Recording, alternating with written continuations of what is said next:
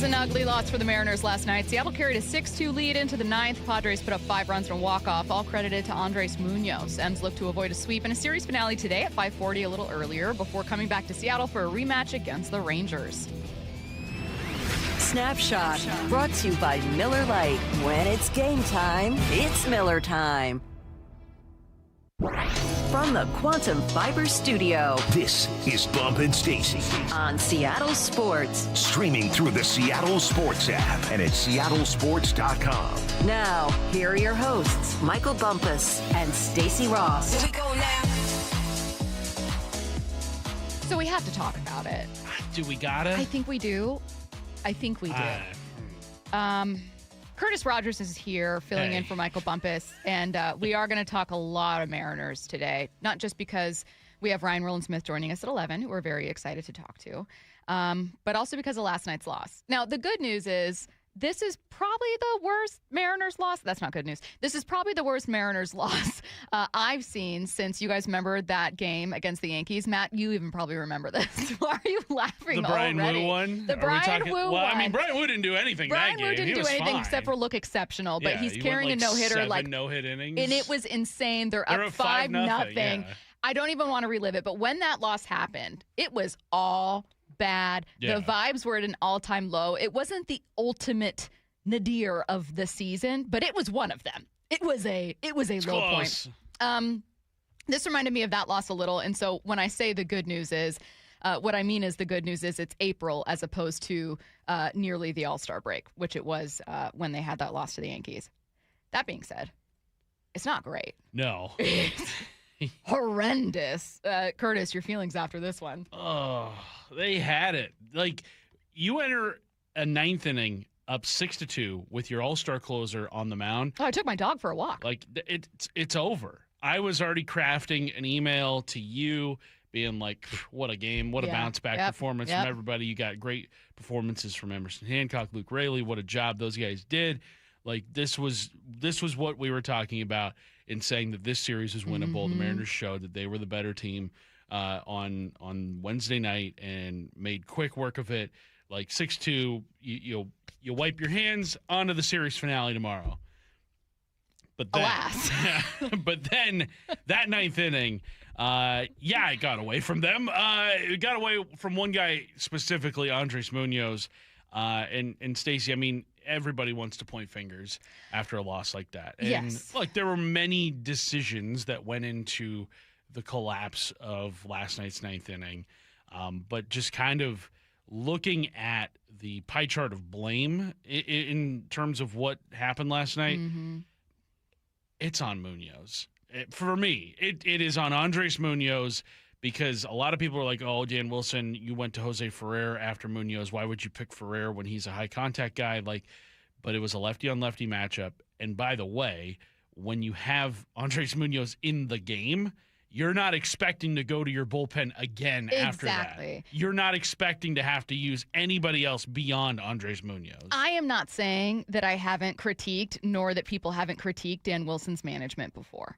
We absolutely have. Like, I don't know that he's the best manager in baseball, though I think, learned a lot about his relationship with players and the trust they have in him that's made me appreciate different skill sets that he brings. That being said, I understand people being critical of him at times, but I thought that the interesting conversation with this game, and I know it's not a fun one to have, but to me it's an important and interesting one to have, is when you come away from last night's game, there are 4 possible answers to why the Mariners lost. Is it a bad outing from Andres Munoz? Is it bad decision-making from Dan? Is it bad luck? Or are they a bad team? Now, you can say, like, oh, I think it's a little bit of everything. But, like, if you're really looking at the reason, Curtis, you're right. Yeah. Look, if I told you any other day, hey, you got a 6-2 lead going into the bottom of the ninth, and then you lost. Why? Who isn't telling me, oh, clearly your closer fell apart? Yeah. Like, who, you might say, like, oh, maybe some bad defense, maybe some bad luck hits, like 2 soft hit singles. Yeah, that's part of it. That's some bad luck. Leadoff walk. Randy with some not so great defense. Yeah. Those are all factors. But, like, why did you lose this game? Is it because you're a bad team? I don't think so. Is it because you ran into bad luck? I mean, getting another home run robbed sucks, but no, not ultimately not. You still had 10 hits, 6 runs.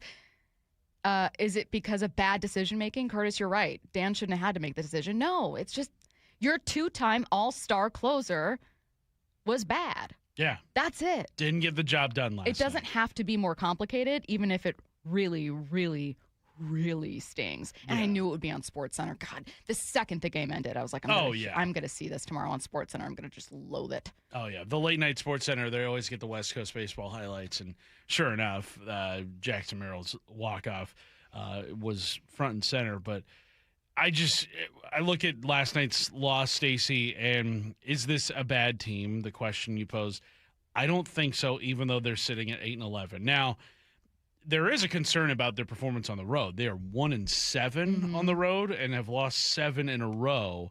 To the Angels, to the Rangers, and now to the Padres. And by the way, these are considered, pretty friendly road trips in terms of like travel. Like you're not having to go very far for these series. Yep. Like it's not an East Coast road trip where you're having to fly cross country. And 2 of them were against teams that you were fairly heavily favored against. Yeah, the Angels and Rangers. Like it is not a good spot to be in right now when you can't have confidence that they're going to be able to win away from home. But does this make the Mariners a bad team? No, because we are still April 16th. And if this is the worst loss for the Mariners this season, then that means good. They've got it out of their system. We're not going to see this again the rest of the year. Now, I can't make that guarantee. No one can make that guarantee.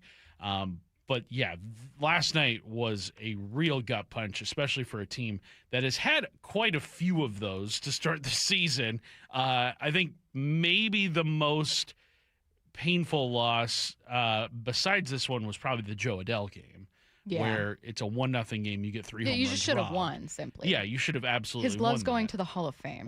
Yeah. Like, that's one of your losses. The glove of an opposing player is going into the Hall of Fame. That kind of speaks to the bad luck you had in that game. Yeah, so there's that issue of not being able to maybe execute in late game situations. We've seen them lose extra inning games this year.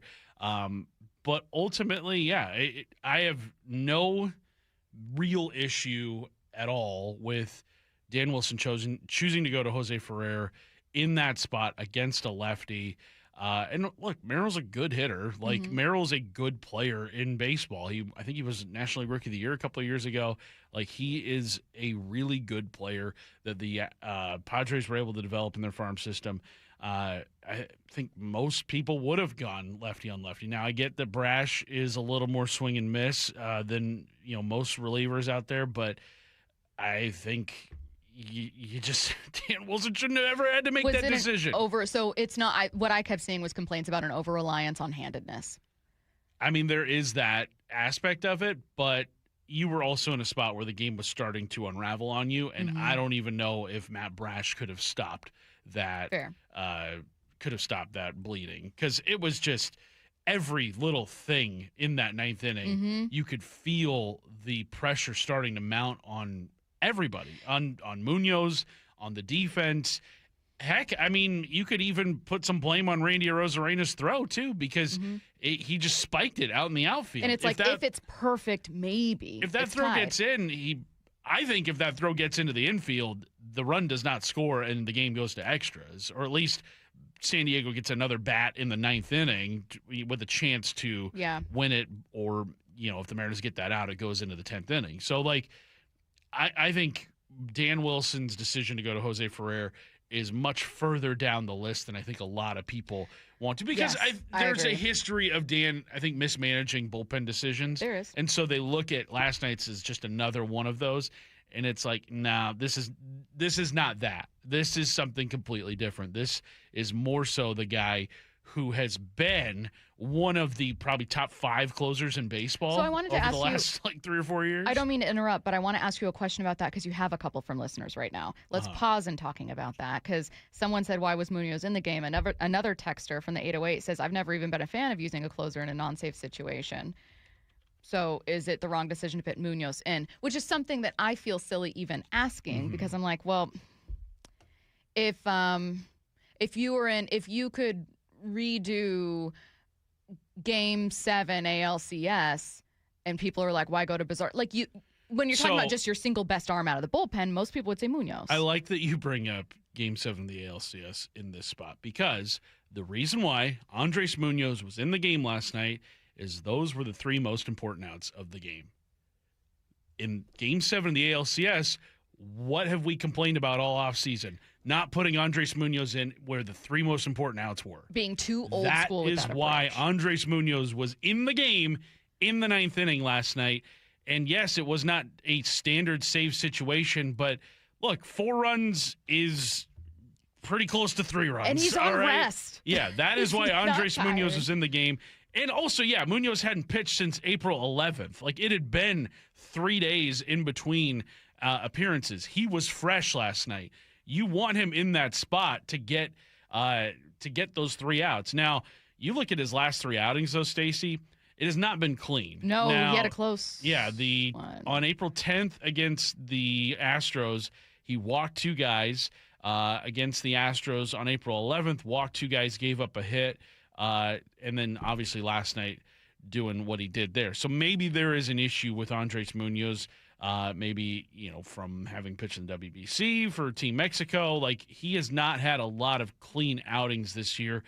In fact, I believe he has only had 2 clean outings going 1, 2, 3, and that was in the Angels series, April 3rd and April 5th. Other than that, gave up a hit his first outing, gave up a couple of runs against Cleveland. That was a tough loss back on March 28th.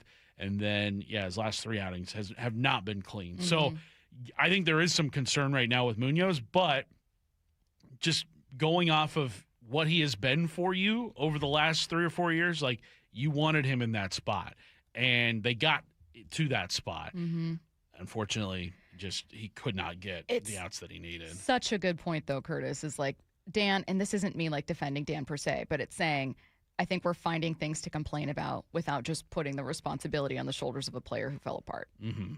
Yeah. Munoz is your best bullpen arm.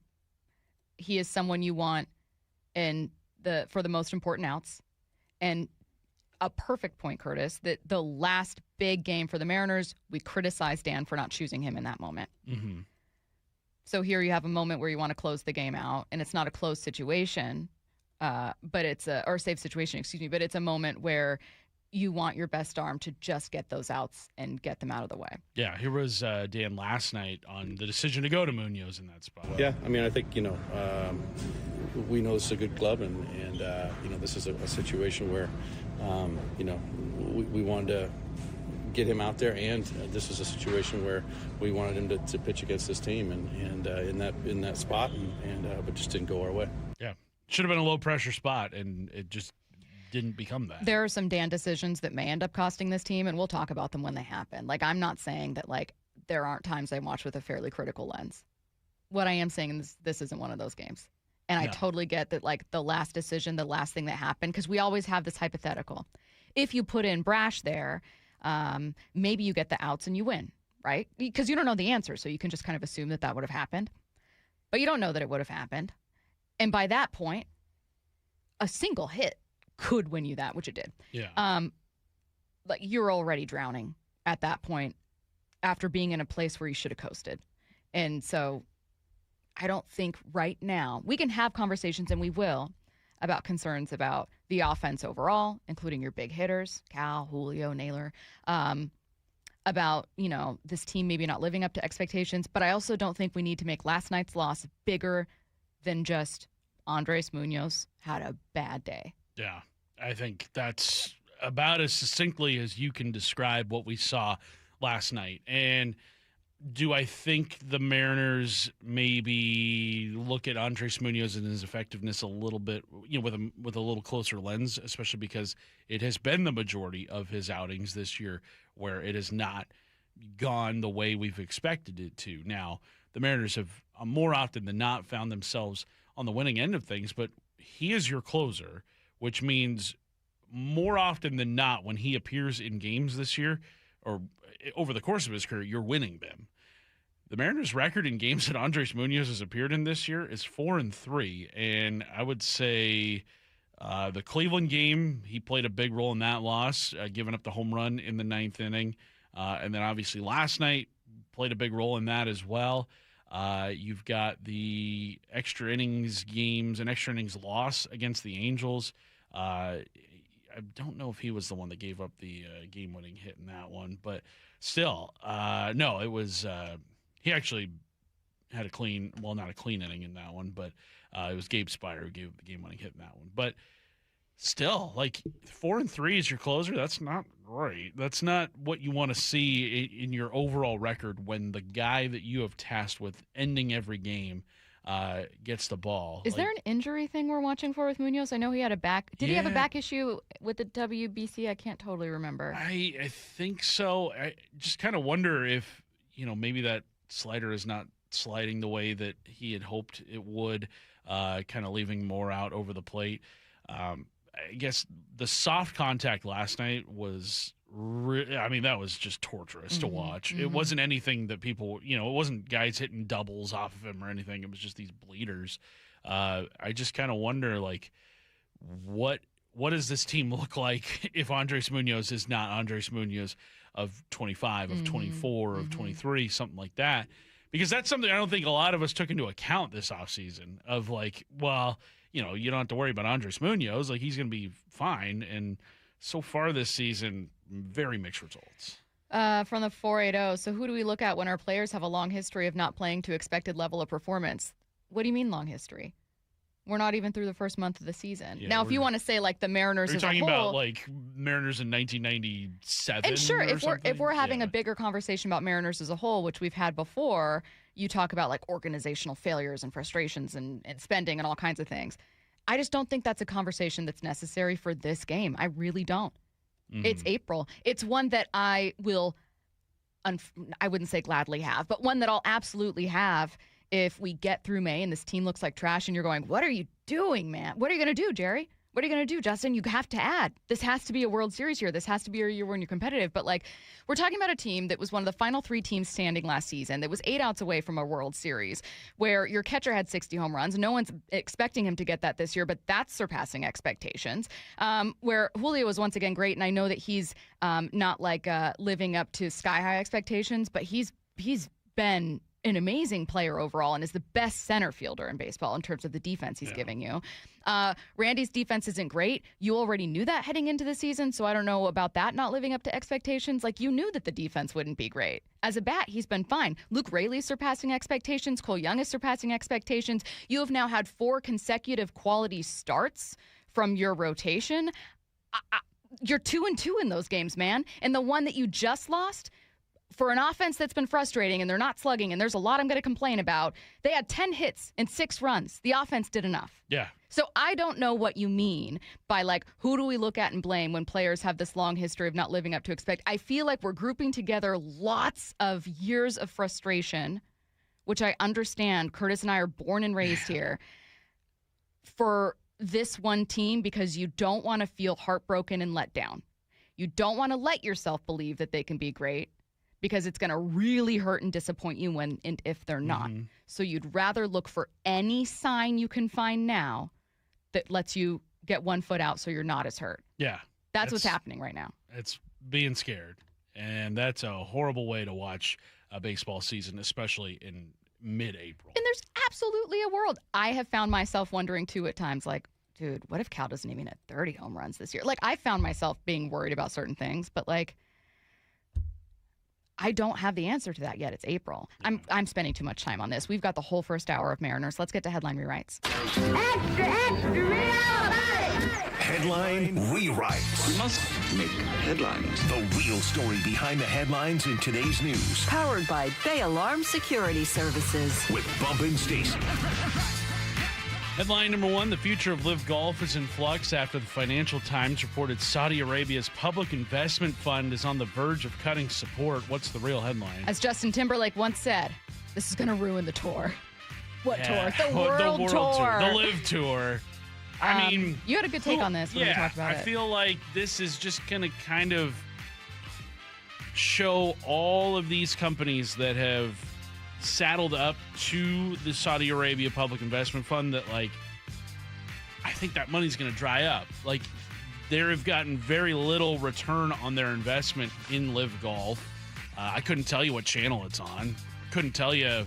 outside of like 3 golfers who's on the tour. Like Bryson DeChambeau, I know, is on there. I think Brooks Koepka and John Rahm. But like outside of those 3, I don't know who's on the LIV tour. Like you see all the time in sports, especially recently, a lot of leagues, a lot of clubs will dip their toes into this public investment fund in hopes to get that extra boost of cash sent their way. But like, if there's no return on investment, that money is going to dry up. Like, that's just how money works. And it just kind of feels like what we've seen over the last about decade or so with all this. Like, the bill is coming on a lot of these things. Headline rewrites. Headline number 2, just months after Tony Clark stepped down as MLBPA president amid controversy, the union's COO and head of HR were both fired on Wednesday with cause. What's the real headline? Can a single players association just be normal for once? Nope. Let's just get one players association where it's like you've got your stuff together. It is locked up. So Tony Clark was messing around with his sister-in-law and then promoted her within the PA. I still want more information on that, even though it's none of my business. Yeah. File a lot of things under none of my business that I want more information on. I think is worse than the Mike Vrabel and Diana Rossini stuff. You're messing with family. Morally. You're blowing up your own family. I don't know that it's worse. I don't know. That's a messy situation. It's messier. It's messier and weirder. You've got it's the weirder. Former NFL PA head trying to expense his strip club visits. I think that's just I forgot. Yes, you're right. That's audacious, is what that is. That's bold. Yeah, but that's bold. I mean, gosh, having basically the 3 biggest people in the MLBPA step down, what, 8 months away from when the CBA expires? It's not looking good for 27. I don't think the players are going to get a whole lot headed their way. What's last quickly on this one? Headline rewrites. Headline 3, the Kraken finish their season tonight against the Colorado Avalanche. What's the real headline? Some say their season finished weeks ago. Yeah. Look, it was hanging on to life support.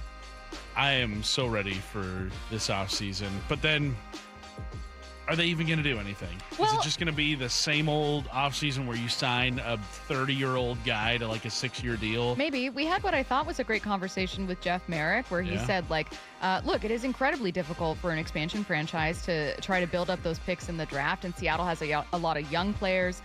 You've also got contracts tied up. You don't want to then have constant shifting and changing with those young players and hurt their development. That maybe the best move is to be aggressive as a free agent buyer with trades especially, and he felt slightly optimistic that Botterill could be willing to make those moves. Obviously, TBD, we will see, but I don't know, I always felt like Francis was a fine person, obviously an amazing player, but a little cautious and conservative.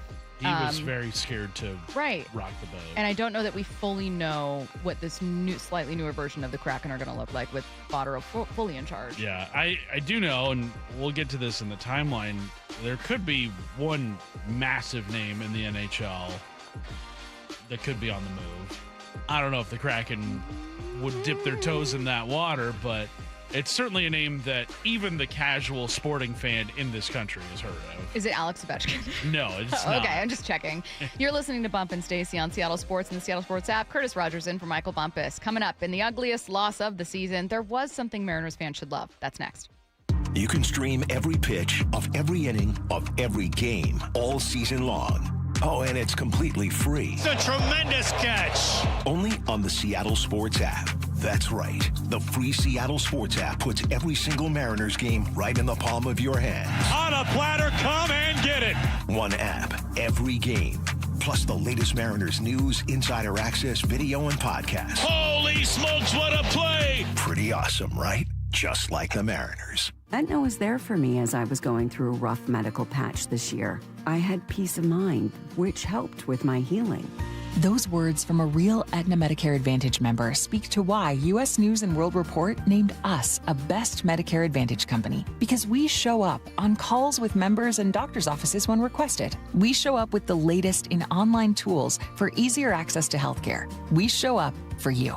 because that's how healthier happens together. Member feedback has been edited for length and clarity. Hour and a half drive here.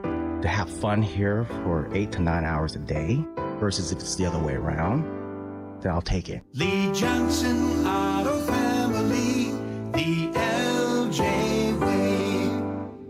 It's comedy's most fearless voice. Jim Jeffries comes to the Emerald Queen Casino June 18th. It's sure to be a night of unforgettable comedy with the Australian stand-up powerhouse. Tickets at emeraldqueen.com. Emerald Queen Casino, the entertainment capital of the Northwest. Meet the company electrifying the marine industry. ARC, a fully electric boat that feels like a luxury EV. Significantly less maintenance and service, ARC is built to be as easy to operate as it is to maintain. Featuring heated seats and seat backs, a large display, easy handling, and impressive kick. You have to see it and experience ARC for yourself. Book a demo. They'll pick you up on Lake Washington, Lake Union, or Lake Sammamish if you can't come to them in Kirkland.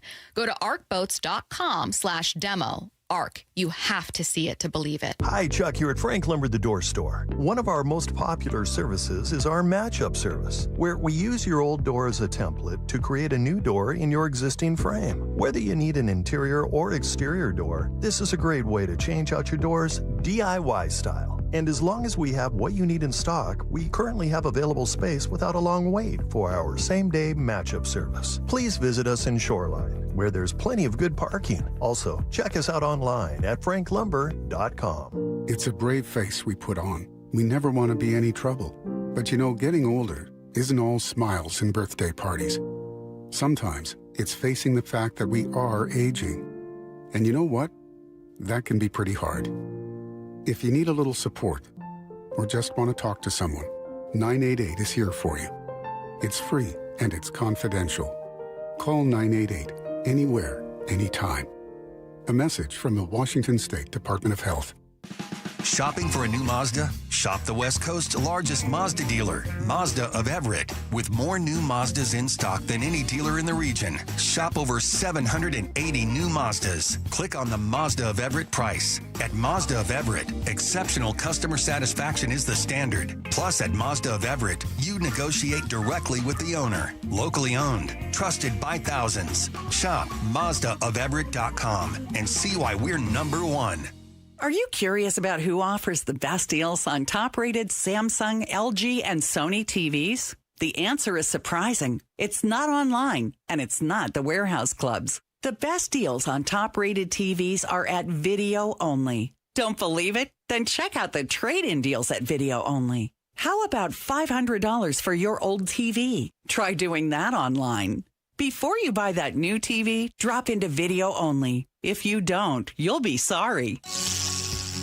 Heading outdoors or on the water this weekend? Check in with Joey and Nelly on the Outdoor Line from 6 to 8 a.m. every Saturday on Seattle Sports and the Seattle Sports app. Pump up the volume. Business moves fast. Orders roll in, deadlines close in. When you ship with USPS Ground Advantage, you can keep up with confidence. Every package stays in our secure network from dock to door. And with nationwide reach, dependable tracking, and upfront affordable pricing, you get built-in peace of mind. You run the business. We run the routes. Visit USPS.com/Ground Advantage to learn more. Drew Brees here. Whether you're on the field or on the road, having the right team on your side makes all the difference. I learned that the hard way. On the field, you don't go anywhere without a solid O-line. And when your car breaks down, you want that same kind of protection. That's why I trust CarShield. Their protection plans help you tackle expensive repairs so that you're not blindsided. Visit carshield.com now and join the team that's helped millions of drivers save. Coverage varies by plan. View contracts and exclusions at carshield.com. If you're building decks in Washington this season, you need materials you can trust and a supplier who delivers. Par Lumber carries premium TimberTech and Trex composite decking, railing, and accessories contractors depend on across the Northwest. With reliable job site delivery, we keep your projects moving so you can keep building. Right now, get 20% off deck railing and lighting with any TimberTech or Trex deck board purchase for a limited time only at Par. Visit par.com/decking to learn more. Par, where the builders go. We live in one of the most beautiful places on earth, and owning your own deck is a great way to enjoy it. But finding the right decking solution can be overwhelming. That's why all 9 of our Puget Sound locations offer decking showrooms so you can get your hands and toes on the more than 60 decking options we carry. So if you have any questions about building, maintaining, or repairing your deck, contact me personally. Mike Dunn at DunnLumber.com.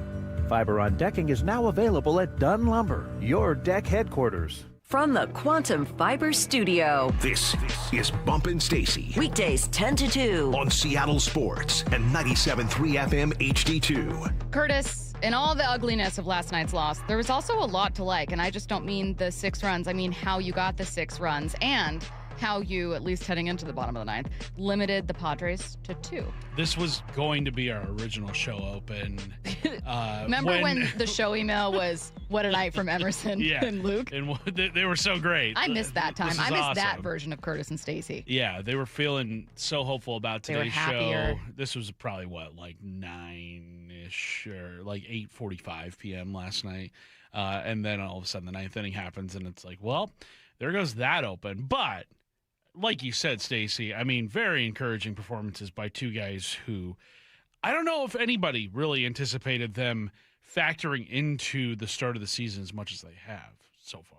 Like, no, I didn't see this from Emerson Hancock coming, and I did not see really this bounce back from Luke Raley. Now, with Luke Raley, the hope is that he stays healthy over the course of the season, because we saw what a healthy Luke Raley looks like in 2024, and that was a really impactful player, 20-plus home runs, some good defense, and just a hustle guy out there. But Stacey, Hancock's emergence, like, this is now 4 starts in a row where he has looked like a dude.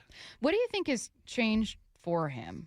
I mean, that sweeper what's has working? really opened up things for him. He has been very effective with that, and I think he's just missing bats more than he ever had in years past. I don't know if the maybe move to the bullpen last year kind of opened up his arsenal a little bit, because when you're in the bullpen, you want to throw your best stuff as much as possible and throw at max effort. And it just feels like he's throwing harder this year. And it seems to me like his pitches have a lot more bend to them. And, he's kind of throwing Frisbees up there last night, making the Padres look as off balance as he did. And I mean, the implications of a good Emerson Hancock is one where, like, I don't think anybody would be mad at that. And no. You can never have enough good pitching. And it makes me wonder kind of like, well, it might be a foregone conclusion that once Bryce Miller is back healthy, that Hancock isn't even in the consideration to move out of the rotation. Well, then what would you do? Everyone's asking like Right. 6-man rotation, which they don't really do. And I don't know how many teams really do it because and you've talked about it. Why don't I break this up? That's going to be a really common question that we're going to get in like 30 seconds. I'm going to start by asking you about why not or why a 6-man rotation. And this would be like in May, because it sounds like Miller's still. So the reason for it would be you've got 6 quality starters on their best days, and it would allow Bryce Miller to have a softer landing, giving him an extra day off through one turn of the rotation. Instead of 4 days in between starts, you're getting a 5th day in between starts. Now, the drawback of it is if you're giving Miller a 5th day in between starts, that means you're giving everybody else a 5th day, and that is less appearances for Brian Wu. That is less appearances for Logan Gilbert. That is less appearances for George Kirby. Those 3 guys have been really good to start the season, and especially their most recent times through the rotation. All 3 of those guys put together really, really good starts, really good outings. And, I mean, Kirby, even the time before that, going a complete game against the Rangers in a losing effort. Like, that means those guys get the ball less over the course of a full season if you go with 6 guys in your rotation. Is that something you're willing to risk if there is somebody who may not be as sharp as those guys? And the guy I'm kind of looking at right now is the guy who gets the ball tonight, Luis Castillo. I think this is a big start for Luis. I think this is a really big start for him. In that he's in danger of losing his spot or in danger of struggling with play and being traded at the deadline? I think in danger of entering the conversation of whose spot could be lost if Bryce Miller's back in the rotation in the month of May. Like, if Castillo continues to put up clunkers, like, you can't just run him out there simply because he's your highest paid starting pitcher every single time. Like, there's going to have to be conversations had about, like, is is a 5-man rotation with Emerson Hancock and Bryce Miller better than one with Luis Castillo? Devil's advocate, when do you actually feel like that decision is made fairly when Luis Castillo was your only non-injured starter and most consistent starter last year? Brian Wu Brian Wu had the best season of all of your starters, but Luis was the only one that didn't spend time on the IL. Right, and he's been very durable during his time here in Seattle. I can't remember a time with him spending any time on the IL, but I think you kind of have to treat 2025 independent of 2026. I mean, I would say that Brian Wu, yes, his performance looks a lot like what it did in 2025, but like Logan Gilbert, I don't have the concerns about him right now that I did in 2025. I don't have the concerns about George Kirby.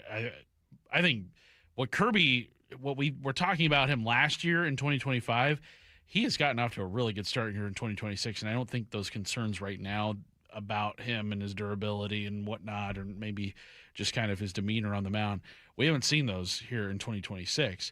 And like, yes, Castillo was your most consistent, reliable pitcher in terms of showing up every day, but that was last year. We're not playing games in 2025 anymore. Those games ended. We're playing games in 2026. So I think you have to kind of look at what have guys been doing to, add to the win total here in the early portion of the season. And yeah, I mean, we are midway through April, but Bryce Miller, has started throwing again. Yeah. We heard he threw a bullpen on Sunday, probably going to rejoin we heard he was going to rejoin the team maybe on this homestand, not in terms of like getting out there and throwing, but at least being around the team, which means he's getting closer and closer to a return. So at some point a decision is going to have to be made. But I don't think we can just assume that Luis Castillo is going to continue to be in the rotation if he doesn't perform better than he has. A very, very fair point. I also wouldn't assume, this isn't what you're saying, but I'm seeing questions about it. I also wouldn't assume that this means a trade. We asked Jim Bowden, by the way. I was just looking for the sound. I know that you remember this, but I want to play it for listeners. When did we have Jim on? Maybe a week and a half? Last week, thank you. And it was Emerson had already had 2 amazing starts, and we were like, hey, is this a 6-man rotation? Is this an opportunity to trade one of these starters? One of the things I love about Seattle is how deep the starting pitching is. There's going to be injuries, there's going to be regression, and you just need to be prepared for that. And the fact that you're 6 deep if we include Hancock, you're 8 deep if we can include Cade Anderson and Ryan Sloan, which I choose to do. I don't want to trade any of those 8 guys. This is going to allow you to contend for the next several years because you have 8 of them. At some point you'll move on from Luis Castillo. At some point, one of them's going to blow out. And then all of a sudden, 8's going to become 6. And then all of a sudden, someone's not going to be as good as you thought, and now you're down to 5. I mean, that's how quickly it happens. So for me, that's the one part of the Mariners team I'm not touching. You can't have those 8. Any of those 8 starters, you can't have them. I was leaning towards, no, don't trade these guys. We saw a year where a lot of them were banged up and you just weren't nearly as good as you were in 2024. And then Jim convinced me in that moment, where I was like, you know what, I know, and this is barring an injury. Like, let's say that you lose a key piece. Yeah, now we're talking about, hey, pressure's on. You can't lose anything from an offense that's already struggling. You're going to need to add. But let's assume that you are mostly healthy going into the deadline, and that the conversation we're having is really like, do you trade starters if you have 5 good starters? No. Who's to say you have 5 good starters all year? Right. Do you know how incredibly rare that is? Yeah. How many teams? I mean, it was like newsworthy when the Mariners did that a couple years ago. Yeah, Trevor May brought that up with us yesterday, how I think it was 2024, the Mariners only used 6 starting pitchers all season long, especially in 2026, or in not just this year, but like in any recent year within the last decade. Like, that is so rare. So the fact that you're having this talk right now is kind of actually a good ththing, because it shows like how many guys can actually hold it down in the rotation for you. 4 consecutive quality starts. Yeah, and hopefully it's a 5th today. I think there's a lot of pressure on Luis Castillo. Got to see it regain that form he had in his first start against the Yankees, or at least get close to that in order to feel a little bit more comfortable about him. You're listening to Bump and Stacy on Seattle Sports and the Seattle Sports app. Curtis Rogers in for Michael Bumpus coming up next. I don't think the Mariners are bad, but are they just running into bad luck? Curtis has a wild stat for us. After reaching the NFL's mountaintop, The Seahawks win Super Bowl 60. the work continues for the Seahawks to keep the foundation strong. It's the 2026 NFL Draft. Next Thursday, April 23rd. Only Seattle Sports begins its first-round draft coverage with a reigning NFL Executive of the Year. Who are the real Seahawks? The John Schneider Show at 4 p.m. with Brock Hughes, Michael Bumpin, Steve Wyman, and host Bob Stelton live until 9 p.m. on Seattle Sports. Do you have a car, truck, or SUV you're willing to sell? How about an RV or a commercial vehicle? Wayscar Ford in Auburn will buy it from you. And when they resell your old car, they'll split the profit with you 50-50. That's right. You'll get paid twice. Mark Clymer, Wayscar Ford GM, isn't surprised their vehicle profit sharing program is doing so well. I mean, it's a fantastic offer. They've been buying a lot of cars from our listeners. Customers are loving it. They're getting top dollar for their car up front and getting paid before they even leave the dealership. Then, when Wayscar Ford resells the vehicle, they're getting 50% of the profit. A lot of people have cars right now sitting around. They're worth a lot of money, and if you want to sell it but don't want to do that yourself, this is a perfect opportunity to get the most you possibly can for that car without going through all the hassle of selling it yourself. It's exclusively at Wayscar Ford, celebrating 104 years in Auburn, wayscarford.com.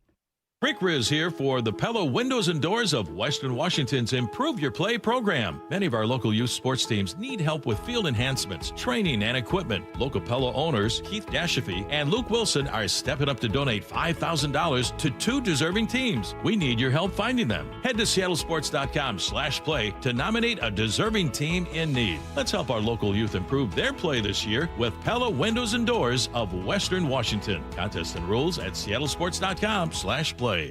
How does your roof look after this winter? Justin Shirley, CEO of State Roofing and Exteriors. Spring into action today. Save $3,000 on a new roof, siding, deck, or windows. Call 866-ROOF-ROOF or visit stateroofing.com.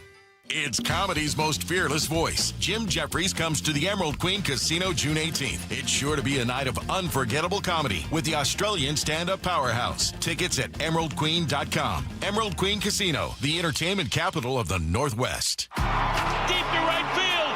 Going, goodbye baseball. At T-Mobile Park, you've always got the best seat in the house. But for a view that's a real home run, check out right field. Make that the dump yard. Sure, it's a great spot to see our fearless outfielders fly, dive, and slide. Wow! Victor Robles makes the catch! But you might get to flash some leather too, because the forecast in the dump yard always calls for rain.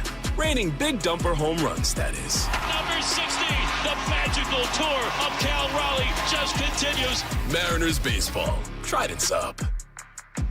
The Mariners are back in town tomorrow for a 6-game homestand. Don't miss Kingdome Fanny Pack Hat Night tomorrow at 6:40 versus the Rangers, thanks to Global Credit Union, and 3 Mariners value games against the A's, Monday through Wednesday, with tickets starting under $12. Lock in your seats at mariners.com. The Chase Ink Business Premier Card is made for people who make things happen, like me. I'm Sam, founder and CEO of Manifest, a product design company that makes everyday products designed smarter.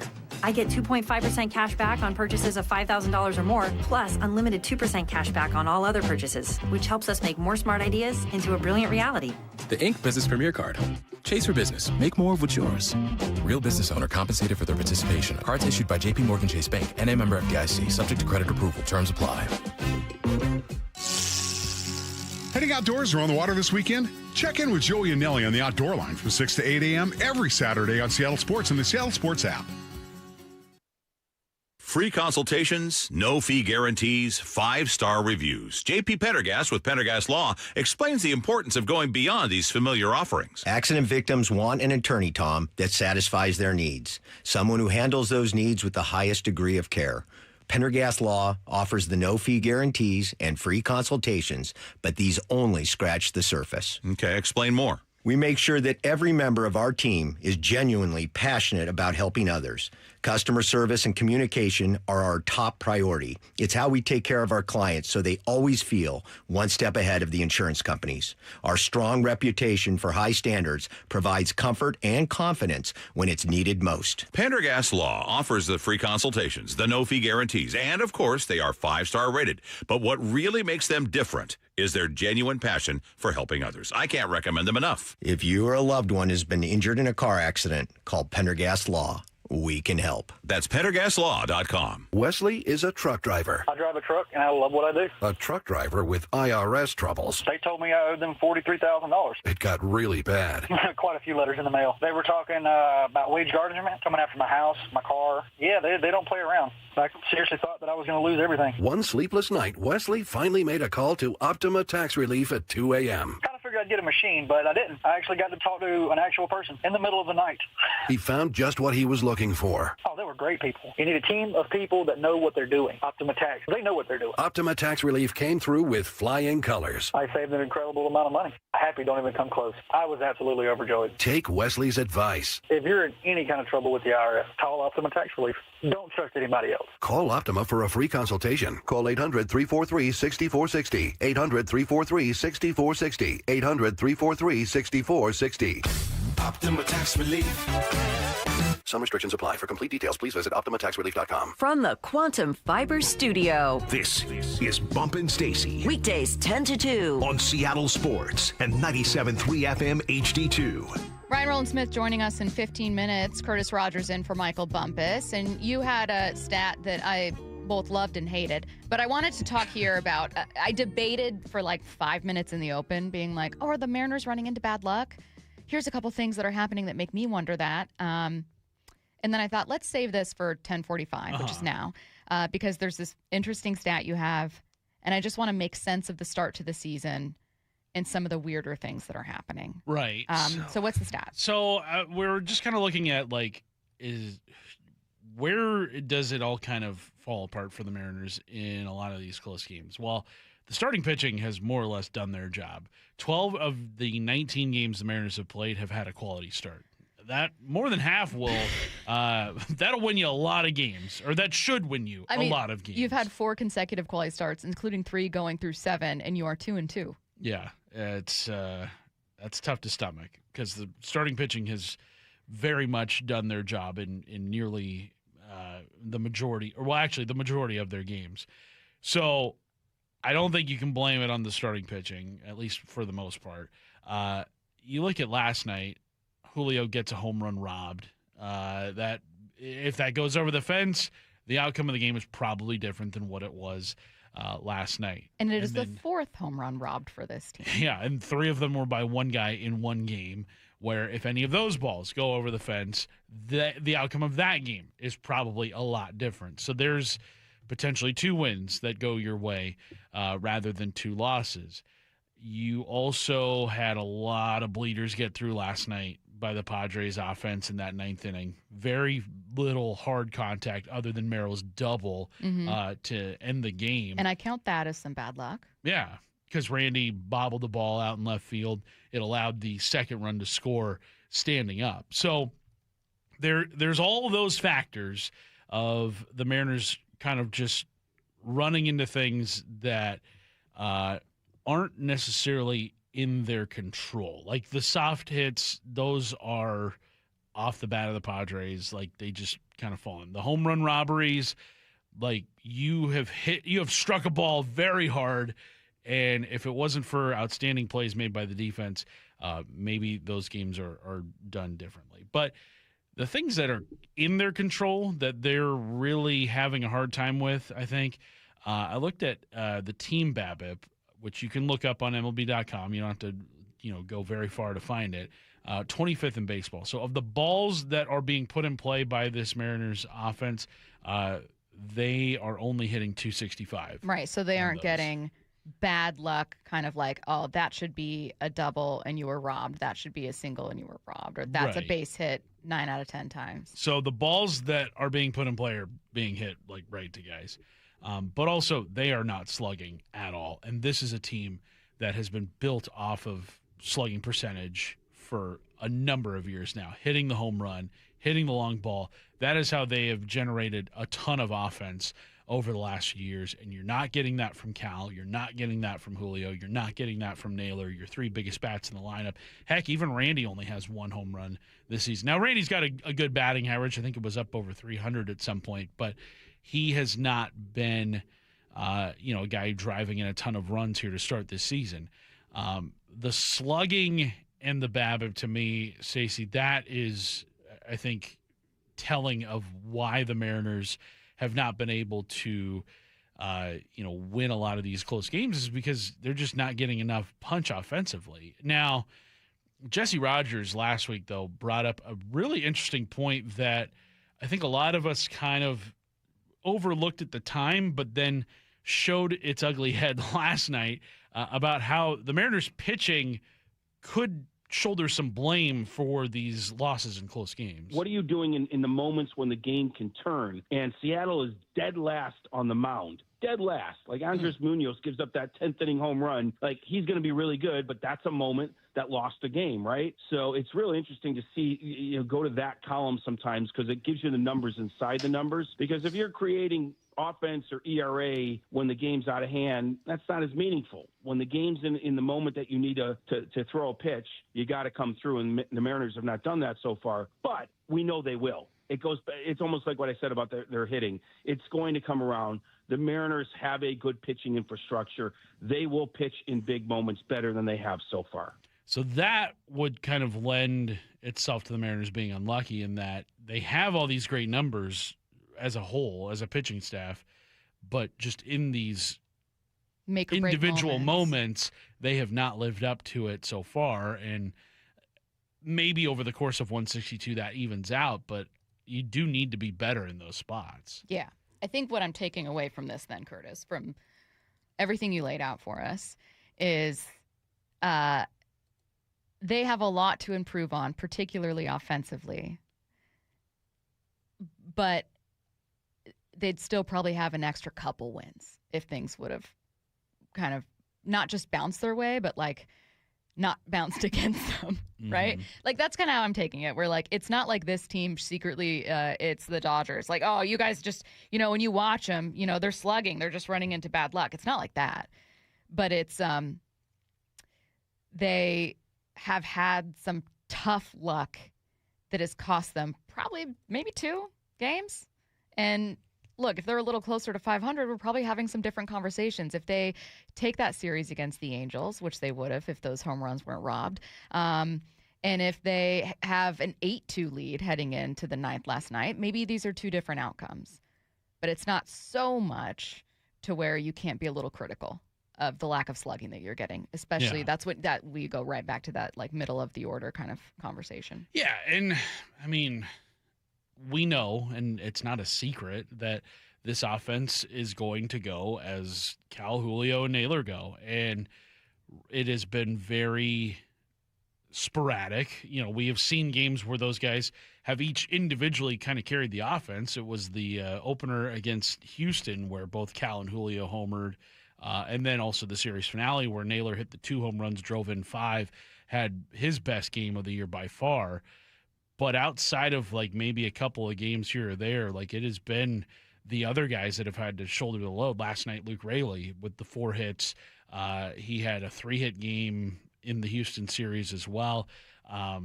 So you are getting contributions from the guys you're not really expecting them from, or at least not banking the hopes of the season on. But like, man, this Mariners offense, I think if they were able to kind of flip the switch, then you wouldn't be in a lot of these situations that would call for luck to kind of break your way. You would be much more in control of it than you have been so far. I think they can. I really do. I think they're talented enough, but they got to start doing it soonish here. Don't forget to download the Seattle Sports app. Every game, one app completely free, so you can take it with you when you're on the go and enjoy every pitch of Rick Riz's final season, all in one place at no cost. Did I mention it's free? It's the easiest way to enjoy Seattle Mariners baseball. Ryan Roland-Smith joins us next. You can stream every pitch of every inning of every game all season long. Oh, and it's completely free. It's a tremendous catch. Only on the Seattle Sports app. That's right. The free Seattle Sports app puts every single Mariners game right in the palm of your hand. On a platter, come and get it. One app, every game. Plus the latest Mariners news, insider access, video, and podcasts. Holy smokes, what a play! Pretty awesome, right? Just like the Mariners. It's funny how you get used to things in not so ideal condition around the house. It's Dave Wyman here, and for me, it was old windows. After 20 years in our home, virtually every window had a broken seal. We got used to cold drafts, outside noises, and condensation. And if you're in the same boat, use this spring to say goodbye to the old, dreary windows and hello to your new exclusive windows from Harley Exteriors. Right now, they're having a spring cleaning sale to complete your home makeover. If you buy 10 windows, you can choose between 20% off your entire project or get a free door. On top of that, make 0 payments and accumulate 0 interest for up to 12 months for qualified buyers. Harley Exteriors windows are a massive upgrade, manufactured right here in the Pacific Northwest and exclusive to Harley Exteriors. Call 833-HARLEY, that's HARLEY, or go to harleyexteriors.com. Schedule your free consultation today at harleyexteriors.com. All right, professional landscapers, a quick heads up. Right now is the best time of the year to upgrade your lawn equipment because the Gravely Mow the Distance sales event is happening April 9th through the 19th. You can get up to 20% off Gravely commercial mowers, the machines pros count on for consistent results and season-long reliability. If you're adding to your fleet or upgrading this spring, now's the time. Stop by your local Gravely dealer today. Did you know that most people wait 6 or 7 years before they buy a new TV? That's a lot of time in front of one TV. So why not get one of the best sets for the next 7 years, like one of the top-rated Samsung, LG, or Sony models? Too expensive? What if you could get up to $1,000 trade-in for your old set? Who would do a stupid deal like this? Right now, at Video Only, you can get big bucks for your old set as a trade-in and a hot price on the new models. Don't be sorry. Check out Video Only. Spring is here, Seattle, and now is the smartest time to replace your roof. Trust your neighbors at 3 Tree Roofing, a local, family-owned company that knows how to roof in Washington weather year-round. Schedule your free estimate today at 3treeroofing.com to take advantage of spring pricing, shorter wait times, and get $500 off your new roof before the summer rush hits. Our experts come to you, build a clear plan, and give you an estimate that same day. No surprises and no high-pressure sales tactics. 3 Tree Roofing, your Puget Sound roofing experts. Listen every morning to Brock and Salk for Need to Know, powered by Marquee Data. Marquee IQ brings all your data together into one clear view. Stop running your business on highlights. Get the full picture. Visit datathatwins.com to learn more.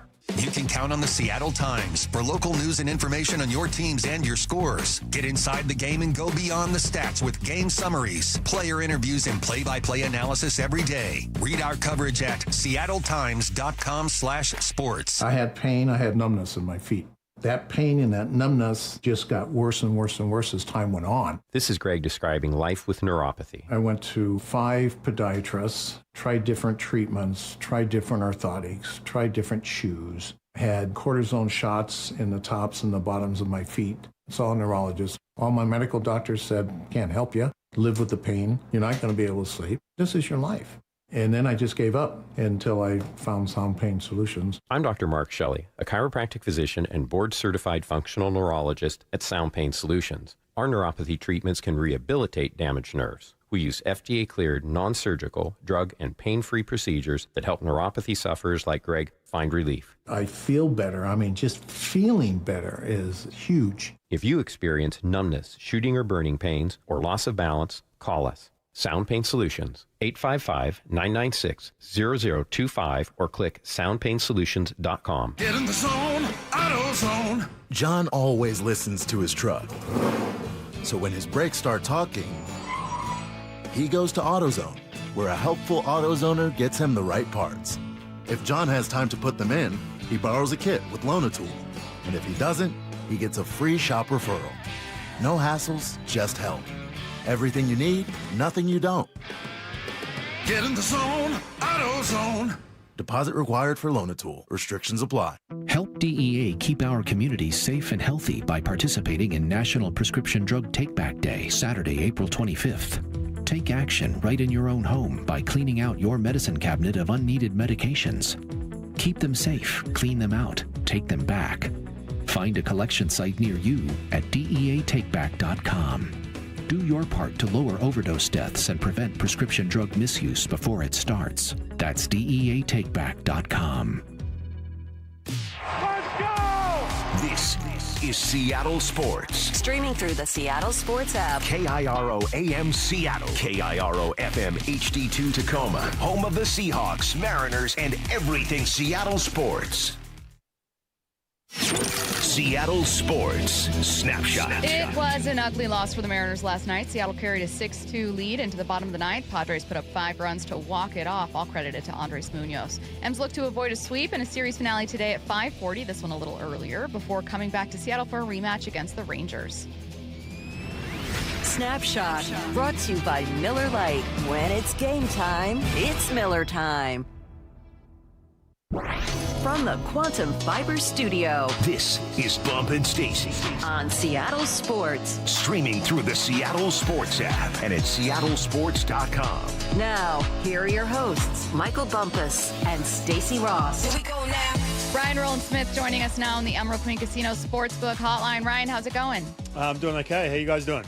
We're good. Obviously a tough loss, but glad it's happening in April and not September. I wanted to ask you specifically about what you saw from Munoz. Curtis and I, Ryan, started the show by going, I know a lot of people want to talk about Dan's decision to go with Ferrer or, the offense isn't doing quite enough or Randy's defense or whatever. But it kind of felt like you could also just say, Munoz fell apart. Like, a 6-2 lead should be enough. What'd you see? Yeah, usually if you look at that, the way that unraveled, you'd think, okay, a bunch of 2-0, couldn't land the slider, fastball was spraying arm side, everything else. But he was getting good counts, right? And in the middle of that inning, because I went back and watched it this morning, a matter of fact, just before I jumped in with you guys. And when you really break it down, look, I think I'm not making excuses by any means. So please don't think I'm doing that. How dare you? But there was a lot of good. I'm getting somewhere with this too. There's a lot of well executed 0-1, 0-2s, like the Ty France little underneath the barrel two seam that kind of ran under the barrel and it bounced over his head, for example. But then again, on the flip side, there was a slider that just kind of cement mixed there in the middle of the plate, to a 9-hole hitter as well. So it's like it was kind of a mixed bag. Now, I say all that. I'm not saying this based on what happened last year with the Yankees, but two things that come to mind. Number one, Andres Munoz has told me he doesn't like throwing against the Padres, right? Where for whatever reason, he has that thing about, he's so transparent about, some of the emotions that you deal with. They all deal with him, but he's been pretty transparent in regards to showing up against his former team. Remember, he was in that trade with Ty France and Taylor Trammell, and he was that dude who was on the IL when it came over. There's so many question marks. Yeah, he's got a great arm, but he can't stay healthy, all this kind of stuff. And when that happened, I remember thinking back, and Mark Sweeney, who was with the broadcast team at the time, said, yeah, man, everyone's kind of written him off here, but he is going to be that piece in this trade which is going to stand out the most. And when you look back to it, I know it was a long time ago now. Matter of fact, the bullpen coach was in that trade for the Mariners too. When you look back, it's like he is. And so I think there's a lot of weight that gets that he carries when he's facing the Padres. That's number one. And number two, going back to the game against the Yankees, if you remember last year when they were pretty transparent about it, they were showing up at second base, they had to tell some sort of pitch tip. I think when you face your former team and there's enough of a history there, I think maybe he may have been tipping his pitches again. He dealt with this more than just that Yankees game last year. And I'm not just making excuses. Again, I go back to that.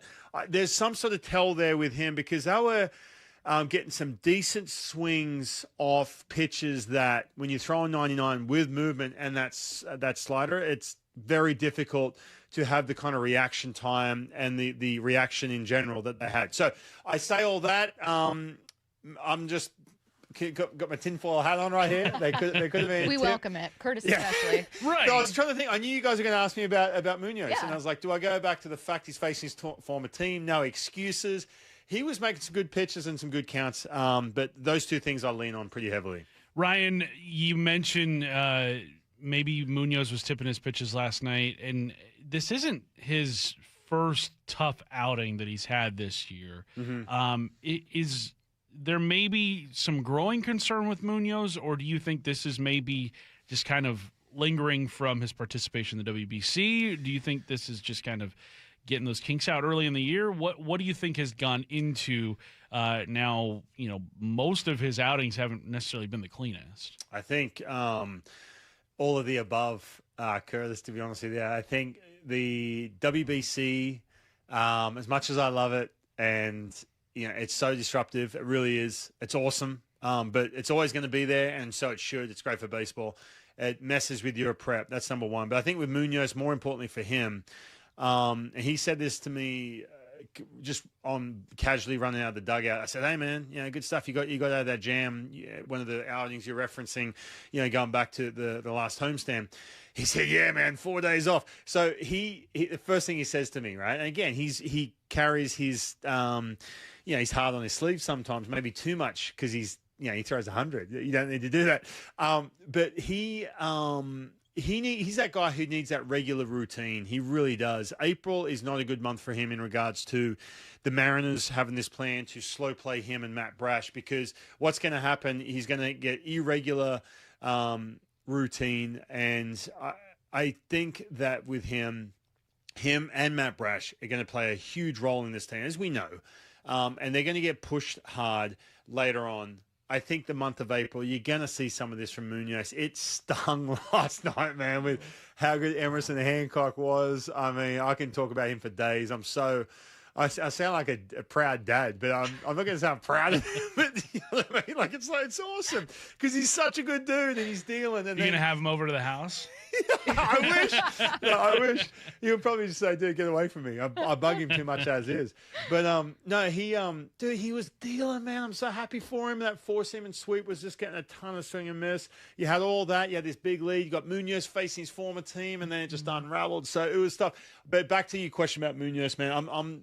I'm saying that we're going to have a very different conversation about him a month from now, 2 months from now, and especially in that second half when we're rolling into that final stretch. Could we be having a different conversation about Cal too? I was asking you about Cal. We talked about him so much last year. It's like topic 1A heading into this season. So I don't mean to hammer it home, but Curtis pointed out that this team has one of the worst slugging percentages in the league. That's absolutely missing from this lineup, and so much of it comes from Cal that it's hard not to look at him. It's a bummer because he gets his 500th hit, which is great AB, and he's had some more better looks, seeing a lot of pitches, and then the final one was just like awful, and I can't tell what is working and what isn't with him. Yeah, I think we've talked about this a bit. Matter of fact, I've talked to you guys about this off your show too, going back to the WBC and everything else. But at some point, what are we now? 16th of April. At some point, as we get to the end of April, I think that you have to stop and kind of give your take on what is different with him beyond the spring training disruption of the WBC. I think it's still too early for that. I would like to see at the end of, you mentioned some of the whether it be swing decisions or swing and miss in general, or even overall production, especially too when you're carrying 60 home runs from 2025. I think once you get to the end of April, that's enough time there where enough cage sessions, enough going back and watching video, enough little swing tweaks at game speed and everything else that you can stop and say, all right, how did this month look for me? I still, again, I think at the 16th of April, watching him, I just think it's so magnified in the sense of Cal, Julio, Josh Naylor, all hitting sub 200, all still racking up strikeouts collectively. Like Josh had 3 of them last night. But the middle of that lineup, man, they don't have to be a top 5 offense. It'd be great if they were. They have to be a mid-range offense, find ways to do it with runners in scoring position. 3 for 16 last night, runners in scoring position, all these things. But so much bears on what Cal Raleigh does and what Julio Rodriguez does, especially, not to mention the fact that they lived and died off long balls last year. But I still feel like we're talking April 16th. Stacey, if you talk to me about this mid-May, yeah, okay, I'll be like, yeah, there's some real concern here. Yeah. What's going on, for sure. Ryan, one guy who has been carrying his weight with that offense is Luke Raley, who has been on fire over the last few games. And Stacey and I, we kind of talked about it a little bit in the first hour, but it felt like he was kind of a forgotten guy on this team, especially because of what the Mariners accomplished last year in getting as far as they did and not getting really many contributions from him. But then the year prior had 20-plus home runs. Mm-hmm. So when you look at what a healthy Luke Raley adds to this team, I mean, all offseason long we were kind of talking about, how are they going to replace Cal Raleigh's production when he likely falls back from 60 home runs? Right. How are we going to replace Jorge Polanco? How are you going to replace Gino Suarez?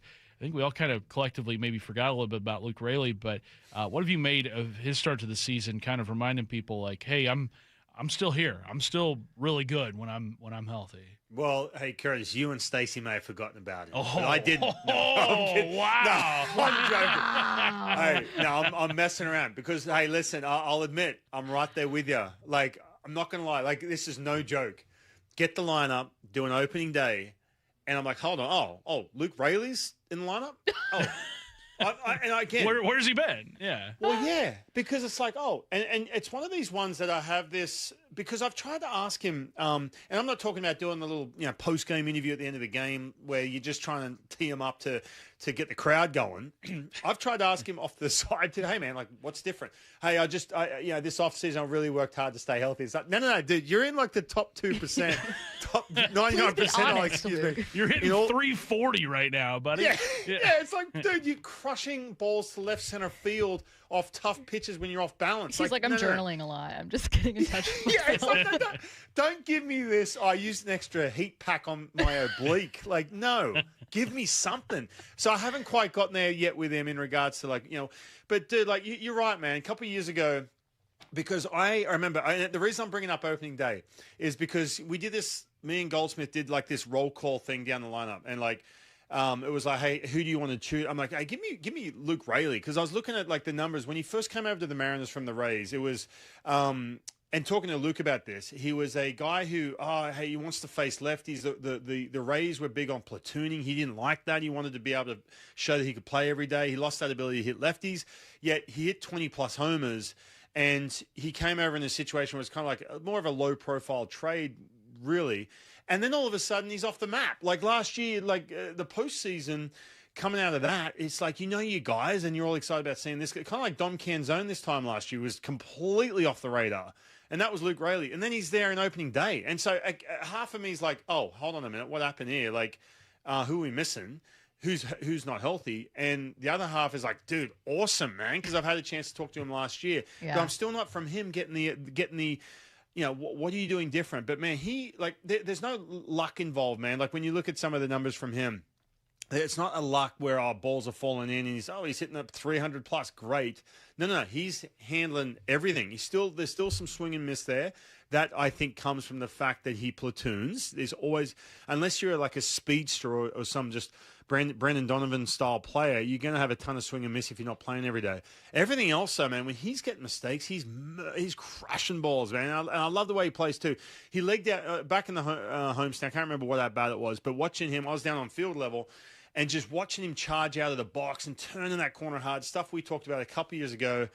I love that. He plays hard. He can get down the line quick. Super. I'll put it this way, because I came out the gates saying that like I was surprised he's in the lineup. I didn't mean to say it like that. Don't use that as a soundbite and say that I'm like, who's this guy? Matt, go ahead and cut that. No. I'm telling you, I'm so happy for the dude, man, because he's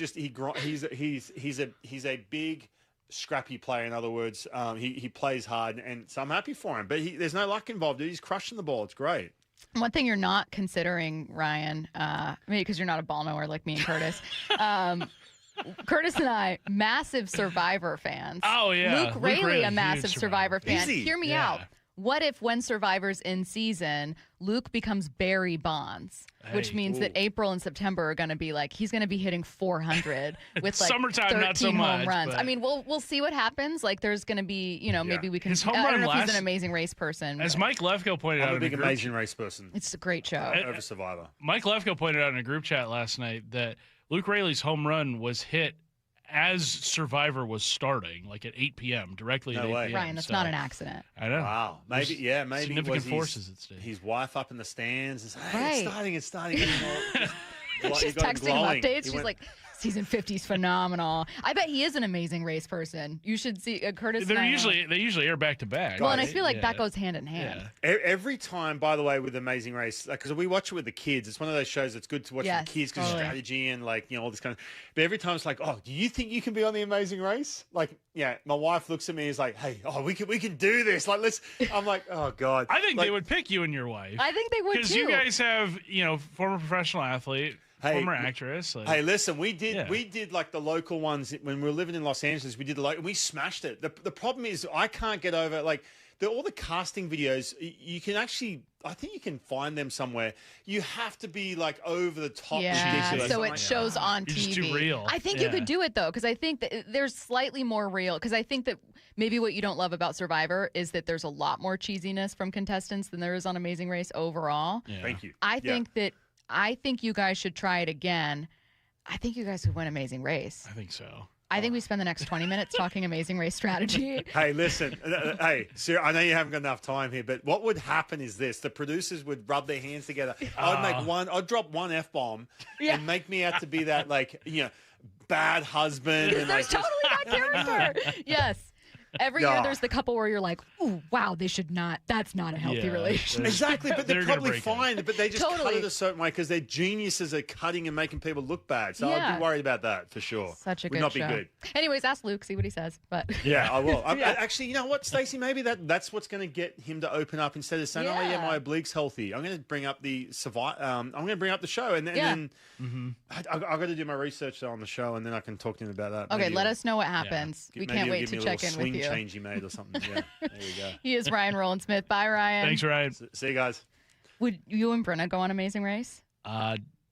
She doesn't really like flying a whole lot. And I there's don't a either. lot of flying. That's actually in that true. show. And there's a lot of and like navigating transatlantic your flying. own flying. Yeah. My best friend and I have talked about we should go on Amazing Race because you don't have to be a couple. They have friend pairings, siblings, parents and kids, whatever it is. And we thought we would crush it except for the parts where you have to run through a whole city. No, yeah. Because she's incredibly active. And I'm incredibly not. And I was look, that's not going to be my strength. I always hate those challenges on there where it's find this key in this hayfield, like a key this small. And it's this hayfield is 20,000 square feet. How am I going to find more this? willing to do that. But also, look, I have 20/10 vision, which you don't. Not to point that out again, but I do at every opportunity. Not to brag, I have the best vision on this entire show, probably this station. Okay. I think I'm crushing that challenge. What I'm not going to do is run from the airport to the hotel with a backpack. That's simply not for me. A backpack that weighs 60 pounds. Because it has all of your clothing. Can't do that. Let's get to 4 Down territory. This is 4 Down territory. Going inside the game with former Seahawks and Coug wide receiver Michael Somewhere Bumpus. someone said, finally. For Let's the get love to of 4 Down God, territory. stop talking about Amazing Race. First down to you, Stacey. We're a week away from the draft. I want you to call it now. Do the Seahawks trade back from pick 32? Yes. Maybe I'm wrong, but yes. Does anyone think they don't? I mean, honestly, barring not being able to find a trade candidate, it's not just because the only other time John Schneider has had 32, he traded back twice, by the way, before making a pick. It's also because even when he's had, in the 20s, he's tried to trade. When they ended up taking Jordan Brooks in, I think, 2020, that class, it was trying to trade back with, I want to say, the Packers, who ended up trading with someone else and getting Jordan Love, if I'm remembering correctly. I can't totally. When he's had other late picks, they also haven't worked out. And it's not just John Schneider. When you think of the most famous pick 32, you're thinking Lamar, I guess. But the reason you could immediately think of him is there's not a lot of perfect examples of guys, really hitting at those picks. Now, part of that is because most draft picks don't become superstars. It's just you're so concentrated on first-round picks that you notice more of them. But yeah, no, I absolutely think they're trading back. I could be wrong, but like 99% of me believes they trade back from 32. Second down. All right, Stacy, you think the Seahawks will trade back? Should they trade back? Also, yes. I saw someone make an argument the other day. A listener actually texted this in, and I can be semi-persuaded by this argument. They said, look, you've got like 11 plus picks in 2027, which is supposed to be a deeper class. Like, why not just use the best possible picks in this one? You know what I mean? Like, use all 4 of your original selections.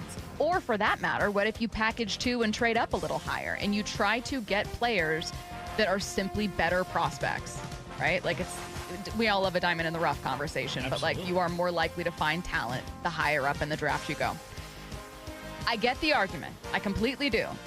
I just also am more persuaded by Bump's argument that this class can also be about building that depth, and why not try to add more than that? John Schneider has a class of 3 players. The next closest class is 8. He, I'm sure, is unhappy about sitting at 4 right now. So I know I just said I think they're going to trade back, but it's also why I think they should add some more depth pieces. You never know what you're going to find. You know what, do you remember what John Schneider used to say whenever he would trade for somebody and that pick that they use for that player? He would be like, yeah, we just watched highlights of that one player. Yeah, for Jamal, they had to do that. Yeah, for like the 10 minutes that they were Dwayne allotted. Brown, too.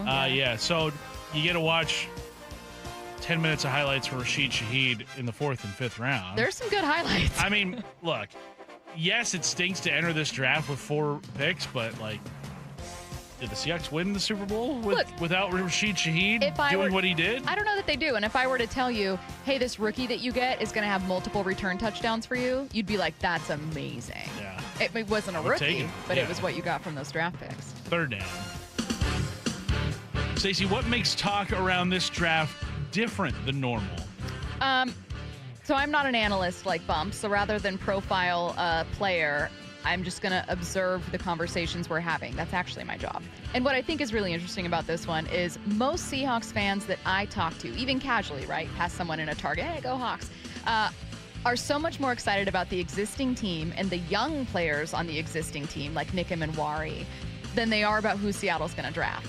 And I can't remember a recent time when that's happened. Now, this is kind of like the trade-off of winning the Super Bowl. 32 is the most boring pick in the first round. You might find someone really fun there, you know, and 10 times out of 10, you'd rather have pick 32 than not.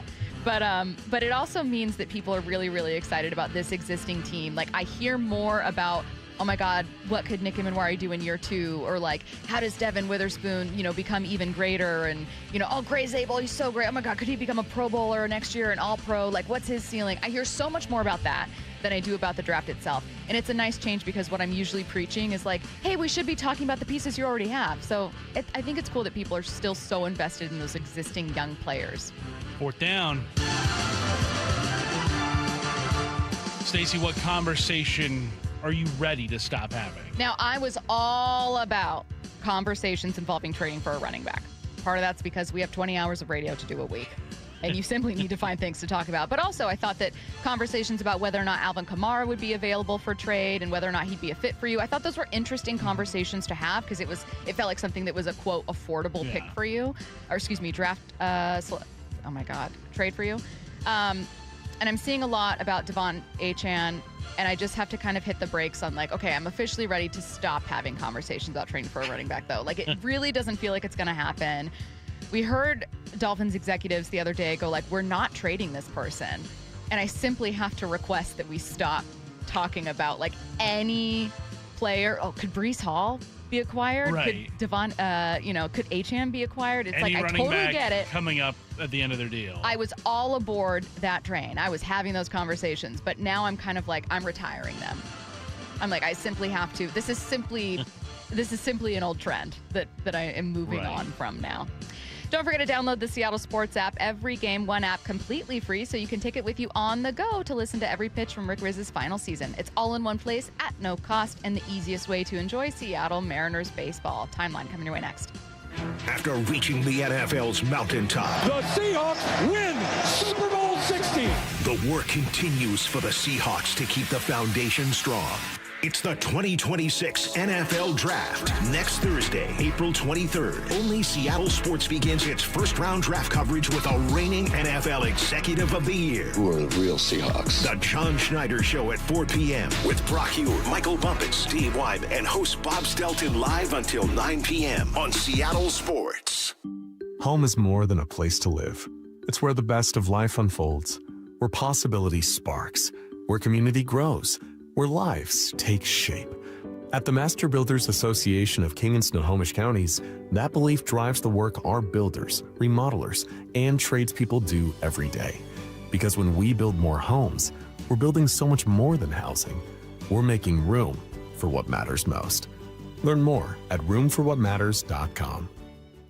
Your reputation matters. That's why so many landscape professionals choose Gravely. You can save up to 20% on Gravely commercial mowers during the Gravely Mow the Distance sales event going on now through the 19th. Visit your local Gravely dealer today. Trust is everything. Earning it takes years. Losing it takes 5 seconds. Lee Johnson Auto Family. Your old furnace ain't nice, and your toes are like ice. DayandNight.net. This month, Day and Night gives you a free furnace with the installation of an AC or heat pump. If you're not sure your furnace will make it through another winter, call us to install a proper, long-lasting, efficient heating system backed by our lifetime workmanship guarantee, so you won't be left out in the cold. Install an AC or heat pump and get a free furnace from Day and Night Plumbing, Heating, Cooling, and Electric. DayandNight.net. For those diagnosed with anxiety, depression, or PTSD, Northwest Ketamine Clinics wants you to know hope is within reach. Here's Brandon, a recent patient. Going to sleep was challenging. Getting my brain to turn off was challenging. Just kind of getting through every day was a bit challenging. Like everything was a little too hard, a little too much resistance, and that just kind of evaporated. After the first few sessions of ketamine, it was noticeable. People remarked on it pretty quickly. I had done maybe 2 sessions, 3 sessions, and people started going, what are you doing differently? You look awesome. You just look like your skin is healthier and you look happier. To anyone thinking about giving it a try, if you have depression, ADHD, bipolar, any of those things feel like they would vastly benefit from it. So go for it. That's what I say. Welcome to the Pacific Northwest's most experienced ketamine center. Book a free phone or video consult at nwketamineclinics.com. Healing starts here. After my injury, I lost my sense of purpose. I lost my peace of mind. My independence. I lost the ability to tuck my daughters into bed. My sense of safety. These veterans are just a few of the men and women we serve at Homes for Our Troops. For nearly 1,800 severely injured veterans, everyday life has become filled with barriers. We build specially adapted homes with features like wheelchair access, roll-in showers, and pull-down cabinets that allow them to live independently and focus on their recovery and family. This life-changing gift of freedom is provided mortgage-free, thanks to donors and supporters. Homes for Our Troops gave me stability. Financial freedom to grow our family. A mental reset. A home where I can be a dad. Homes for Our Troops gave me a brighter future. We need you to join us in completing our important mission. Learn more at hfotusa.org. Mariners and Padres tonight in San Diego. First pitch at 5:40, 4:30 pregame. Hear every pitch live for free on the Seattle Sports app. When the dollar's convertibility into gold ended in 1971, gold was fixed at $35 an ounce. Fast forward to today, and the U.S. dollar has lost over 85% of its purchasing power. Meanwhile, gold has increased in value by over 12,000%. Central banks are buying gold at record levels. Major firms are holding significant positions in gold. And I choose to buy gold from Birch Gold Group. It's Dan Bongino, and it all starts with education. Birch Gold just announced their Learn and Earn Precious Metals event.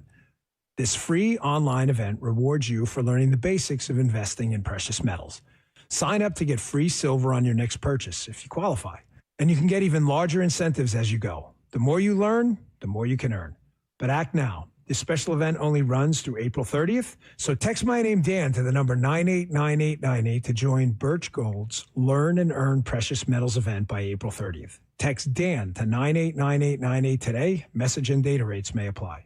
This is the story of the one.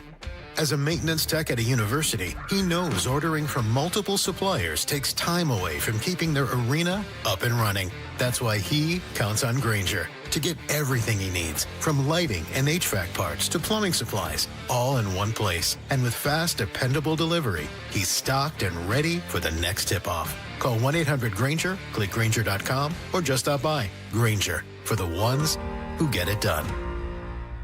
I'm Ed Evans, CEO of Consumer Cellular. No, we're not one of the big guys. Truth is, we don't want to be. If you're over 50, Big Wireless probably has you paying for more data than you might need. You could be throwing away thousands over a lifetime. Our entry-level data plans start at just $20 a month. And for a limited time, switch and get your second month free. Call 1-888-FREEDOM, visit consumercellular.com or a store near you and get your second month free today. Plans include $5 credit for auto pay and e-billing. See site for additional details. Around the Diamond is sponsored by Klein Jewelers. This is The Timeline with Bump and Stacy. Brought to you by 1-800-DUI-AWAY. Curtis and I wanted to talk about something, and the timeline felt like the best place to do it because it quite literally showed up on our timelines last night. Curtis? Yeah, it showed up late on the timeline last night, like almost immediately after the Mariner game ended. Mm-hmm. And a video is circulating of Mariners broadcaster Angie Mentink consulting AI for some postgame questions, which, like, AI is what it is, but people are now using it to bash Angie and her work. And make it seem as though after last night's loss, she was somehow on the sideline, which she wasn't. Right. But, now, what a lot of people have failed to do with this video is kind of piece two and two together, in that this video was not taken last night. it wasn't in San Diego. No, and you can tell that it's not in San Diego by a few clues in it. One, the camera guy is wearing a Mariners colored sweatshirt, which he would not be wearing in the Padres ballpark. Also, the Padres ballpark has navy blue colored fencing. This video shows the T-Mobile Park green that is on the camera well.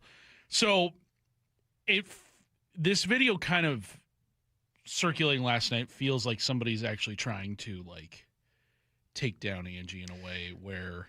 Well, I think they're trying to get max engagement. Yes. They're posting it's dirty. Yes, it's dirty.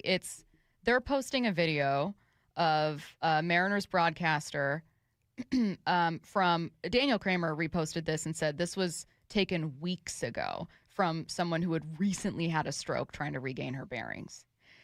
And they are intentionally posting it in a moment where they're going to get more engagement because a lot of people are talking about the end of this Mariners-Padres series, where they're going to pounce on people being critical of Angie, and where they know that it's going to get circulated because as much as people can go, I'm not sexist, there are a lot of trolls who are, and so there's going to be a ton of engagement on it. Yeah. So even if you think, I'm not sexist, I'm just being critical, you're getting max engagement from people who just want to pile on because they don't like women in sports, and you benefit from that engagement. So just be real about why you're doing it. Yeah, it felt very vulturous, I think, in a way, because the video is clearly not from last night, and the poster of it chose to pick a game in which the Mariners lost in heartbreaking fashion to fit the search, which was on the Google search in the video of, I believe Angie typed in, questions asked after a tough baseball loss. And last night, obviously, a tough baseball loss. But, that seems very low to jump on somebody in that moment when, nothing. She hadn't done anything. She hadn't done anything. She just existed in the Mariners broadcast. She also cannot stress this enough. I know we've said it 2 times. She was not doing this after last night's game. Right. She was in the booth doing color commentary on the call at the end of the game. You can't get down from doing color commentary in the booth and the game's final out to the camera well that quickly. She's part of the TV broadcast that is not doing this walk-off interview. Yeah. She's also, like you said, this is not in San Diego. This is clearly in Seattle. The time's wrong, too. Like, the game ended in the 9 p.m. hour. Angie's phone says it's in the 8 p.m. hour. I want to add, too, you don't have to love every single broadcaster. There's broadcasters I prefer over others. There's broadcasters I love listening to. There's voices in sports that just don't do it for me, where it's just not for me. I not only do I not spend any energy at all critiquing those people, I find it not coincidental when a lot of energy is used to critique the same person over and over. Yeah. So again, let's say that a female, it doesn't have to be Angie, but let's say hypothetically, a female broadcaster, for whatever reason, like it happens to be that she's a female, but isn't for you, you do not see the same level of scrutiny and frankly, like malicious scrutiny. Yeah. Right? Yes. Like your intent isn't to say, I don't like how she called this. It's to imply that she's not qualified to do it. Right. And it's gross. I just can't get over the invasiveness of it. Like, would the poster of this video appreciate it if someone had posted a video of them and their Google searches? Like, who wants to come forward and post all of their Google searches? Definitely not whoever posted this video. Exactly. Like, that is, and people are like, oh, she was in a public setting. She should be aware of what's on her phone. It's like, no, your phone is a private thing. Yeah. Like, that is not something for everybody to see. And somebody recording over her shoulder like that, like that's so low and so dirty. It's loser behavior. It is. But truly like a loser who's, I'm just like, I'm going to be blunt. And even if you are someone out there who's like, I don't really love Angie, I'm not talking about you. I'm talking about this person. You're a loser who's like, I don't know, resentful and like desperate for engagement and validation. That's the only reason that you sit on a video that's old and post it in a moment when you know it's going to get the most traction. Like you're desperate for the validation and engagement that kind of thing is going to get. And that's just kind of like how Twitter and how online engagement, I sound so old, but it's how it works now. And I get it. That's the game. But like, I don't know. Let's stop pretending that what we're all doing is having some nuanced conversation about like which broadcasters we prefer listening to and just be really honest about what's happening. Yeah, it was classless. And I mean, also considering what Angie has gone through in the last couple of months, like I cannot reason with anybody that thinks that this was a fair thing to do to anybody, let alone Angie, who I have never had a bad experience with. She has always been very welcoming to me, very welcoming to everybody in that booth, and has always enjoyed coming on the show. And I just feel awful for this whole situation. I don't want to give it any more oxygen, but I did want us to have a chance to address it in a segment fully dedicated to things we're seeing online. This is something that was on both of it. It's just kind of floating everywhere. A lot of Mariners fans are seeing it. So we're moving on now. Tailgating, next story, is an American pastime, so it would make sense that this summer fans attending the World Cup in various NFL stadiums obviously are going to want to continue that tradition, right, Curtis? Yeah, of course. Nope. Beg pardon. Yeah, it turns out that's going to actually continue only on a stadium-by-stadium basis, with maybe tailgating being banned at certain World Cup viewings. Wow. At certain matches, you're not going to be able to tailgate. Get out of our country, FIFA. First of all, you better be careful. You're right. FIFA will bring a lot of money to a lot of cities. But that is so out of touch with the markets that they're going to be in. Like Arrowhead Stadium, it has like I think the biggest parking lot in America. And you're telling me that people at Arrowhead Stadium are not going to be able to tailgate prior to World Cup games? What happens if you just go do it? Yeah, what are they going to be like? Giuseppe what are you from, gonna have the tailgating from FIFA? Police? Giuseppe. Yeah, he's going to be, put that bag of chips away. And it's like, no, dude. Like, I'm going to eat my chips in my car. And I'm going to yellow card here? Like, what's going on? Yeah, is he going to, do they hold up a red card to you? Ban you from the parking lot? Like, these people are paying for stadium parking. They're probably paying like $200, $250 to park their car in these lots. Like, tailgating is not hurting anybody, okay? Yeah. This from The Athletic. FIFA sources said the governing body, FIFA, will work with local authorities to determine what isn't safe before a decision is made on whether tailgating is allowed at each venue. So no full, complete decision yet, but very much in danger of being restricted or even banned at certain stadiums. So, let's see. Oh, speaking of more outrageous World Cup prep, last story quickly here. New Jersey Transit will reportedly charge fans $100 each to ride the train to MetLife Stadium, and public transportation is also the only way fans can access the stadium. Oh my God, that means that if you've got tickets to go watch a World Cup match, you got to spend $100 on top of that. No matter what, no matter who you are, no matter how cheap or expensive your tickets are, congrats, you just added another $100. Now, does that $100 fee also extend to like media going to cover these events? You know how mad I would be? I mean, you would just expense it. Yeah, but still. Like hypothetically, if we had to do that, we'd expense $100 to ride public transportation? It couldn't be me. I would simply walk at that point. I'm going Amazing Race style, and I'm getting on my backpack. I'm putting my laptop in, and I'm running into the stadium. God, I have yet to see what the pricing is going to be like for stuff around here, because there's going to be matches throughout the month of June and July here in town, and I believe, is it a semifinal match or like a quarterfinal match is going to be here in Seattle? Like, that pricing is going to, like, blow me away.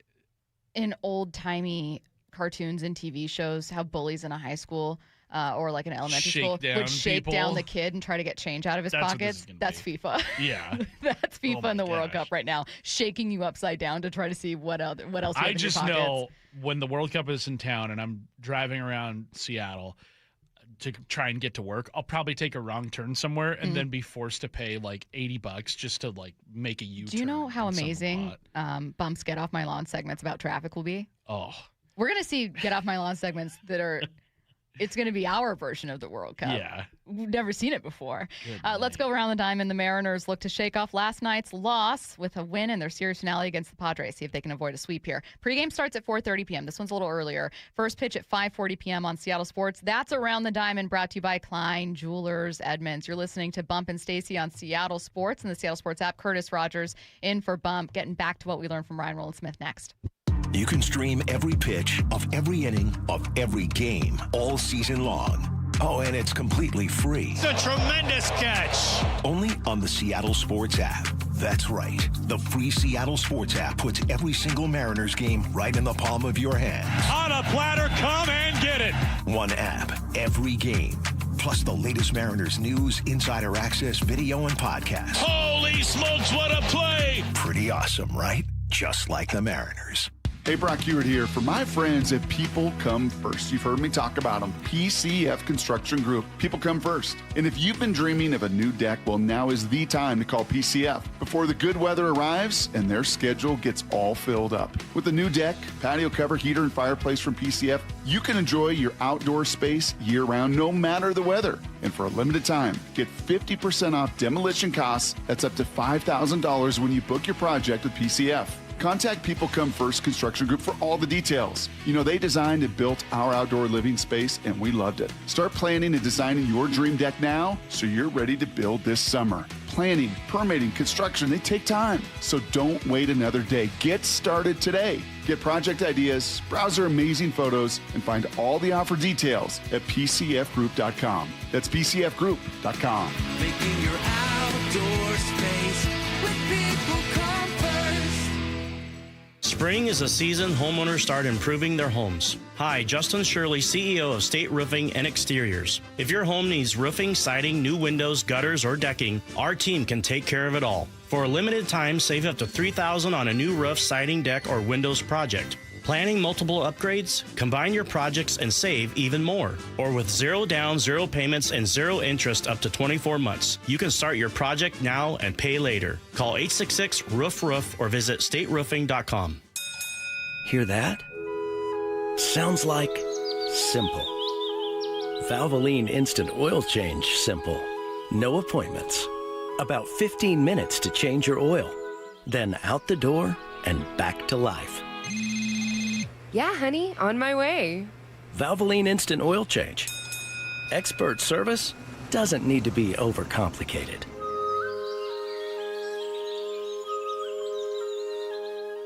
I'm Ed Evans, CEO of Consumer Cellular. No, we're not one of the big guys. Truth is, we don't want to be. If you're over 50, Big Wireless probably has you paying for more data than you might need. You could be throwing away thousands over a lifetime. Our entry-level data plans start at just $20 a month. And for a limited time, switch and get your second month free. Call 1-888-FREEDOM, visit consumercellular.com or a store near you and get your second month free today. Plans include $5 credit for auto pay and e-billing. See site for additional details.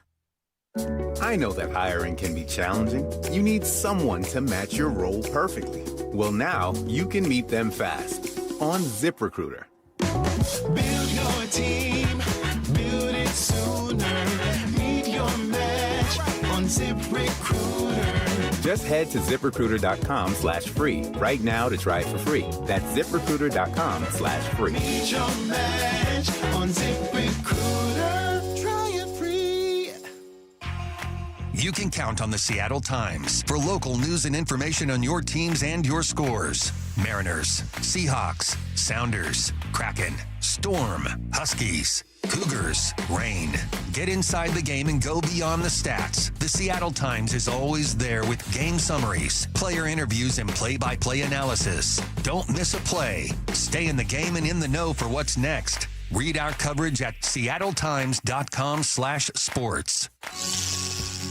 Heading outdoors or on the water this weekend? Check in with Joey and Nelly on the Outdoor Line from 6 to 8 a.m. every Saturday on Seattle Sports and the Seattle Sports app. Did you know in Washington State, you can see a physical therapist without a referral from your doctor? That's right. Thanks to Direct Access, you can skip the wait and get the care you need right away. Shannon O'Kelly, how has Direct Access changed the game? Direct Access for us, Brock, is a game changer. Why? Is because there is so much research and data out there that says if you get in early when you have a musculoskeletal problem or an injury, the earlier you get in and we can start care, the better outcomes and the decreased downstream cost, okay? So it's so important. Our providers are all doctors of physical therapy. They're all trained to identify situations and problems. They've got the skill, they've got the talent, they've got the knowledge. If you get in and start therapy early, we're going to get you back to activity, pain-free, and moving and having fun. Fast, easy, effective. Direct Access is your path to better movement, starting with a single step. Visit irgpt.com to schedule your appointment today. irgpt.com. Well, there's nothing I hate worse than being cold. And if your house is feeling a bit drafty or the floors of the main level are way too cold on your feet, that's probably because your crawl space and attic don't have enough insulation. It's probably making your furnace work overtime. So now you're spending more money as well. Well, how about a free and easy way to learn if you need better insulation? Just schedule a free corner-to-corner inspection of your crawl space and attic with Crawl Pros. It's exactly what I did. They'll show up to your house. They'll go where you don't want to, certainly where I didn't want to, and they'll tell you if you got any problems with your crawl space, your attic, and especially your insulation. If they do discover your home is under or improperly insulated, they'll show you all the utility rebates as well to help you get that work done correctly and affordably. If you're a PSE customer and your home was built before 1990, you could receive a rebate to cover up to 95% of the cost. Make your home more comfortable. Save on your energy bill with Crawl Pros. If you're worried that anything's going on in your crawl space or attic, critters, mold, water, plumbing issues, call Crawl Pros or go to crawlpros.com. From the Quantum Fiber Studio, This is Bump Stacy. weekdays 10 to 2 on Seattle Sports and 97.3 FM HD2. Ryan Roland-Smith hops on with us every single Thursday at 11. We love our conversations with Ryan. And Curtis, there was something sticking with us from this conversation. The first thing we asked Ryan was like, hey, what'd you see from Munoz? What was going on? Because we told him that both you and I felt like the game really came down to just a bad outing from Andres Munoz. We didn't have to make it more than that. It doesn't have to be that the team's bad. It doesn't have to be that they're unlucky. It doesn't have to be, Dan's decision. It can just be that 6-2 in the bottom of the ninth should be coasting. He gacked it. So we asked him about it, and Ryan had an interesting theory. Going back to the game against the Yankees, if you remember last year when they had, and they were pretty transparent about it, they were showing up at second base, they had to tell some sort of pitch tip. I think when you face your former team and there's enough of a history there, I think maybe he may have been tipping his pitches again. He dealt with this more than just that Yankees game last year. And I'm not just making excuses. Again, I go back to that. There's some sort of tell there with him because they were getting some decent swings off pitches that when you throw a 99 with movement and that slider, it's very difficult to have the kind of reaction time and the reaction in general that they had. Look, that's someone who would know, saying this isn't Munoz missing pitches per se. This is a team kind of jumping all over a few of those. Right, and the Padres do have a lot of veteran hitters in that lineup. And I think Munoz was a Padre, was the first part that I cut out. Sure, I mean, maybe there's a little bit of history there. Although Munoz wasn't necessarily recently a Padre, but has, there's probably guys in the organization that still remember him. I mean, heck, one of the Padres in the lineup played a few years with Munoz here in Seattle, Ty France, so I'm sure Ty has picked up on a couple of things that Munoz does. Manny Machado is going to be a future Hall of Famer. I'm sure he's picked up on a few things. Fernando Tatis is one of the best players in the game. So it's not like the Padres have a bunch of inexperienced guys who are facing Andres Munoz the first time through. Like, they've probably seen him, they play 2 series against the Padres every single year. So they're not unfamiliar with his work. But yeah, I mean, that is I think a serious problem if Munoz has not been able to kind of combat the tick or whatever the tell that he's giving away to opposing batters, if this is still an issue months later, because that Yankee series was July last year. And that's definitely July? what was happening. You had Cal and the guys approaching the mound clearly with concern that the Yankees, Jazz was saying he was doing it. Right, and you could see Jazz Chisholm signaling to the hitter, what pitch is coming. That's like definitively what was happening. Exactly. So I don't know. Maybe we'll have to go back and look at the tape of last night, maybe the runner on second base, because it really started falling apart on him when they got multiple runners on base. When it was, single here, single there, then it really started to spiral out of control. And I wish I had asked Ryan, like, hey, Ryan, you probably were in a lot of spots with runners on base. What's it like when one or two guys get on? Like, does it start to speed up on you? Clip that and send it to Ryan, please do. I'm gonna tell Ryan you said that. Okay. But yeah, it did feel like things kind of sped up, and I bet if he was tipping his pitches, then it got even more out of control, because now you're in your own head. Now you're like, I've got to figure out what I'm doing, because what I feel like I'm doing is nothing different than I've ever done before. And now all of a sudden it's like, you're going through every piece of your motion to home plate. Like, is this what I'm giving away? And now you're completely off. You're completely off your game. So are you kind of ruling out, like, what if it's a health thing, like a back thing, and you're more like, maybe it was the pressure of the moment, and then maybe tipping some pitches? I don't necessarily think it was a health thing, because I think the velocity was still good in that spot. I think if you saw a significant dip in velocity, if Munoz was only hitting like 94, 95, like way off target, then it's like, okay, this is something very, very serious. But yeah, I mean, all possibilities have to be on the table for what Munoz's start to the season has been. I think, this Padres lineup is still pretty good, and they've got a lot of veteran hitters. So I don't know. It's a credible theory, and obviously Ryan, having pitched professionally, like, he knows what opposing batters are trying to find in those spots. So yeah, I mean, it's as good a theory as you're probably going to hear about why Munoz has been specifically struggling like he did last night. I feel like it was a nice way to close the chapter. Not that we're done talking about it entirely. In fact, until the Mariners really start getting into the swing of things, we're probably not going to be done being a little softly critical. It's still very early, but it's a nice way to, I think, summarize first 2 hours of the show, looking at the game. I loved your point in the open about, like, look, you want Dan to put his best arm in for the 3 biggest outs. That was that moment. Don't have a problem with Munoz going in there.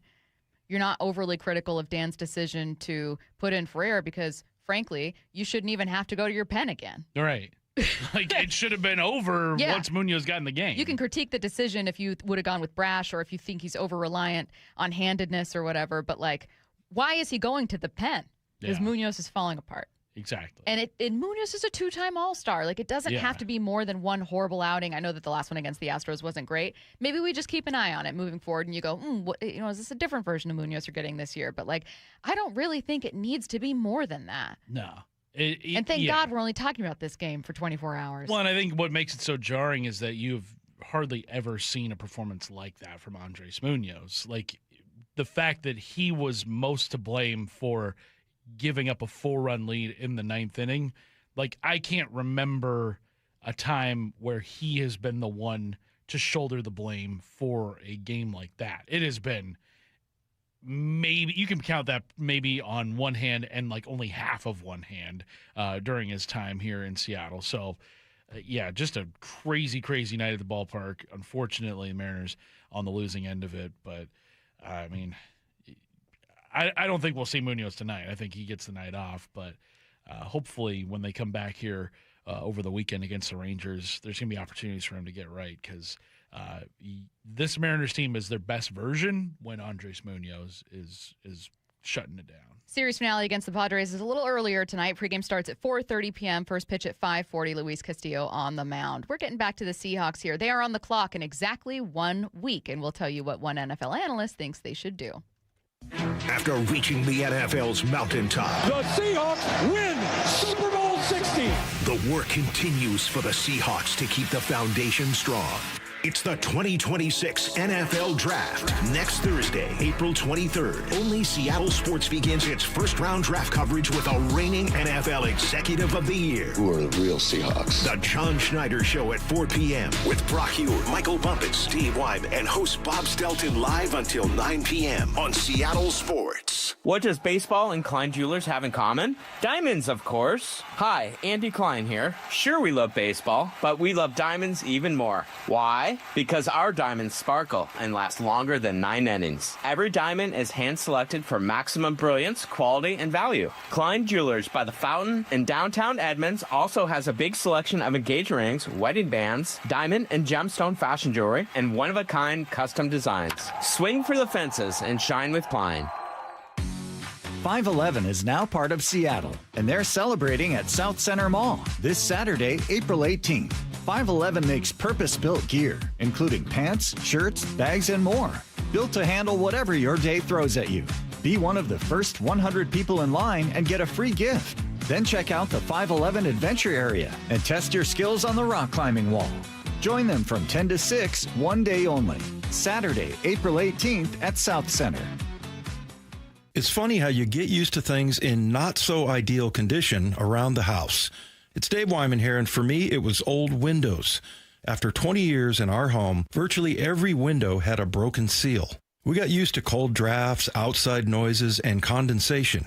And if you're in the same boat, use this spring to say goodbye to the old, dreary windows and hello to your new exclusive windows from Harley Exteriors.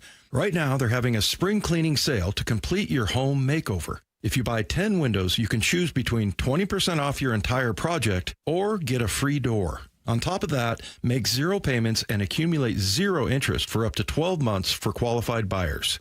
Harley Exteriors windows are a massive upgrade, manufactured right here in the Pacific Northwest and exclusive to Harley Exteriors. Call 833-HARLEY, that's HARLEY, or go to harleyexteriors.com.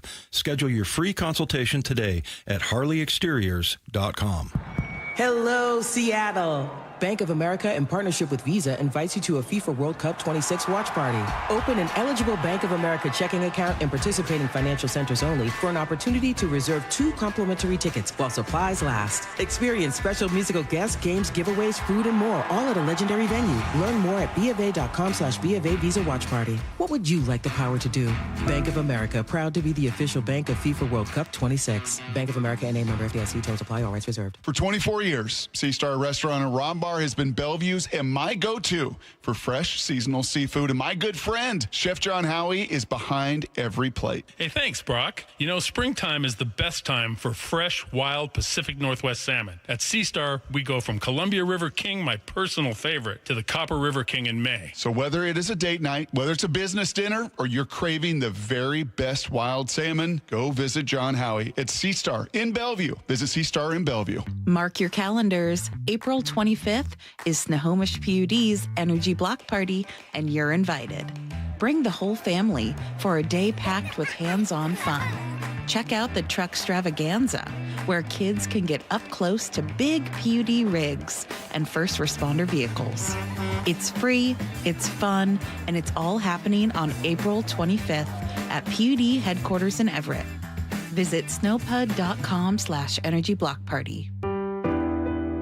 Opened in 1933, our family is still here, doing the right thing for your family. Lee Johnson Auto Family, the LJ way.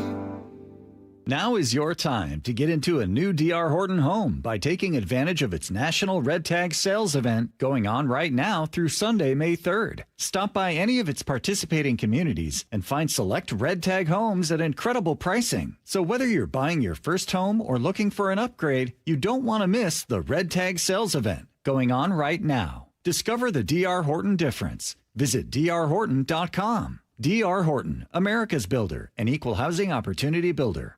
What is that sound? Ugh, that sounds like a plumbing sound. Luckily, there's a company that fixes all the plumbing sounds across Puget Sound. That's All Sound Plumbing. Puget Sound's plumbing experts. Have a sound? Visit allsoundplumbing.com. With Popeye's new $6 faves menu, you can get this 3-piece chicken, this 3-piece tenders, this chicken sandwich, or these 2 regular sides for just $6 a piece. I know you can't see what I see, but trust me, those bold Louisiana flavors look so good, you might just have to get them all. Now there's an idea. Love that chicken from Popeyes. Limited time at participating U.S. restaurants. Price may vary. Terms apply.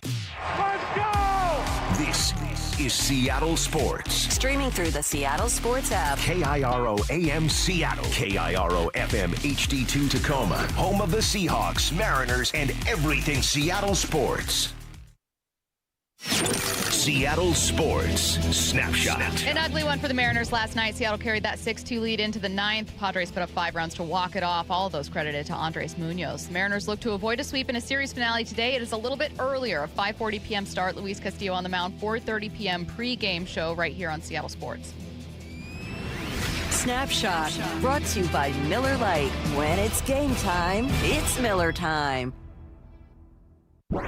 From the Quantum Fiber Studio, this is Bump and Stacy on Seattle Sports. Streaming through the Seattle Sports app and at seattlesports.com. Now, here are your hosts, Michael Bumpus and Stacy Ross. Here we go now.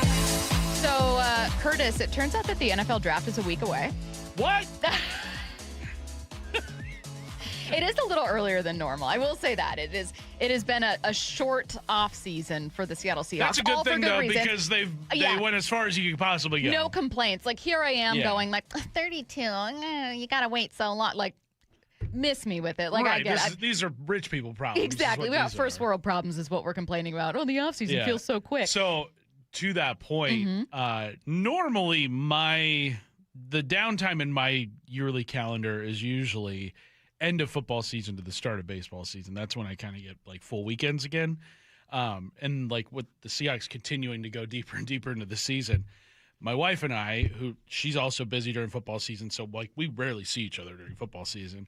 We were kind of like, oh man, we're gonna get less and less of like a break in the wintertime here. But also it's like, but for pretty good reason. Yeah. The Seahawks haven't gone as far as they did. So I will gladly sacrifice my full weekends if it means the city of Seattle gets a moment that they've only ever experienced one time previously. It also means you're welcome, Seattle.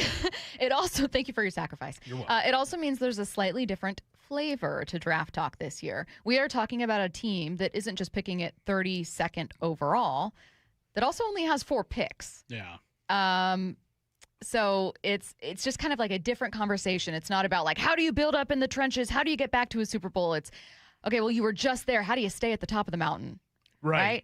So Daniel Jeremiah was on with Brock and Salk, and it will not surprise you that he, too, feels strongly about Jadarian Price to the Seahawks. I mean, I was just tongue-in-cheek having some fun on there. But, I mean, if you're going to say, like, where does he fit and, like, where's the guardrails of where he fits? And, like, well, there's no better fit than Seattle. And so that's why I was kind of having some fun with that. But I think, obviously, they'd love to trade back. And if you could trade back and scoop him up and and then get some other assets as well would make a lot of sense. And I could see them staying where they are. A corner there is there. They take a corner, a pass rusher. I know they've been able to find running backs, and I would agree in most years I'd have the utmost confidence they can pluck one in the 3rd, 4th round and be good to go. I was talking to a GM the other day, and like on average, when I pulled the numbers, I believe it's 21 running backs get picked over the last 5 years. On average, 21. This general manager on their front board, which means they're draftable players, they had 8. So again, let's focus on the Jadarian Price. Yeah. Jadarian Price. I keep mispronouncing his name. I need to fix that. Part of it where he is not the only analyst to mock Price to Seattle, to really like Price for Seattle. And not only that, but to think that Price is an obvious fit for Seattle. Yeah, and we've seen the Seahawks over the last 2 drafts with their first pick take the obvious fit. Byron Murphy at defensive tackle, that was the obvious choice. And I remember leading up to that pick, a lot of people were like, if there's a defensive lineman, if the best defensive lineman is available at pick, 16, I think he got drafted at, and the Seahawks absolutely have to do it. And I think, what was it, Leatu Latu got picked. First defensive player. I think he was picked a couple spots ahead of 15. Byron Murphy. Yeah, so 1 spot ahead. And so then it was like, all right, who's the next guy? Byron Murphy, there you go. Welcome to Seattle. Last year, the obvious pick was offensive line. Everybody knew the Seahawks had to go offensive line because of how porous it was the year prior. Who's sitting there at pick 18? Lo and behold, Gray Zabel, who turned out to be just one of the best additions to that Super Bowl winning roster. And now all of a sudden your offensive line, you've got 3 really young pillars of that. Charles Cross, who you signed to an extension, Gray Zabel, and then also Abe Lucas. You've got a lot of your offensive line figured out. So I think the obvious choice for the Seahawks at some point in this draft is you got to address the running back spot.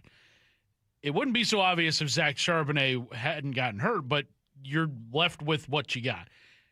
I think the Seahawks would be doing themselves a disservice if they don't walk away from this draft with Jadarian Price at some point, whether it be at 32 or if you can find a way to get him early in the 2nd round, maybe take pick 32, turn it into pick 36 and some other, filler along the way, maybe a 5th rounder, a 6th rounder, what have you.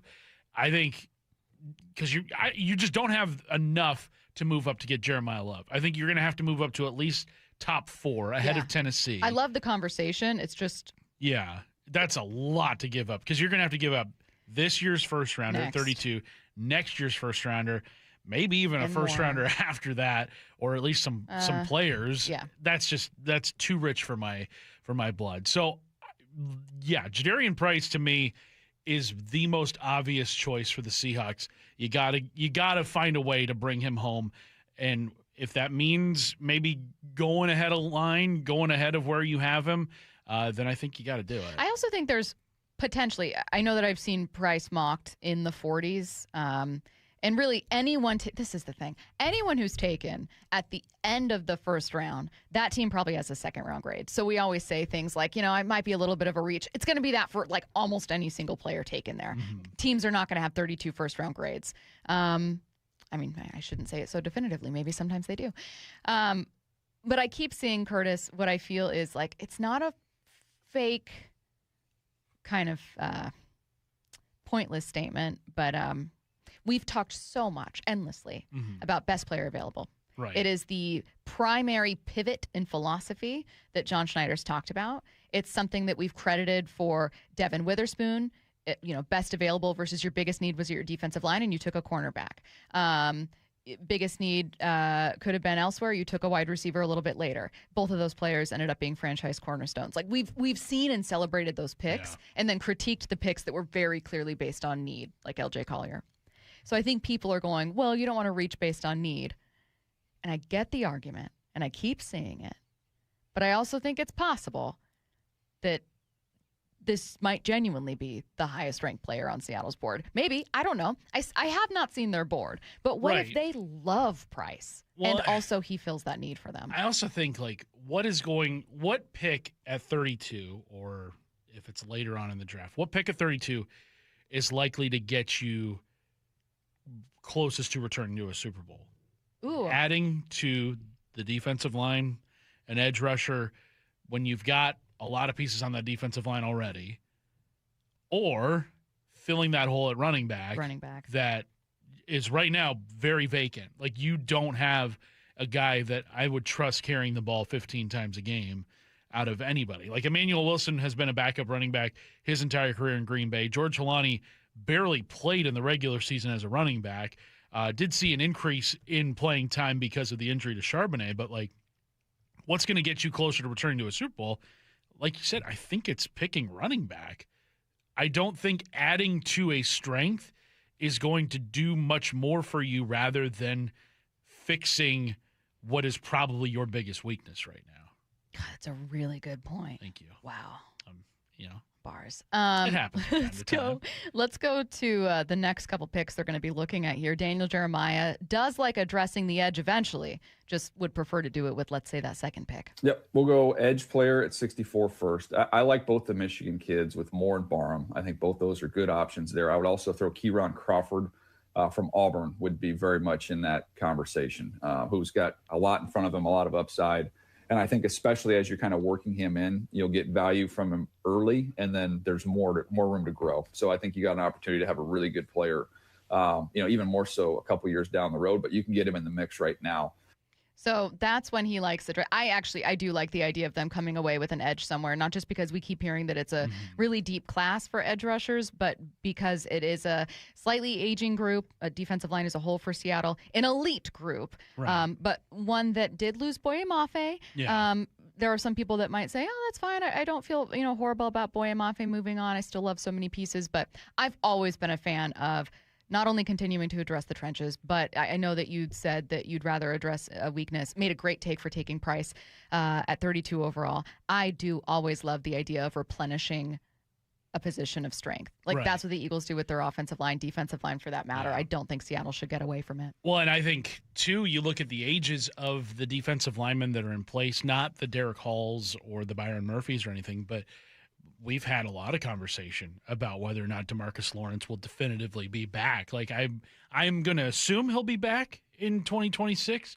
We have not heard otherwise. We've heard from Jonathan Hankins, who's very close to DeMarcus Lawrence, that he expects him to be back. We've heard from Mike McDonald saying he's heard nothing to the contrary. So I will assume that DeMarcus Lawrence is back. Leonard Williams is in his 30s. He's a new dad. He's just won a Super Bowl. He's accomplished so much in the last couple of years here being in Seattle. Like, is he going to be considering retirement soon? Like, Leonard Williams seems like he's got like a lot of interests outside of football too. So I wonder, does he want to maybe scratch those itches soon? I don't know. He's, Become a professional fisherman. Yeah, spear fisherman. I could see him do it. He'd be great on Survivor. He actually is a big Survivor fan. He should go on Survivor. He's been tweeting about Survivor. I'm not shocked that a show where Bump is out, he'd be so upset, that a show where Bump is we talked out Amazing Race and Survivor for the a lot. next 2 days when it's just you and I and Matt, who's having so much fun. This is not the last time we're going to talk about Survivor, Matt. No, I want you to know that. Definitely not. Oh, I know. And both of us Trust me. haven't seen the new episode yet. So we'll have reactions tomorrow. We'll lead off with reactions to that and also the John Schneider show or something like that. I'm going to Google who got voted off right now. No, Do not. No, I'm going to be out no. at the park tomorrow. I Oh, kind of want to, just ask Luke Raley, can we just for 5 minutes here? Just give me some Survivor Tell me what you takes. think about the confessional time from some of these Yeah. guys. When the when winner do you edit. think they're going to bring in Mr. Beast? Because that was in the season trailer, and we still have not seen him yet. Maybe Okay. he's in The this week's. YouTuber? The YouTuber. I What have. other Mr. Beast is there, man? I'm getting us back on the Survivor's rails, weird, man. shockingly, because I have more sound that I want to get to here. He talks about some defensive backs. We've talked a lot about corners who can go to Seattle in the third. When we get to the corners, the two names that I would give you a couple interesting ones. You've got Jalen Kilgore, who could be as the nickel and kind of a nickel safety combo, but can do a lot of different things there. Just another kind of a versatile chess piece who's 210 pounds and a fun player. And he's a Gamecock, right? He was there with yes, Game Maury. South You mentioned Carolina. him a couple times. Yeah. South Carolina. So he's an intriguing one. And then I would say the other guy I was looking at was really two guys. It'd be Julian Neal from Arkansas, big corner, and then the local one, then Takario Davis. Is probably going to go in the third round, right there out of Washington. So those would be the ones that kind of are in my mix there. I like Takario Davis because Well, I'm very familiar with his game, not just from his time at Washington, but he also spent, I believe, 3 years at Arizona. And before this season was kind of viewed as a potential first-round pick, part of a really talented group of guys that Jed Fish brought to Arizona and then brought a few of those guys with him to Washington. Him and Jonah Coleman, Jacob Manu was another guy that went from Arizona to Washington. Tacario Davis, very long. He has had I think, maybe not played up to his fullest potential, but I think you get him in a defense like the Seahawks with a head coach like Mike McDonald. I would be really excited if Tacario Davis ended up here with the Seahawks. I want to get back to the conversation of whether or not the Seahawks should trade back. In this case, I'm going back to pick 32.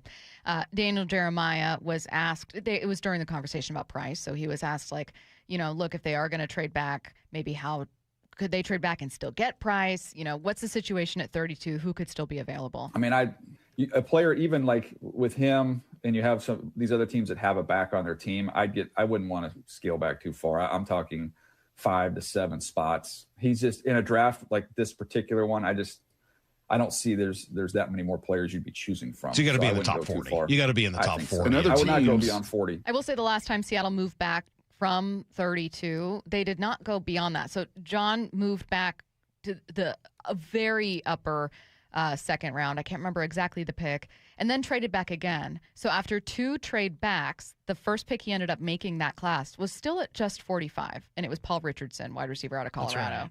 So trading back doesn't have to mean suddenly taking a massive jump down. It might just be, 3 spots you try to add a 5th or a 6th or something.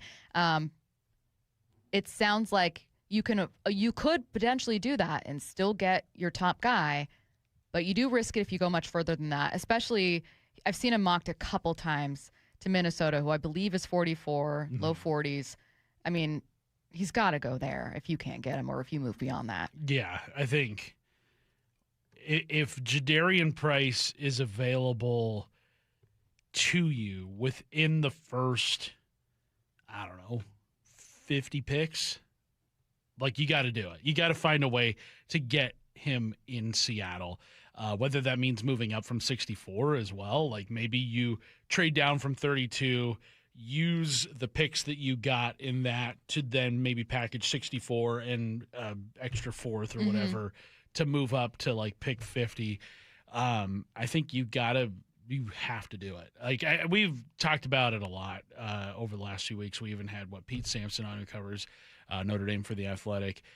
Everybody who has talked about him has just raved about the person that he is and has raved about his big playability. I know Rob Staten has brought that up. It does kind of remind me of like Ken Walker, where like never really had any sort of issues at all with Ken Walker, other than like his ability to stay healthy, which a lot of that can be out of a guy's control sometimes. But I think Jadarian Price would definitely fit the Seahawks culture and fit what Mike McDonald wants to do.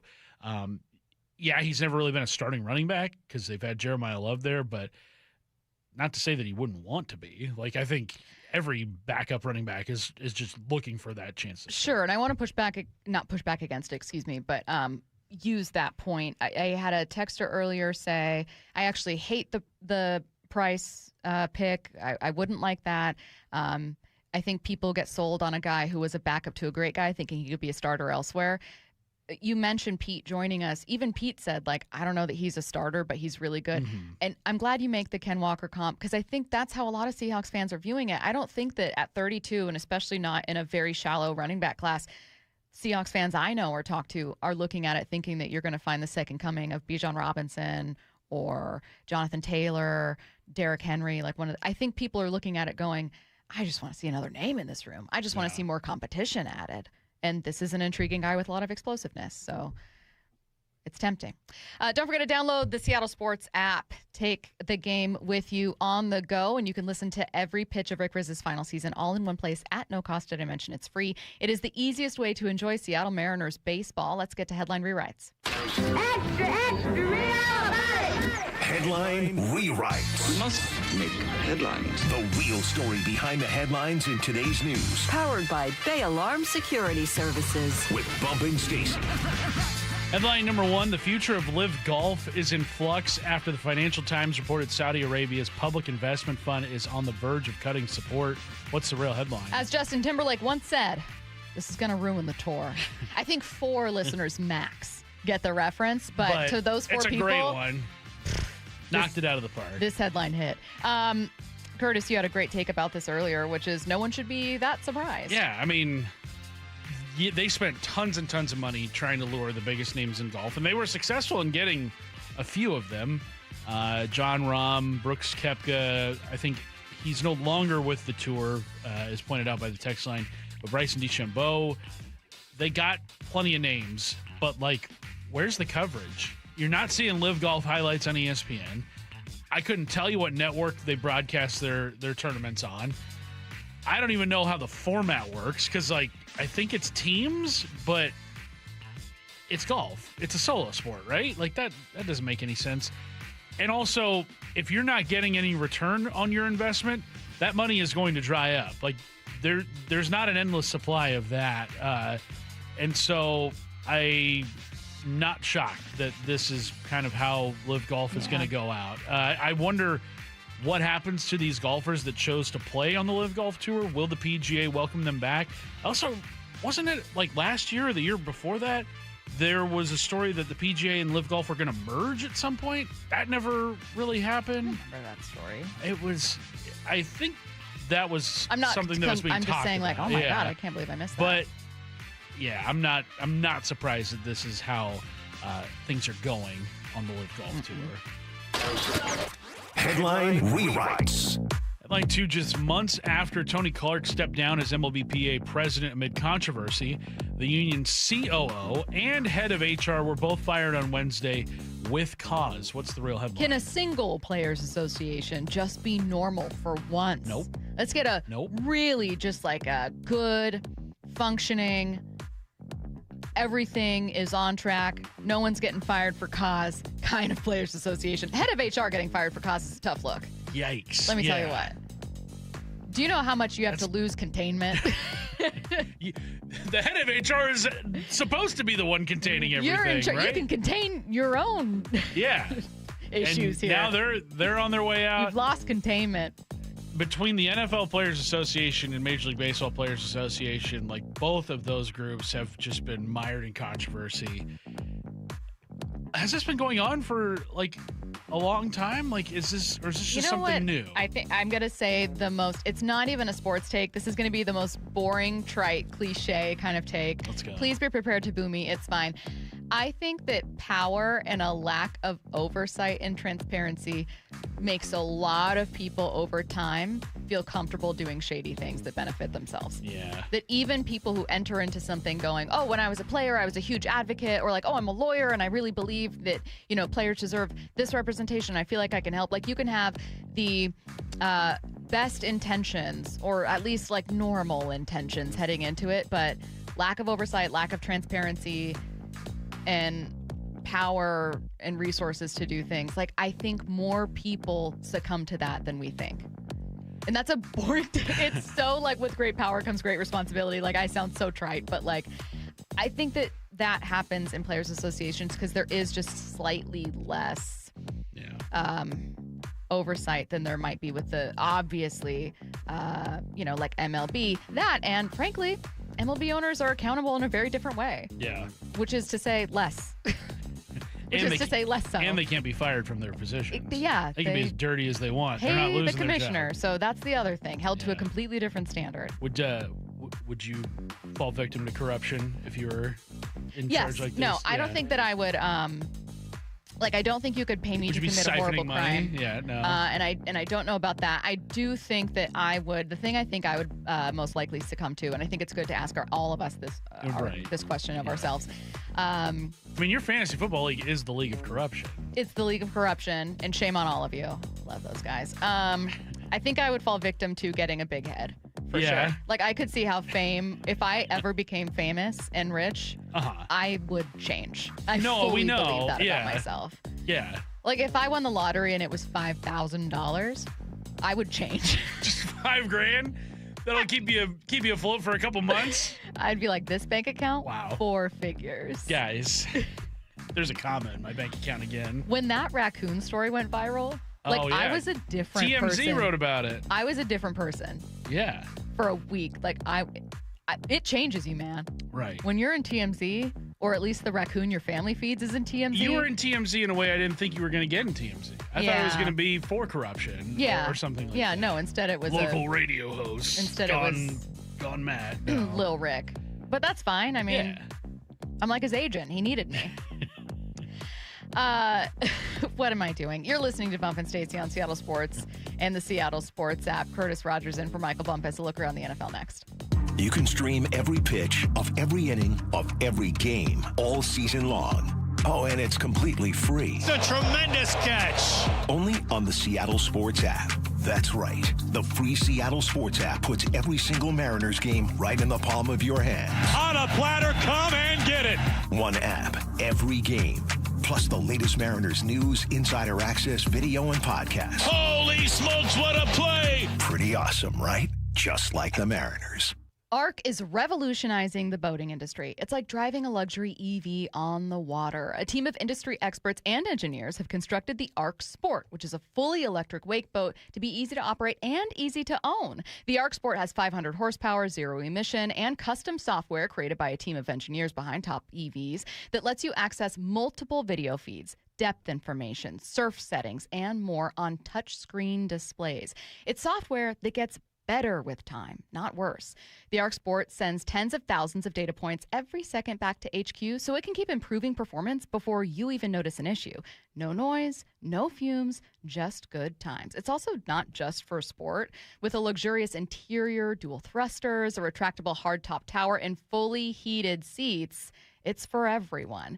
Keep wake surfing thrilling and effortless with the new wave of boating. Go to arcsports.com/demo to book your demo of the ARC Sport. That's arcboats.com/demo. If you've gained 20, 30, or even 40 or more pounds over the past few years and nothing seems to work anymore, listen up. I'm Dr. Coogan with Eastside Weight Loss, and our completely medication-free program has helped thousands in Washington lose 20 to 30 pounds in just 60 days. No drugs, no weekly shots, no muscle loss, no side effects, no forever monthly costs, just food, but the right type, in the right amount at the right time. All part of a detailed plan with expert coaching every step of the way that helps you reset your metabolism and burn fat. Schedule your free phone consult at eastsideweightlossclinic.com. Yeah, Mike Salk here, and Dr. Coogan is right. I can attest to losing 35 pounds with Eastside Weight Loss Clinic. It works. It's safer, less expensive than alternatives, with no injections or pills, and no scary side effects. Schedule a free consult and find out for yourself. Over 4,000 people have lost 20 to 30 pounds or more in just 60 days. Come to our clinic in Kirkland or do our program from anywhere you live with our remote options. Schedule your free phone consult online at eastsideweightlossclinic.com. Dr. Ryan Coogan, D.C. Results may vary. Have a troublesome tree in need of removal? P&D Tree Service is up to the task. Local experts in tree removal for residential and commercial. If it's 1 tree or 15 trees, close quarters or land clearing, call P&D Tree. They'll get the job done safely and quickly, turning multi-day jobs into a few hours, saving you time and money. They'll clear trees away from homes to help you save on home insurance. They specialize in large tree removal. Ever see a tree removed by crane? PNDTreeService.com. This might be the most surprising statistic I've shared in decades of doing local news. More than 75% of commuters will be involved in a car accident at some point. JP Pendergast of Pendergast Law with more. What makes it more surprising? The average person will be involved in 3 to 4 collisions in their lifetime. With accidents unbelievably prevalent, what are some safety tips if it happens to you? Safety first. Secondary collisions are not uncommon while awaiting help. Turn on those hazards and remain in a safe place. If a bystander witnessed the accident, capture their information and encourage them to remain at the scene. Seek medical attention immediately if needed, as delaying can be a costly mistake. Lastly, remember that statements made to police and insurance adjusters can affect your case. Collisions are more common than we'd like to think. If you find yourself in one, follow these helpful tips and then call my friends at Pendergast Law. If you or a loved one's injured in a car accident, call Pendergast Law. We can help. PendergastLaw.com. Mariners and Padres tonight in San Diego. First pitch at 5:40, 4:30 pregame. Hear every pitch live for free on the Seattle Sports app. Hello, Seattle. Bank of America, in partnership with Visa, invites you to a FIFA World Cup 26 watch party. Open an eligible Bank of America checking account in participating financial centers only for an opportunity to reserve 2 complimentary tickets while supplies last. Experience special musical guests, games, giveaways, food, and more, all at a legendary venue. Learn more at BofA.com/BofA Visa Watch Party. What would you like the power to do? Bank of America, proud to be the official bank of FIFA World Cup 26. Bank of America and a member of FDIC. Terms apply. All rights reserved. Hey, baseball fans, Rick Riz here. I'm excited to introduce you to my good friend Keith Dashafy, owner of Pella Windows and Doors of Western Washington. Keith? Thanks, Rick. Improve your play with 25% off windows and doors or 12 months, no payments, and no interest. And we're giving back with 2 $5,000 scholarships for our local youth sports teams. Upgrade your home at PellaPNW.com. That's fantastic, Keith. Don't wait. Schedule your free appointment today at PellaPNW.com. I'm Ed Evans, CEO of Consumer Cellular. No, we're not one of the big guys. Truth is, we don't want to be. If you're over 50, Big Wireless probably has you paying for more data than you might need. You could be throwing away thousands over a lifetime. Our entry-level data plans start at just $20 a month. And for a limited time, switch and get your second month free. Call 1-888-FREEDOM, visit consumercellular.com or a store near you and get your second month free today. Plans include $5 credit for auto pay and e-billing. See site for additional details. Wesley Financial Group is not a law firm, and Chuck McDowell definitely not an attorney. This is Chuck. If someone talked you into buying something really silly and you want to get out of that silly little thing, my advice, get the facts. Call me and I'll send you our timeshare exit kit absolutely free. Inside, you'll learn how timeshare works and all your options for cancellation. Call Wesley now for your free exit info kit. 800-290-7100. That's 800-290-7100. From the Quantum Fiber Studio. This is Bump Stacy. Weekdays 10 to 2. On Seattle Sports and 97.3 FM HD2. I'm going to make a lot of people mad with what I'm about to say. Let's do it. Are we on the verge of seeing more games on YouTube? Uh-oh. I just heard, sorry, did you guys hear that? I just heard Wyman and Bob complain from far. I don't know, it's a soundproof studio. Down the hall. I hear them stomping It's down Dave the hallway Wyman. going, oh, he's ready to complain no. about it, which is great because we always love seeing Wyman and Bob. Front Office Sports reports that the NFL is in talks with YouTube to stream a package of 5 games during the 2026 season. This is not a future, This is now. This is imminent. This is now. This is this season. There may be 5 games on YouTube. Will one of them be Seattle? I don't know. Here's the thing. I started by saying people are going to be really upset. Isn't YouTube infinitely easier to access than not having a subscription to an app? We all know how to get to YouTube. It's free. It is one click of a button, and they're going to put it right there on the homepage. So, like, I know that some people just get a little trigger happy on wanting to complain, and I get that. I also think that in theory, YouTube is like the easiest of all the streaming things to watch. Yes, it is. I don't want to hear it from people who are complaining. And also, the NFL last year had a game on YouTube, and you know what? No one had to pay for it. It was completely free. You did not have to pay extra for another streaming service. I know that that's what people hate, is having to pay extra for streaming services. Like, I don't want to pay another $15 a month to watch a single NFL game. No, last year was free. It's on YouTube. We all know how to go on YouTube. I know your parents know how to get on YouTube from some of the videos that they share.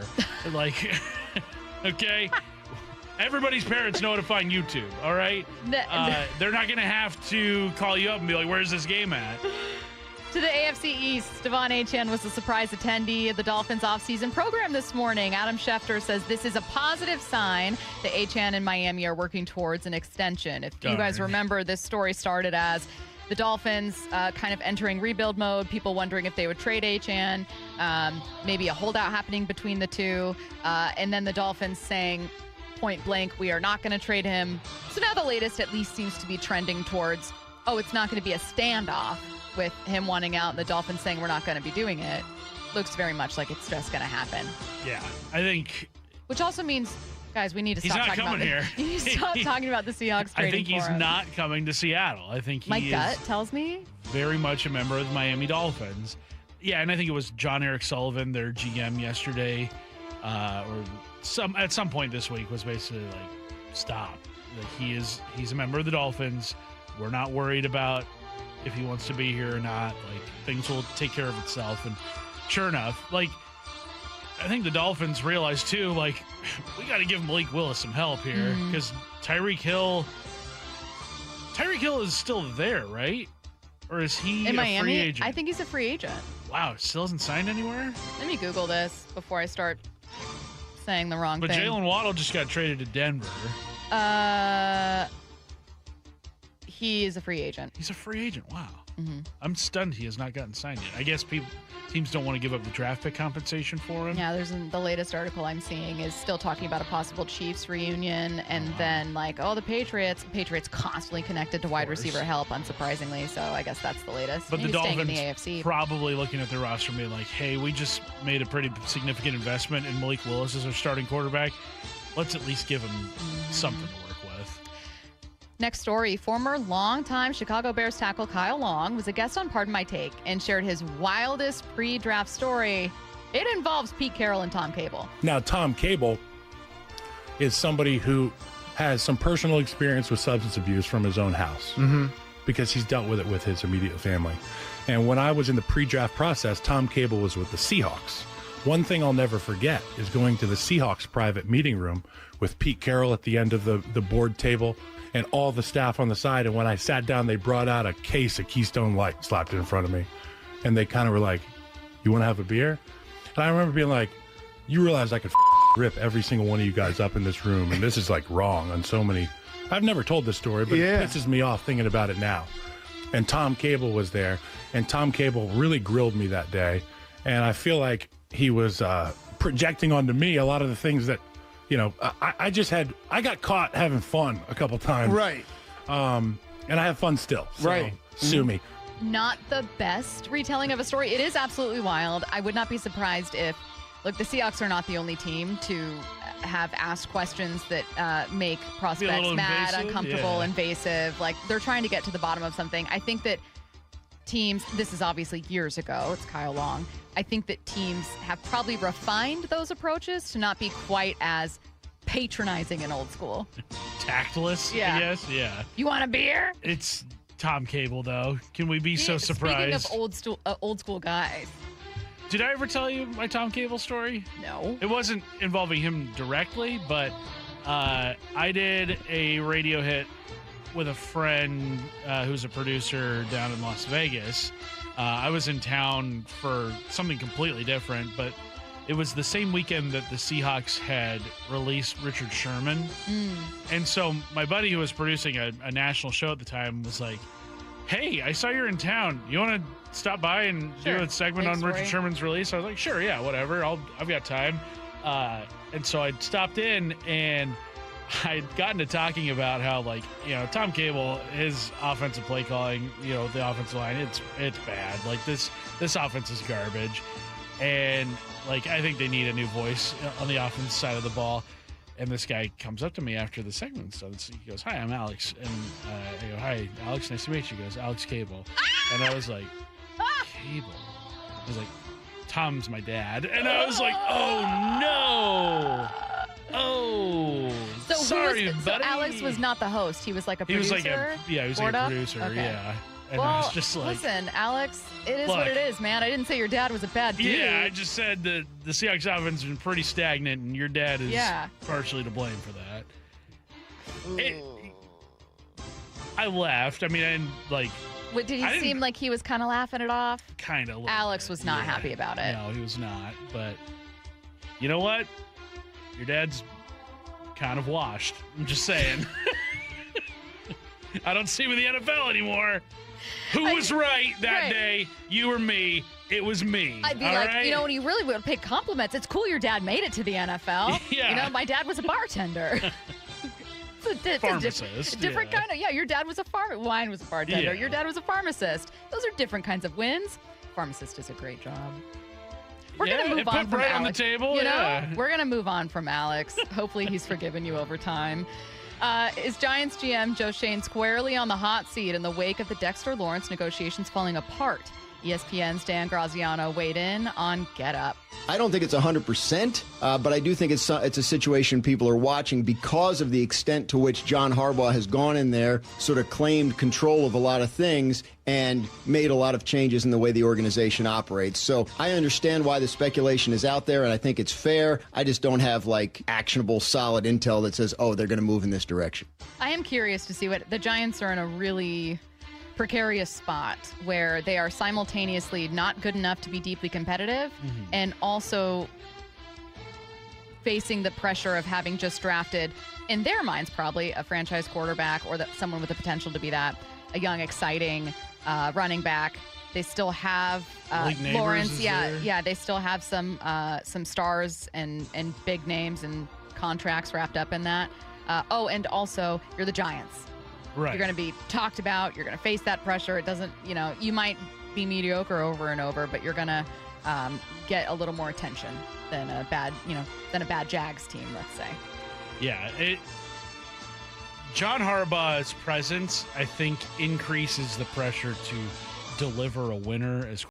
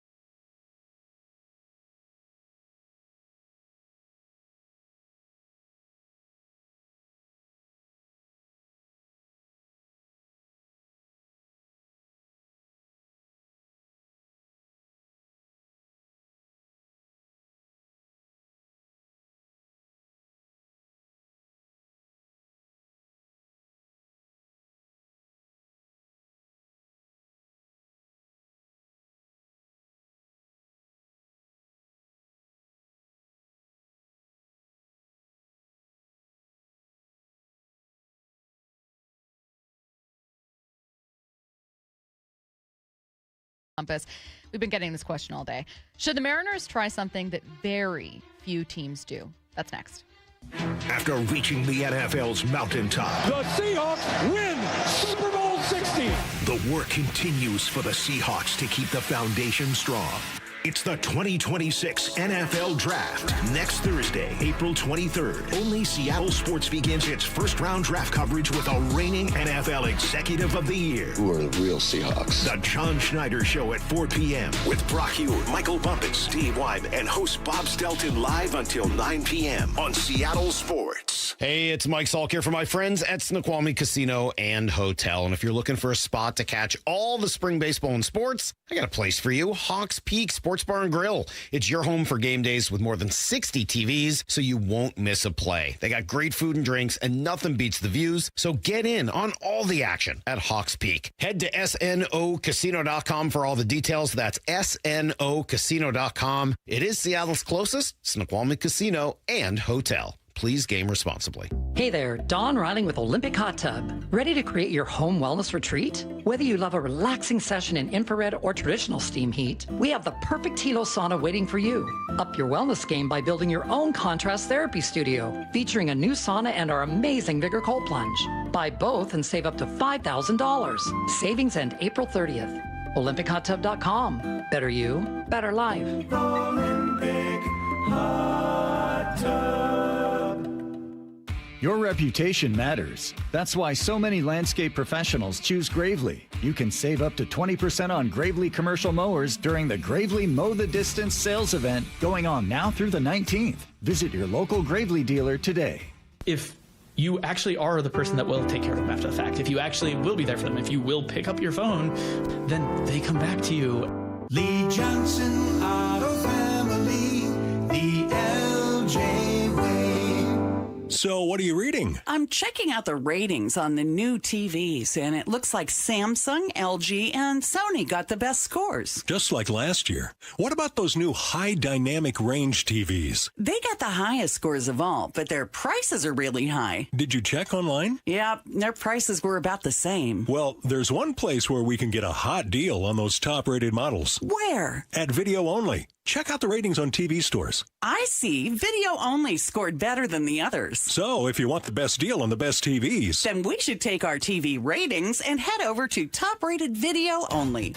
At Video Only, you won't find huge stores with refrigerators or microwaves, but you will find the best deals on top-rated TVs, soundbars, and monitors. Shop around. Just make sure you visit Video Only, because if you don't, You'll be sorry. In South Center, Bellevue, Linwood, Federal Way, and Tacoma, Video Only. 511 is now part of Seattle, and they're celebrating at South Center Mall this Saturday, April 18th. 511 makes purpose-built gear, including pants, shirts, bags, and more, built to handle whatever your day throws at you. Come see it for yourself. Meet pro rider Carrie Hart and enter to win a trip to Salt Lake Supercross, including 2 tickets and $2,000 in cash. Join them from 10 to 6, one day only, Saturday, April 18th at South Center. Hi, Chef John Howie here. At Sea Star Restaurant and Raw Bar in Bellevue, we've been serving the East Side for more than 24 years. We love serving our guests and creating wonderful memories. We also love serving the community, from local schools to amazing organizations like Hope Link, the American Cancer Society, Bellevue LifeSpring, and so many more. I want to thank you, our guests, for supporting Sea Star all these years, making it possible for us to serve and help those in need. Thank you. SeaStarRestaurant.com. Mariners and Padres tonight in San Diego. First pitch at 5:40, 4:30 pregame. Hear every pitch live for free on the Seattle Sports app.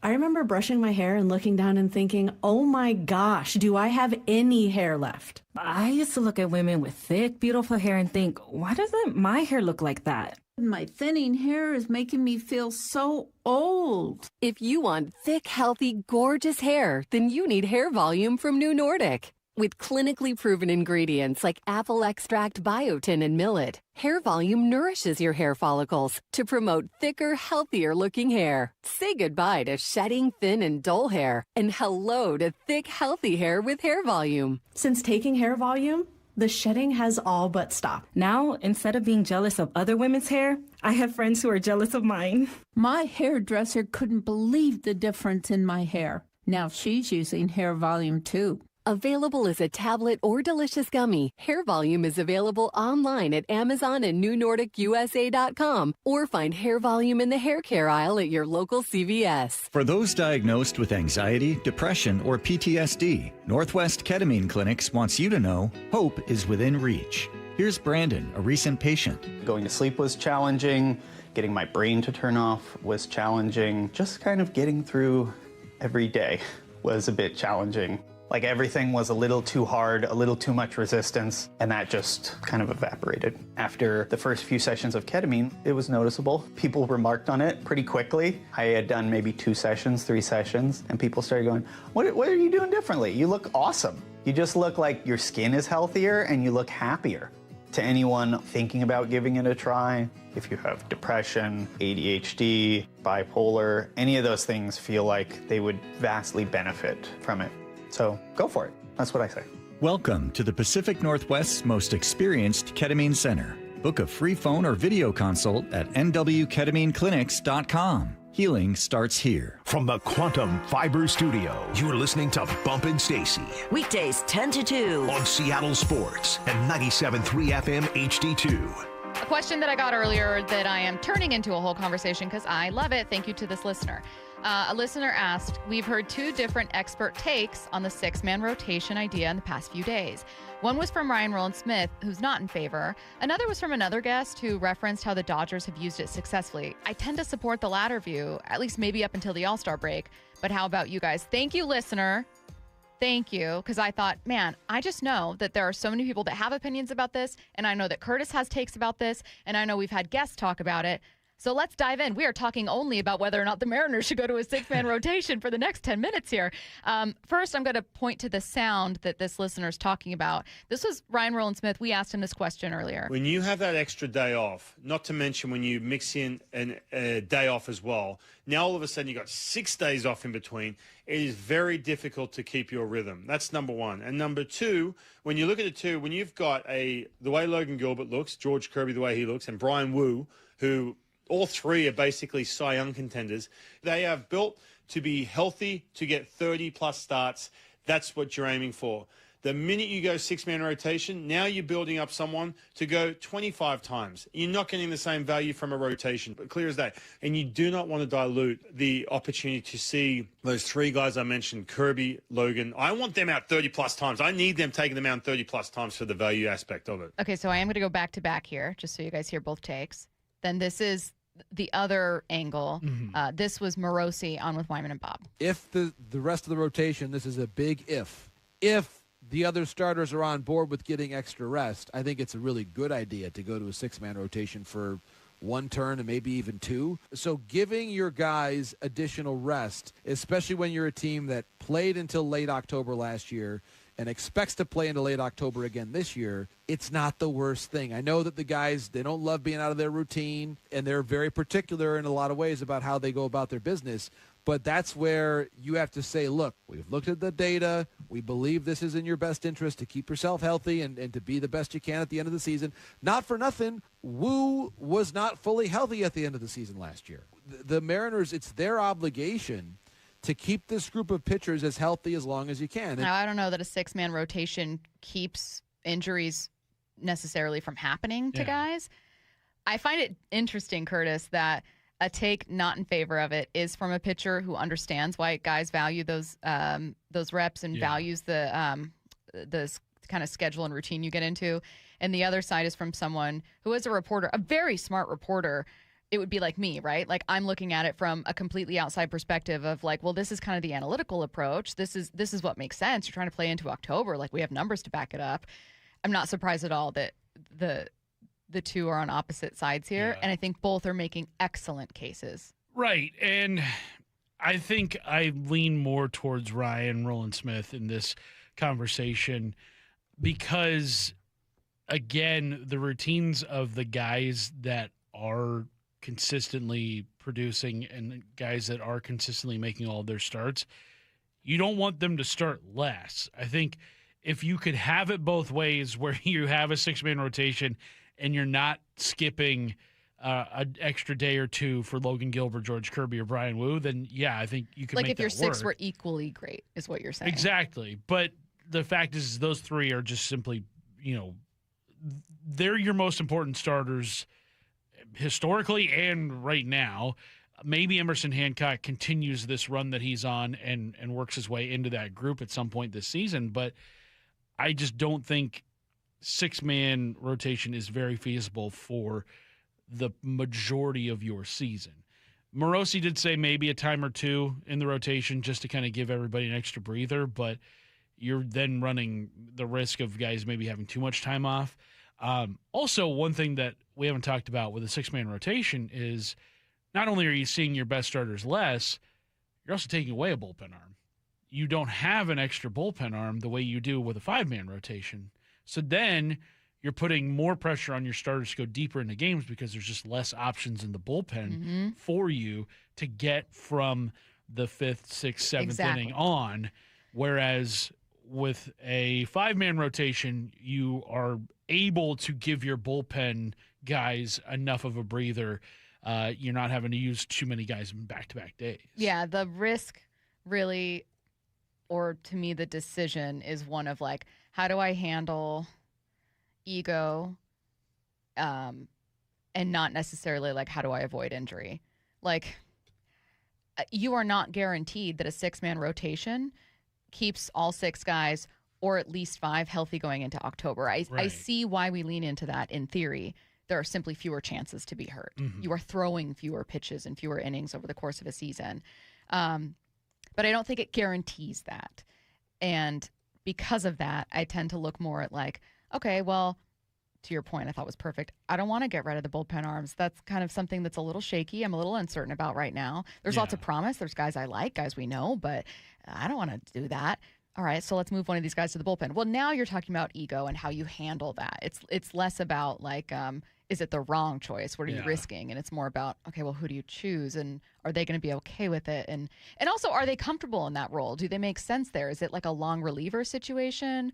Like in what role do they actually enter into a game? Right. And the 206 goes, does it really matter if the bullpen chokes every other night? And it's like, okay.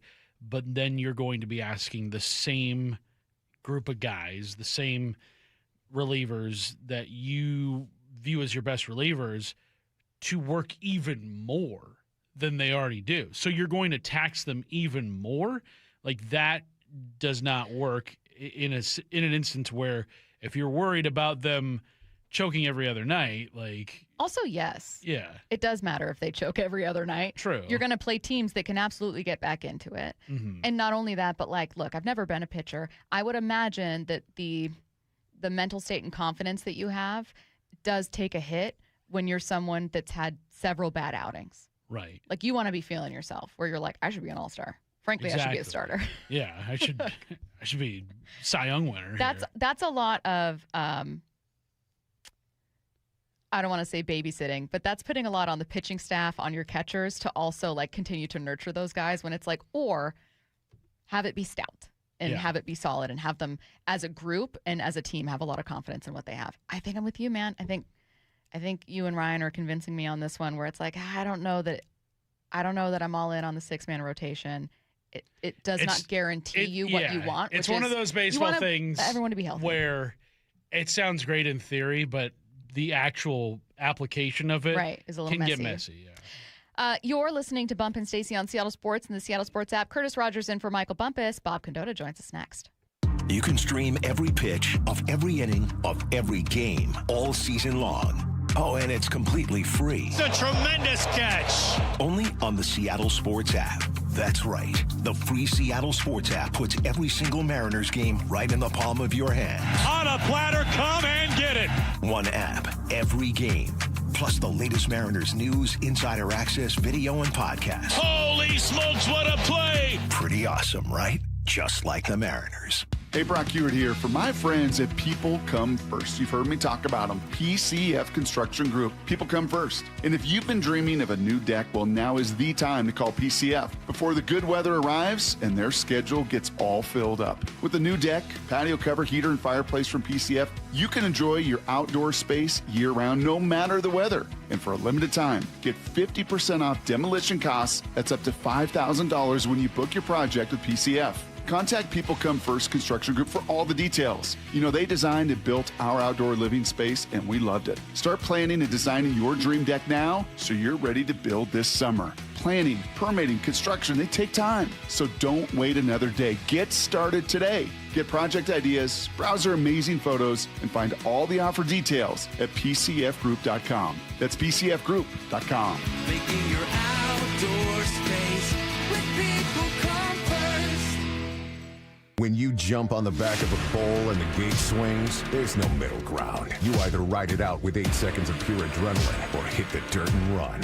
Bull riding is not just a sport, it's a gamble of guts and glory. Nothing else compares.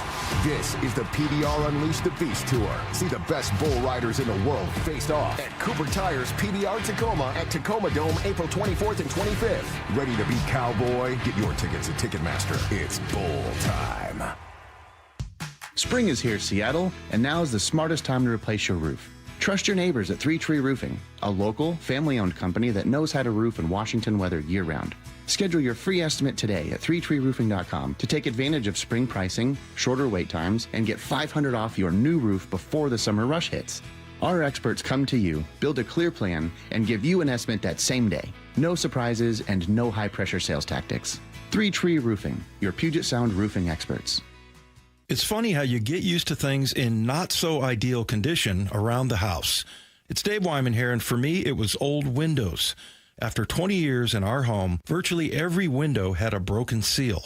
We got used to cold drafts, outside noises, and condensation.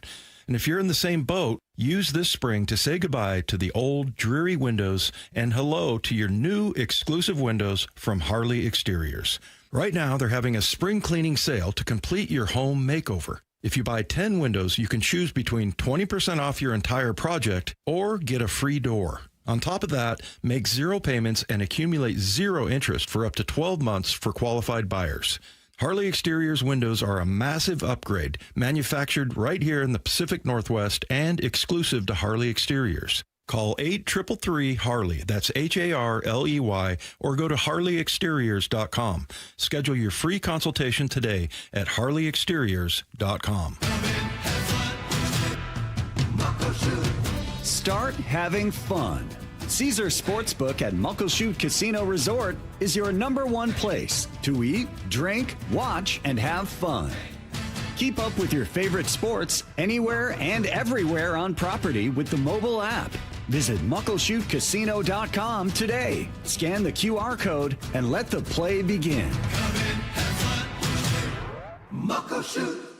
Stacy here. Sell your car to Wayscar Ford, and when they resell it, they share half their profit with you. That's right. Sell your car to Wayscar Ford, Isuzu, and Auburn. They'll pay you today for your car, and once they resell it, they'll share half their profit with you. WayscarFord.com. You can count on the Seattle Times for local news and information on your teams and your scores. Get inside the game and go beyond the stats with game summaries, player interviews, and play-by-play analysis every day. Read our coverage at seattletimes.com/sports. Help DEA keep our community safe and healthy by participating in National Prescription Drug Take-Back Day, Saturday, April 25th. Take action right in your own home by cleaning out your medicine cabinet of unneeded medications. Keep them safe, clean them out, take them back. Find a collection site near you at DEATakeback.com. Do your part to lower overdose deaths and prevent prescription drug misuse before it starts. That's DEATakeback.com. I'm Ed Evans, CEO of Consumer Cellular. No, we're not one of the big guys. Truth is, we don't want to be. If you're over 50, Big Wireless probably has you paying for more data than you might need. You could be throwing away thousands over a lifetime. Our entry-level data plans start at just $20 a month. And for a limited time, switch and get your second month free. Call 1-888-FREEDOM, visit consumercellular.com or a store near you and get your second month free today. Plans include $5 credit for auto pay and e-billing. See site for additional details. Let's go! This is Seattle Sports. Streaming through the Seattle Sports app. KIRO AM Seattle. KIRO FM HD2 Tacoma. Home of the Seahawks, Mariners, and everything Seattle sports.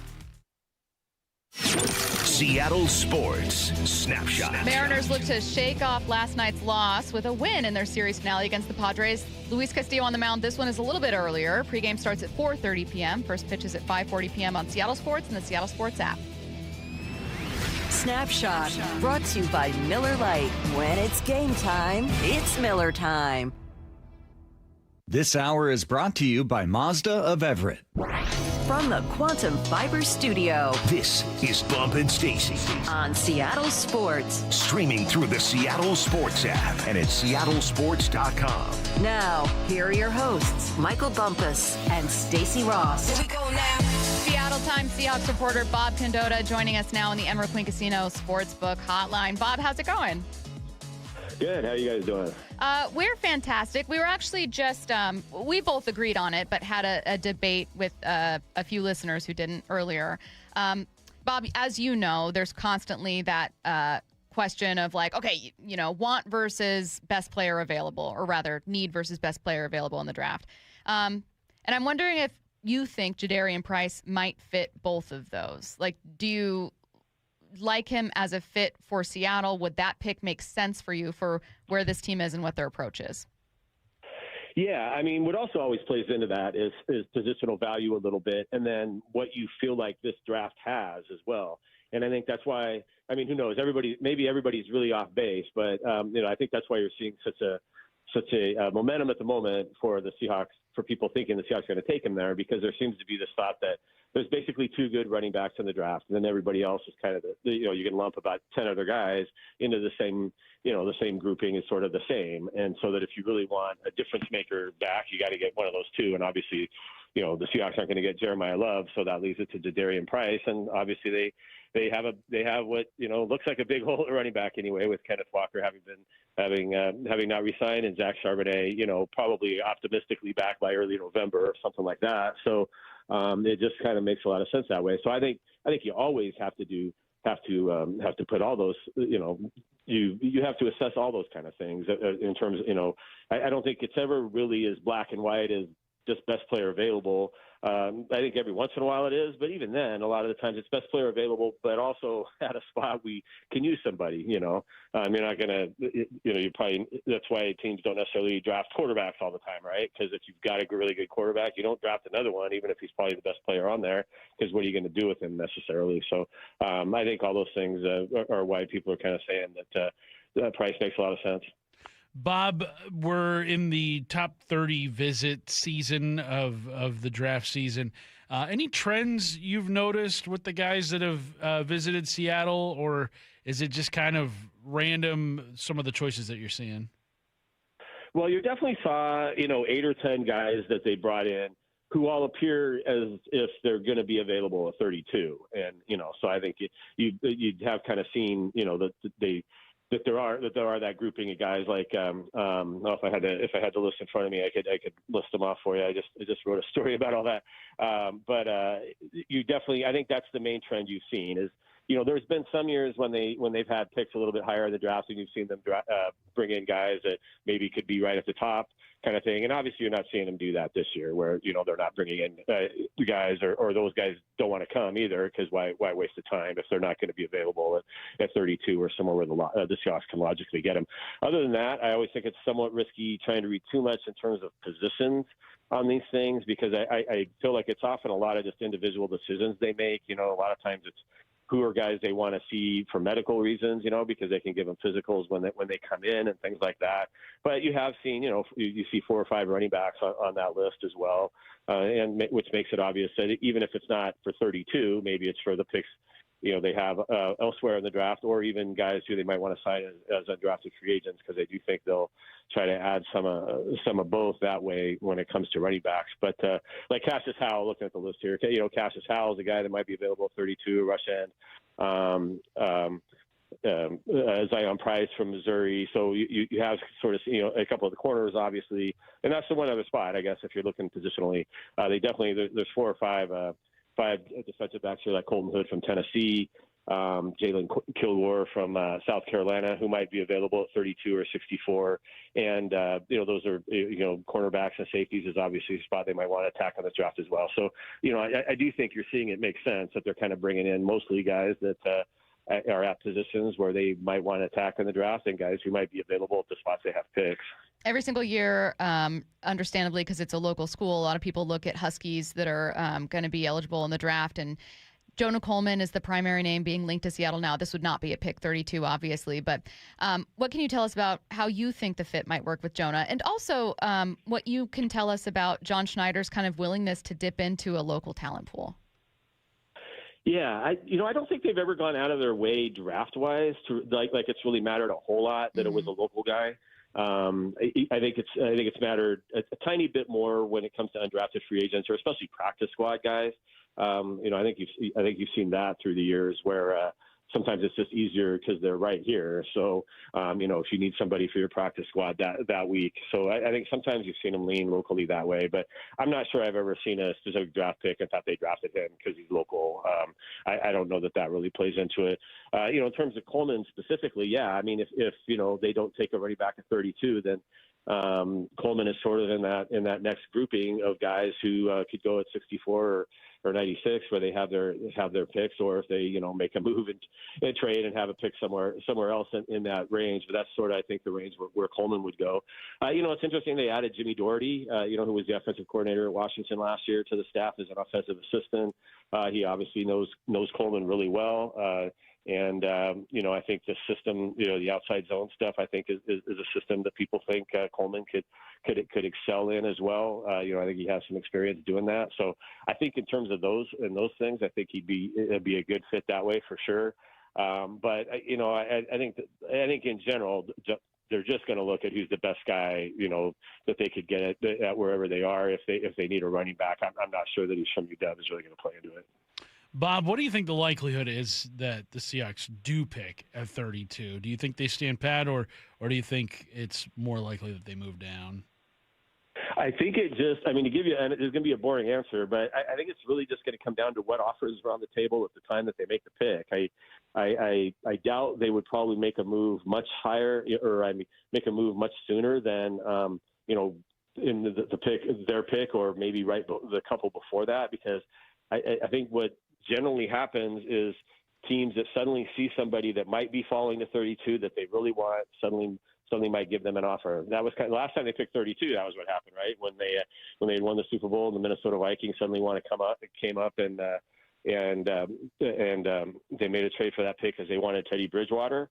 That's kind of that's generally how it kind of happens. So I think they're just going to have to assess it at that time. Like, is this worth it for us to do? Are they offering enough for us? Is there a player we think is going to be there? Is there a player we want to pick there that could still be there at, say, 36, if that's where they get, and we could add an extra pick for it? So I think it's just going to kind of be a spur-of-the-moment thing. But I do think there's probably a good chance they do, because I do think that may happen, because I do think there's some positions like running back and quarterback. You're hearing a lot about that, where if a team wants a quarterback, and specifically just the guy from Alabama, if they want him and want to move up to do that. So I think that's where they'll be. But I do think they'll be. Obviously, they'll be. They're always prone to listen. I don't think they'll be any more prone to listen this year than any other years. But the fact that they only have the 4 picks, certainly, I think they would be happy if they could turn those 4 into 6 or 7. The draft has understandably completely pushed the sale of the Seahawks out of the spotlight. But I wanted to touch base again and ask you, Bob, about the latest that we know, or if there are any updates whatsoever about that sale. Yeah, it has been pretty radio silent. At the league meetings when I was down there a couple of weeks ago when they were in Phoenix, and asked around a lot of people, and nobody seemed to have heard anything or really have known anything. So I don't have a lot to tell you there. I wish I did, but these things kind of suddenly. There always is a lot that's going on behind the scenes, and then it suddenly is all at once. Typically, when you suddenly sort of hear something about it. So I am sure there are things going on behind the scenes, and there are some people trying to put some groups together. This is a pretty complicated thing, obviously, with a business that maybe is valued somewhere from $8 to $11 billion, and trying to put together a grouping of people who can afford that and can make that all work. And by what are some of the NFL rules involved here as well. Maybe it's going to take a little while to get that done. But, we'll see. It could certainly be one of those things that just kind of hurries up, that just kind of happens all at once. That's often how these things go. Bob, looking at this Seahawks defensive line, Byron Murphy, he's a young guy. Derek Hall, he's a young guy, but it's a very veteran-heavy group. When you look at needs for this Seahawks team, where does an edge rusher or maybe a defensive tackle fall in terms of draft priorities for you? Yeah, I think edge rusher for sure, and I think you're seeing just about everybody who does mocks for the Seahawks consider an edge rusher, and if they do kind of the 3 rounds, you throw an edge rusher in there to somewhere. I just think the reason you might go running back first is because this is regarded as a pretty deep class for edge rushers, so you could maybe get a pretty good edge rusher at 64 as well, or even at 96 with I think there's about 15 guys or so that people think, obviously there's the guys right at the top who the Seahawks are going to have a shot at. But if you get deeper than that, there's a group of 8-10 guys that are in that 2nd or 3rd round range. I think people think could become pretty good players that would be available for them there. So, I'd be really surprised if they didn't add one or the other.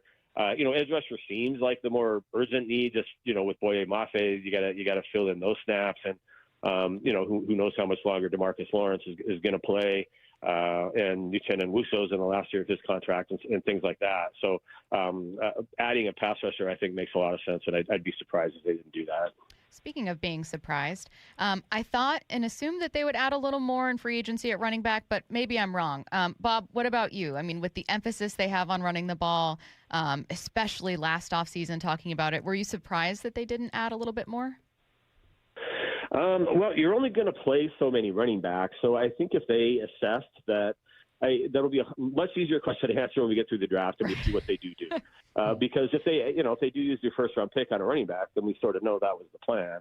And so I don't know that you would draft a running back in the 1st round and also pay a lot of money for a running back in free agency when you do think you're going to get Zach Charbonnet back eventually. They did sign Emmanuel Wilson as well, who I know signing a kind of a backup guy doesn't excite people a lot, but I think they're pretty excited about him and think he could definitely be a second option kind of guy, long range for sure.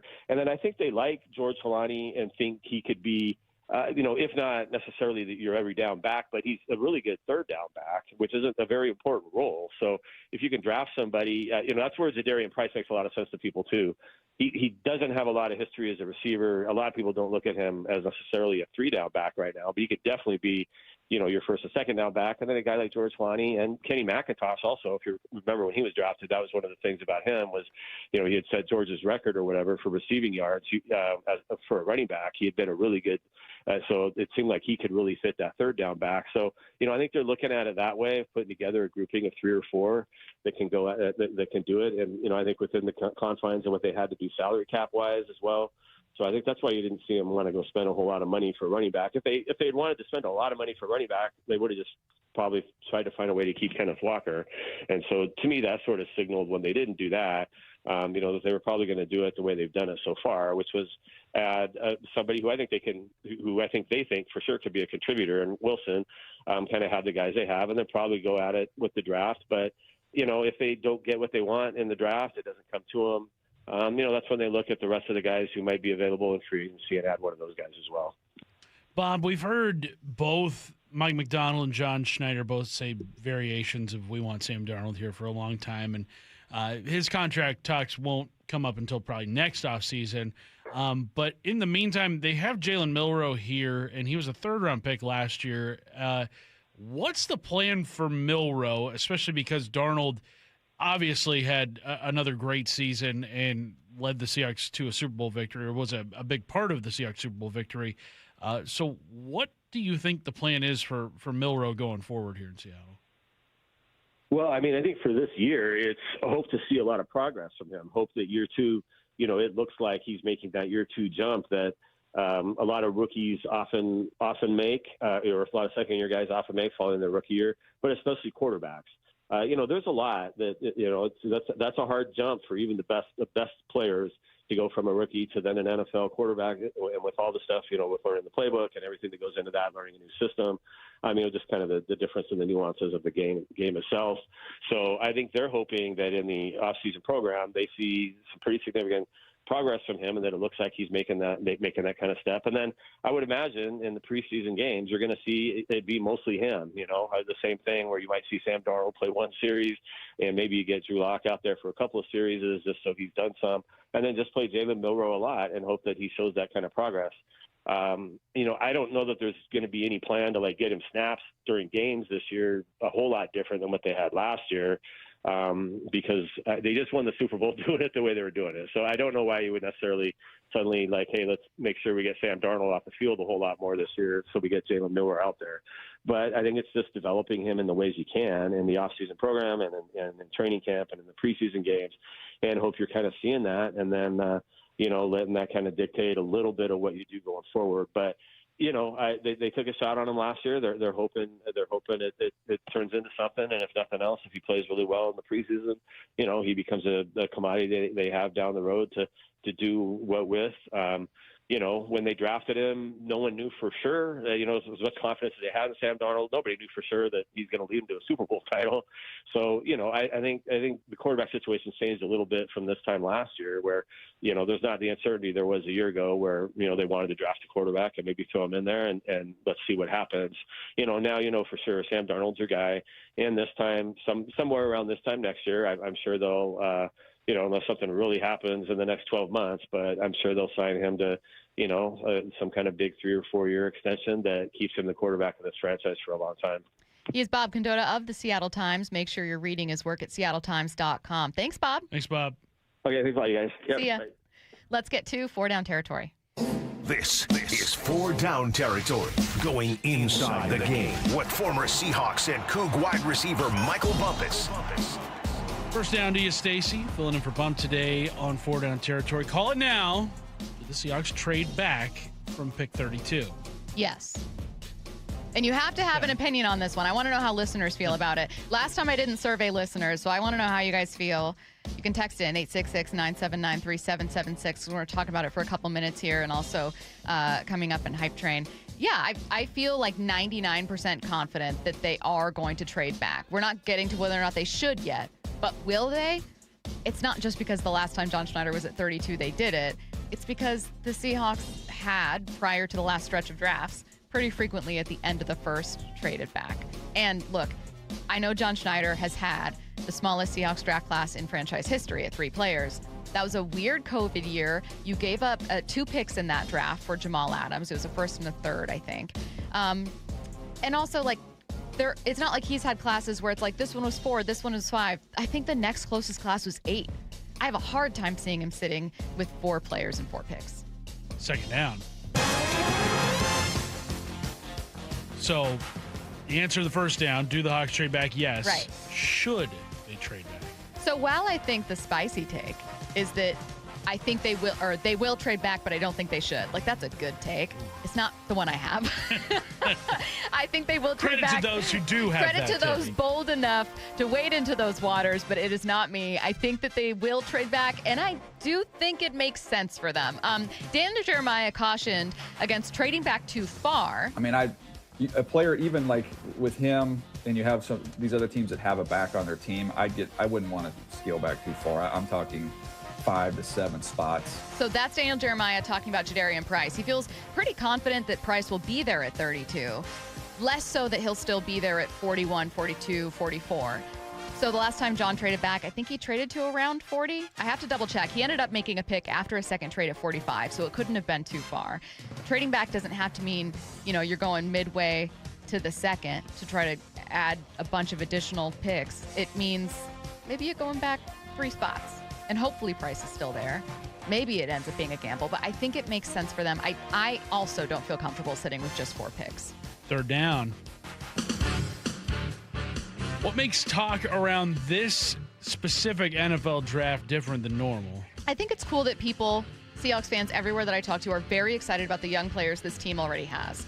The last couple drafts, I remember as a talking point that we were saying, hey, don't lose sight. Don't be like, they're old toys, I don't care anymore. Like, don't lose sight of development of the young players you have. I know that all of us are talking about they should draft a guard, they should draft an offensive lineman in the first round. Let's still have conversations about what Byron Murphy can do in year 2. And we kept having to kind of explore those conversations because everyone was understandably excited about what's going to happen at 16. And oh my God, it was even more so at pick 5. I feel like you don't have to even force that now. Most of the questions I see from listeners are like, hey, what can Nick Emanwari do in year 2? Like, oh my God, when's Devin's new contract? I think people are very, very excited about where this team is right now, clearly, but also very excited and interested in the development of the existing young players. Fourth down.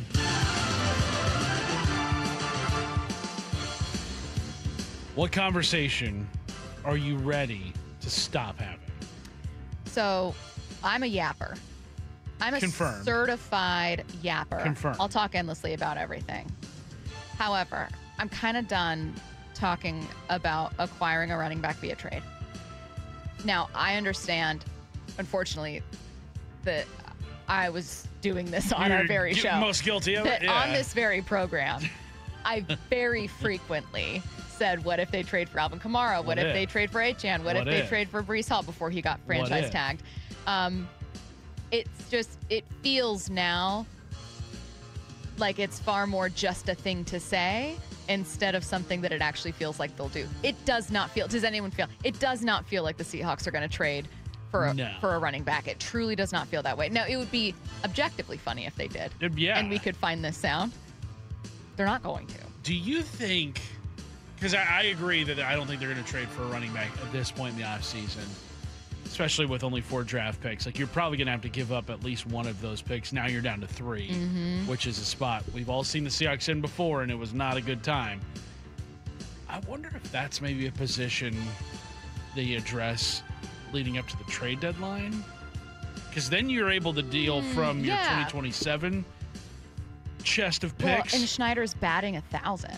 Like, deadline trades. Yeah, he's awesome. Raking at the trade deadline. It's the off-season ones that have really hampered him. And all hampered for different this reasons. franchise. Oh, yeah. Yeah. But Percy Harvin was a nutcase. My take on the big blockbuster trades they've had has always been, I'd rather they try than not have them ever do it.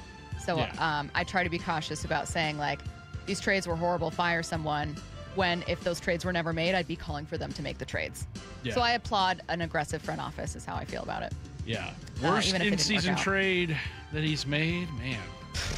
Roy Robertson Harris? Is that it? Yeah. Wow, that was a pull. I know. That's the only one I can think of. And it's not like he was brought in to be a star. I think he was just brought in as depth piece. Yeah. I guess if B.J. Finney would have ended up being an all-pro, you could have regretted dealing him to Cincinnati. But instead, You got Carlos Dunlap and back. it ended up really working out for you. No, I love that. In fact, Marshawn Lynch was acquired in October, I think. Yeah. I'm not opposed to that at all. But I think that for right now, we can officially hit pause on, like, if you see, Achane didn't show up to camp, which he did.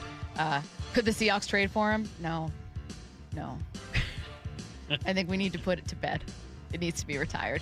You're listening to Bump and Stacy on Seattle Sports and the Seattle Sports app. Curtis Rogers in for Michael Bumpus. Hype Train coming your way next.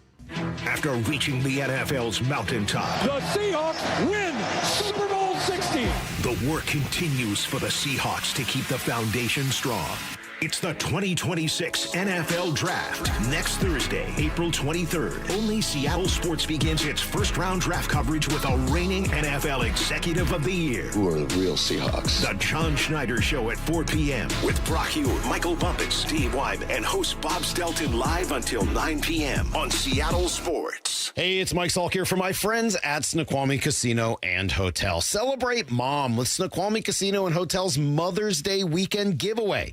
You could win one of 100 designer handbags filled with prizes on Saturday, May 9th and Sunday, May 10th. Don't forget to book a stay at the new hotel. It's awesome. Elevate your next getaway by combining effortless style with the utmost in relaxation. Head to snocasino.com for details. It is Seattle's closest Snoqualmie Casino and Hotel. Please game responsibly. At Big Trees, you don't have to shop alone. Certified arborists are available to help you choose the right trees for your yard. Plus, each tree Big Trees installs offers a 1-year warranty and a free aftercare visit from our board-certified arborists. Come visit the nursery, no appointment necessary, and see our wide selection of species. You'll find the perfect fit for your landscape needs at Big Trees in Snohomish, or visit us online at bigtreesupply.com.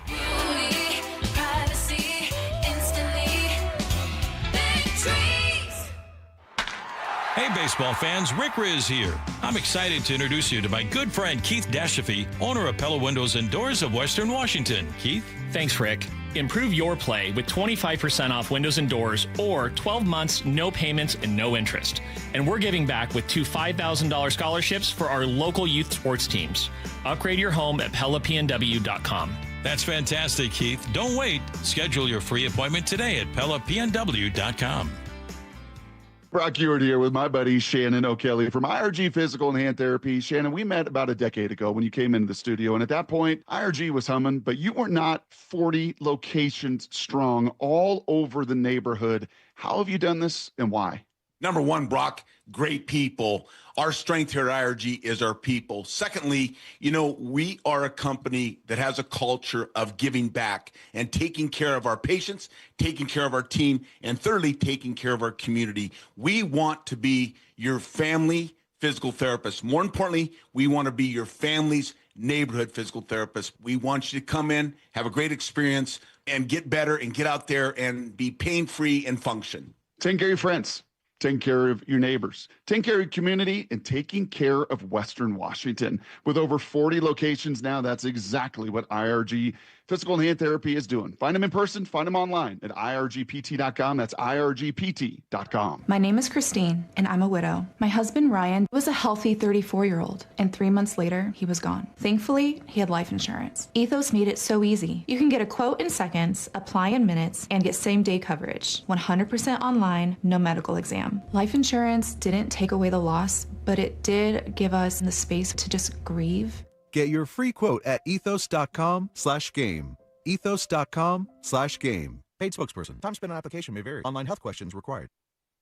Indeed presents hires you can't afford to get wrong, like a warehouse operations manager. Where are the forklifts? Sold them. Too expensive. We're using scooters now. So you expect us to move a 2-ton pallet on a scooter? Just lean into it. Put your back into it, people. This is the job for sponsored jobs. This is what happens when you don't sponsor your job on Indeed. Next time, get matched with quality candidates with Indeed sponsored jobs. Visit Indeed.com/hire now and sponsor your job today. Mariners and Padres tonight in San Diego. First pitch at 5:40, 4:30 pregame. Hear every pitch live for free on the Seattle Sports app. Pump up the volume. Business moves fast. Orders roll in, deadlines close in.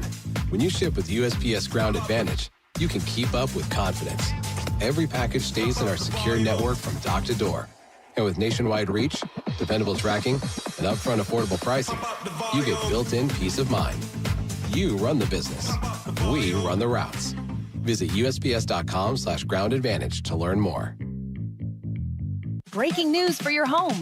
Wayday. Wayfair's big sale is almost here, and you can score the best deals in home. Like up to 80% off everything home. Yes, you heard that right.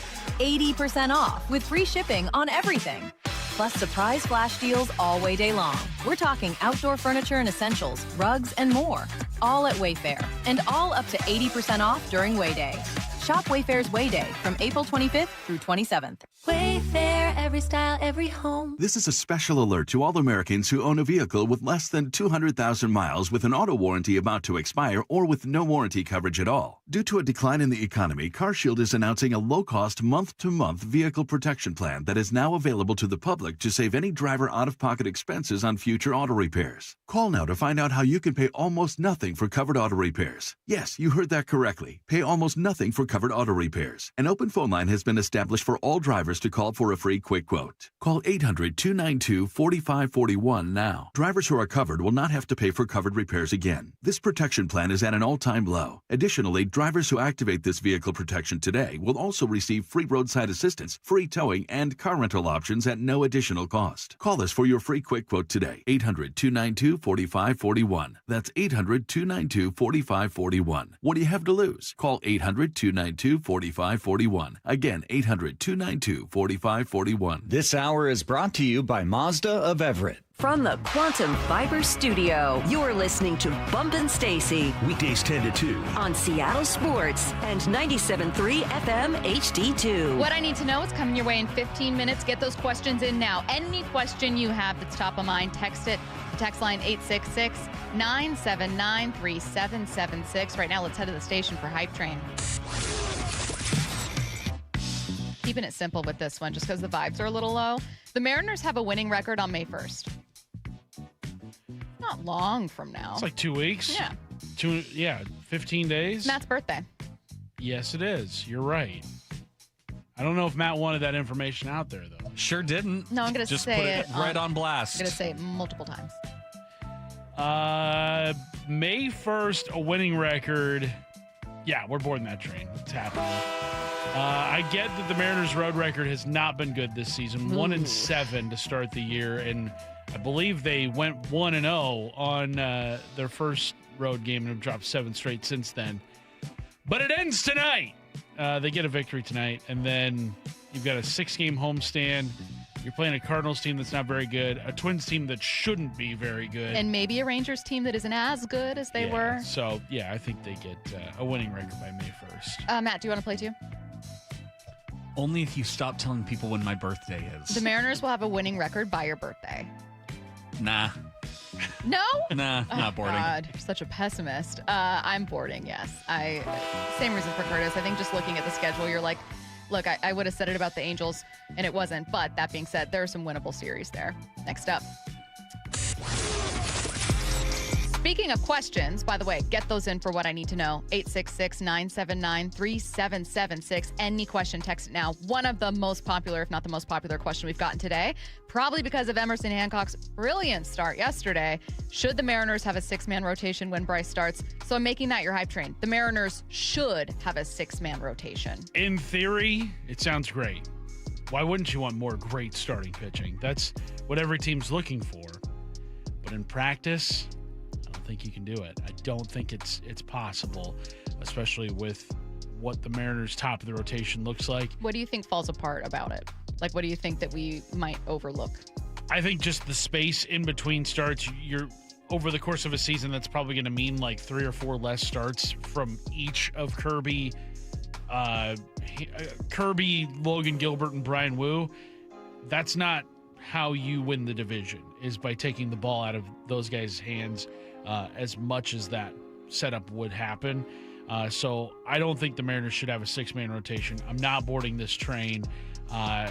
This feels like something you do in a video game, and playing video game baseball, a lot different from playing actual baseball.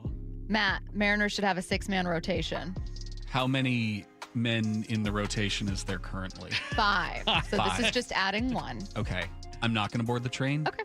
8-man rotation. Wow. Oh, wow. Why Okay. not build the whole team out of the rotation? A 26-man rotation. We're going to redefine what it means to be a starting pitcher. Once a month. I'm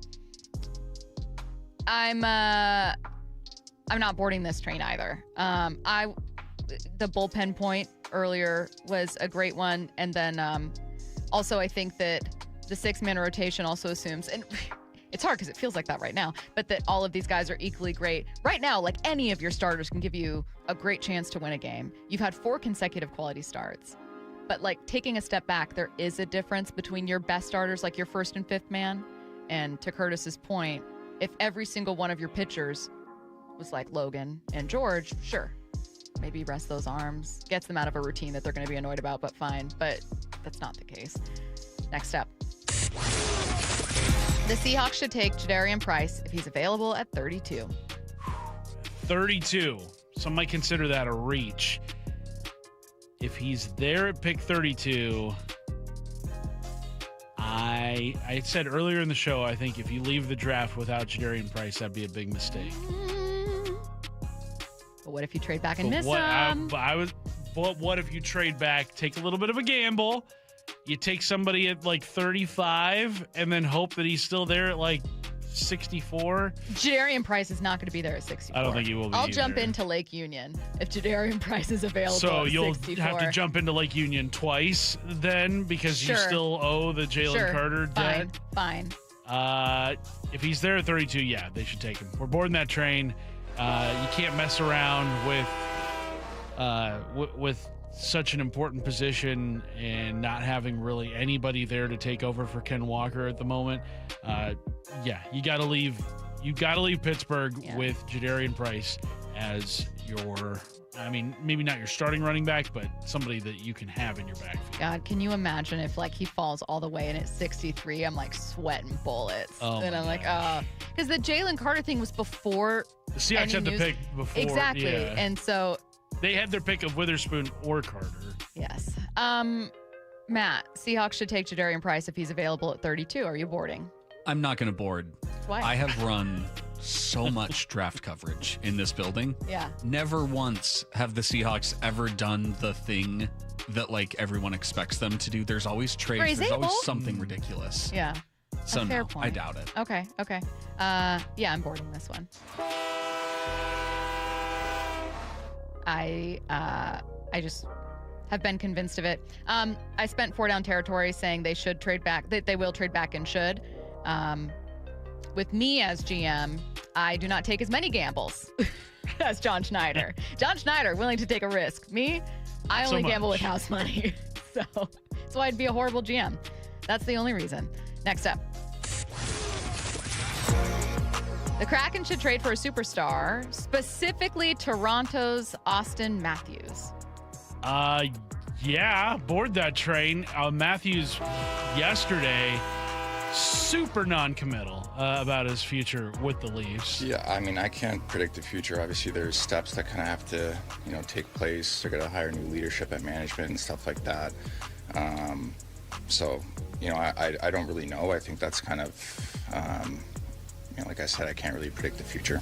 But for yourself personally, is this a place you want to be or would reject any suggestion that you should not be here for the remainder?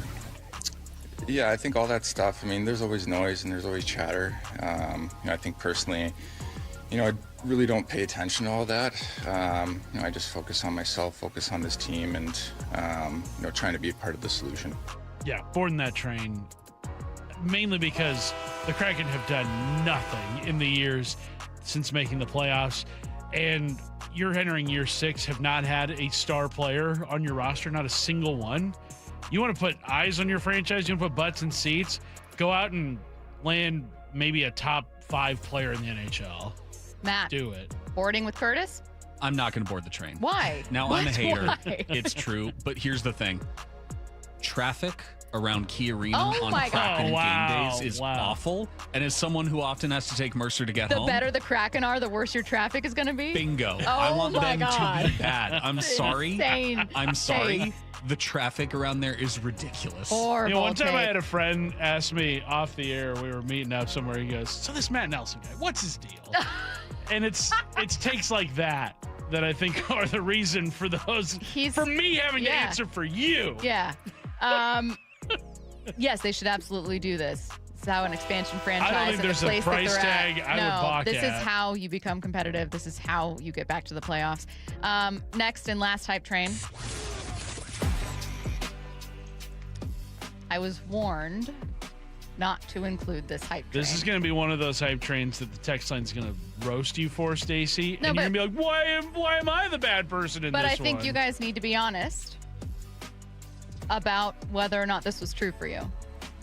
I was just thinking about it. It came to me like 10 minutes ago. Perfect for hype train. And you know, sometimes you have thoughts that you think this should be an inside thought. I didn't keep it inside. No one knows where Mount Rushmore is. Curtis, are you boarding this train? Are you going to be honest? I mean, I got really close. That's what I'm saying. Closer to where hang on. You didn't even wager a guess because you knew your guess would be so far off. No, listen to me. I would have guessed one of the Dakotas or one of the other states around there. No. Like I almost said like Nevada. Nevada is nowhere near the Dakotas. I know where it is. If you showed me a map and said, where's Mount Rushmore? I'd say the middle, like upper half middle. Around there, maybe. However, if I said, where's Mount Rushmore right now? Tell listeners what you said. I said North Dakota. And Matt, tell listeners what you said. I also said North Dakota. Uh-oh. It's South Dakota, but you didn't even know it was in South Dakota, so you can't sit here and say... Yeah, because I'm boarding this train. Matt, give me the little train horn. I'm boarding this train. No one actually knows. Now, well, what you said is that I just assume that I speak for everyone. Yes. But also... Do you know the number of people that in their minds when I said that were like, you idiot, North Dakota? A lot. A lot. I don't think the point you're proving is the one you think you're proving. Mo from Puyallup, North Dakota, isn't it? LOL. I think that a good portion of you thought North Dakota. No one knows where Mount Rushmore is. Who is she? Where is she? She's in South Dakota. Something we all learned today. I'm just saying, if you're driving through North Dakota and South Dakota, you're probably not going to be able to spot many differences. It's probably the same thing. You're just giving yourself tons of excuses right now. I mean, at least I know where North Dakota and South Dakota are. I think I could tell you roughly where they are. You're listening to Bump and Stacy on Seattle Sports and the Seattle Sports app. Yeah, it's upper half middle, remember? Yeah, Curtis? upper half middle. It's like a calling pitches. Fastball. Middle. Get your questions in 866-979-3776. You can stream every pitch of every inning of every game all season long. Oh, and it's completely free. It's a tremendous catch. Only on the Seattle Sports app. That's right. The free Seattle Sports app puts every single Mariners game right in the palm of your hand. On a platter, come and get it. One app, every game. Plus the latest Mariners news, insider access, video, and podcasts. Holy smokes, what a play! Pretty awesome, right? Just like the Mariners. Well, spring is all about getting ready for summer, isn't it? But do you have a room just sitting empty and you've dreamt of making it your own home gym? Hey, Brock Heward here, and working out in your own home, well, it is the best. We've been doing so for years, and you can allow Top Fitness to create your own home gym. Simply give them your room dimensions, and they'll do the rest. A complete fitness room design. It's no secret why everyone, from personal trainers to pro athletes, love Top Fitness. Top Fitness represents the very best brands in fitness, like Precor, Inspire Fitness, along with many others. They also have everything from flooring to weights that go in a home gym. And right now, get spring special financing with 0% interest for 12 months, plus mention me and receive an $150 credit towards any purchase over $1,000. Spring is here to get you in the best shape, so go get into Top Fitness with locations in Tukwila, Linwood, and Bellevue, or simply visit topfitness.com for more info. That's Top Fitness, your best place for home fitness equipment. What is that sound? Ugh, that sounds like a plumbing sound. Luckily, there's a company that fixes all the plumbing sounds across Puget Sound. That's All Sound Plumbing. Puget Sound's plumbing experts. Have a sound? Visit allsoundplumbing.com. Digging in my yard.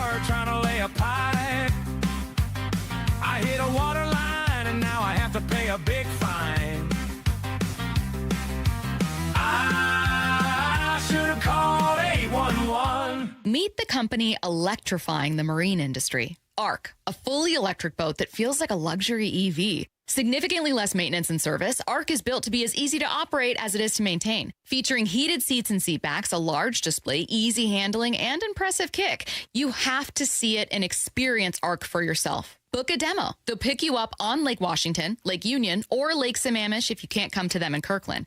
Go to arcboats.com/demo. ARC. You have to see it to believe it. Running a business means wearing multiple hats. So if you're like me, you probably started out using your personal phone, taking client calls and texts nonstop. As my business grew, I needed something smarter. That's when I switched to Quo, the #1 business phone system. Quo works right on your phone or computer. No carrying 2 phones, no clunky landline, just one easy app you can try for free. Your team can share one number and handle calls and texts together like a shared inbox. Any teammate can jump into the conversation, so customers get faster responses. And Quo's AI assistant summarizes your calls and responds to customers 24/7, so you never miss a lead or opportunity. All this starts at just $15 a month. That's basically 2 coffees. You can even keep your current business phone number. Find out why 90,000 businesses trust Quo. No missed calls, no missed customers. Try Quo for free at quo.com/sports. That's quo.com/sports to try Quo free. QUO.com/SPORTS. You can count on the Seattle Times for local news and information on your teams and your scores. Mariners, Seahawks, Sounders, Kraken, Storm, Huskies, Cougars, Rain. Get inside the game and go beyond the stats. The Seattle Times is always there with game summaries, player interviews, and play-by-play analysis. Don't miss a play. Stay in the game and in the know for what's next. Read our coverage at seattletimes.com/sports. Mariners and Padres tonight in San Diego. First pitch at 5:40, 4:30 pregame. Hear every pitch live for free on the Seattle Sports app.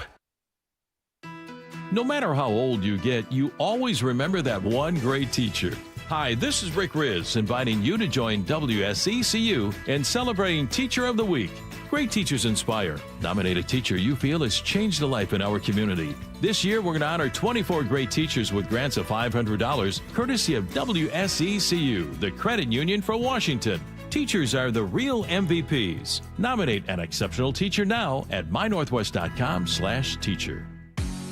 511 is now part of Seattle, and they're celebrating at South Center Mall this Saturday, April 18th. 511 makes purpose-built gear, including pants, shirts, bags, and more. Built to handle whatever your day throws at you. Be one of the first 100 people in line and get a free gift. Then check out the 511 Adventure Area and test your skills on the rock climbing wall. Join them from 10 to 6, one day only. Saturday, April 18th at South Center. I know that hiring can be challenging. You need someone to match your role perfectly. Well, now you can meet them fast on ZipRecruiter. Build your team, build it sooner. Meet your match on ZipRecruiter. Just head to ZipRecruiter.com/free right now to try it for free. That's ZipRecruiter.com/free. Meet your match on ZipRecruiter. Try it free. Tired of hearing scary radio ads about the IRS? Tax Relief Advocates is different. TRA is here to tell you that if you owe money to the IRS, whether it's $5,000 or $500,000, we have a solution. TRA can eliminate or reduce what you owe to the IRS with zero risk to you. We have over 1,000 5-star reviews on Google and an A+ with a BBB. End your tax nightmare today by visiting TRA.com or call 800-583-6681. That's 800-583-6681. From the Quantum Fiber Studio. This is Bumpin' Stacy. Weekdays 10 to 2. On Seattle Sports and 97.3 FM HD2. Get your questions in for What I Need to Know. Any question that's top of mind, text it now. 866-979-3776. What I Need to Know. Brock just turned 50. Happy birthday, Brock. At what age would Brock need to be before you think you could take him in a fight? 50. No. No, really, what's your real answer? Talking about he could, physically fighting a coworker. I don't think he's got a ton of time left. No, I think that you're good because you're also taller. Not than him, but like you're. Yeah. So I Googled how much do you shrink when you age. So Brock and I have like more than a foot of height difference. Do you think Brock would have to be in his 80s? So yes, so by the time people reach 80, men have typically lost around 2 inches of height. Now I'm gonna put myself out there that at 50, Brock maybe isn't like the tallest version of himself anymore. He might be 6'4" right now. So you get it down to 6'2", 6'2", 6'1", maybe when he's 80. Add on another 10 years, that's another inch. 90-year-old Brock. You think you could be finally 90-year-old under Brock? 6 feet? I think a 90-year-old Brock under 6 feet. Kind of gently shove him. And I'm younger. I'm younger, so I've still got, youthful strength. Mm-hmm. I think at 90, probably I could take him.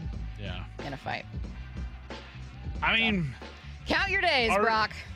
Are his muscles built for combat? He is a quarterback. That's a really good point. He, it might be pretty boy muscles. Yeah. As far as we know. Yeah. Let's see. Could either of you beat Bump in an eating contest? Yeah. Yeah. Depending on what it is. For sure. Bump would say that I could not. But correct. I could beat him in an eating contest. I think I could. No. Are we eating hot dogs? He doesn't like hot dogs. I've already got him specific about what kind of hot dogs he That's the likes. thing. It's Let's Bump's say a pickier it's eater. a pizza eating contest. I think Bump's got you. No, I think I need to humble myself. Yeah. What I need to know, why do people hate on meatloaf? I tried it for the first time at 29, and I thought it tasted excellent. Well, your first issue there is waiting till you're 29 to eat meatloaf. It's been good for a long time, not just now. Yeah, meatloaf is great with a side of mashed potatoes. Throw a veggie on your plate. Yeah, that's a good dinner. I think the thing with meatloaf is like, those butterscotch candies? The like Werther's Originals. They're delicious. Is it They're kind of like an delicious. old person food? No, not necessarily. What I'm saying is, back when like we just didn't have as many choices, meatloaf was like, this is good. What's wrong with it? But now the thing is that meatloaf, like the Butterworth candies or whatever they are, like there's just so many better things that they fall down the list of things that you really crave. Yeah, there's some good That's a good meatloaf food take, out Matt. there, You're shaking though. your head. Like I've had meatloaf at a restaurant. It was really good. I think people just it needs a better name is what it needs. Yeah, that's a good point. No one wants to visualize a loaf of meat. That's weird. Like meat roll. I don't know. Make this meat bread. It just needs better branding. Meat square. Meat. Yeah. Maybe we take oven roasted meat cube. Meat mystery. We need to spice it up, Mystery maybe. meat Make it is- like an adventure. Adventure. It just needs a better name. Yeah, I think that's exactly right. 866-979-3776. So it says, are my coworkers' muscles built for combat? That's how I'm approaching everything from here on out. Just go through life deciding, like, Yeah. which of my coworkers I could I think beat in a so. fight? Walking through the office like, yes, no. Okay, what do I need to do to be able to beat that person in a fight? And that's self-improvement. That's going to be my self-improvement There you book that I release. Get to a point where you can beat all your coworkers in a fight. Which bench it would be most uncomfortable to sit in for games? NFL, MLB, NBA. I would say NFL because isn't it like a metal bench normally? It's kind yes. of like hard plastic. Yes, but, however, on a cold game, you're next to the heaters. And a True. hot day, you're You next get those- to fans. yeah. You get those cool, like, Maybe- Batman cape jackets. Baseball, it's like wood. Basketball is a folding chair. Okay, so I'll say this. If you're a basketball player sitting on a bench, that might be the most uncomfortable because those folding chairs usually Yes. built for people who are like 5'8", 5'9", 5'10". Yes. When you're 6'10", 6'11", probably not the most comfortable thing to be sitting on. That's the answer. The answer is in the NBA. It's the most uncomfortable because there's just not a bench that's tall enough to be Yeah. comfortable. Burger loaf, or just call it burger. Because burger sounds good. Burger loaf? Just burger, Maybe we take the loaf part Saucy meat wad. I think That was the 907. I think the Rick in Spokane, smoked meatloaf, OMG. Lefko looks man. so confused back there. Incredible. We were thinking of better, more appetizing names for meatloaf, Mike Lefko, in case you have any ideas. 410 says they smoke and wrap theirs in bacon. That sounds incredible. That sounds really good. What I need to know. Meat cube. Did a shortened off season in the WBC. Is a shortened off season in the WBC the reason behind the Mariners' issues? It's certainly one of them. I think it's a factor. Yeah. I think the WBC has had a bigger impact than the shortened off season because you want to have the shortest off season possible because that means you've made it to the World Series. Shortened off season sure hasn't stopped the Dodgers from going back to back. Yeah. I think WBC is part of it. To me, I've been completely convinced of that as a factor. That you have some guys who are just slow starters who have a history of being slow starters. That's another factor.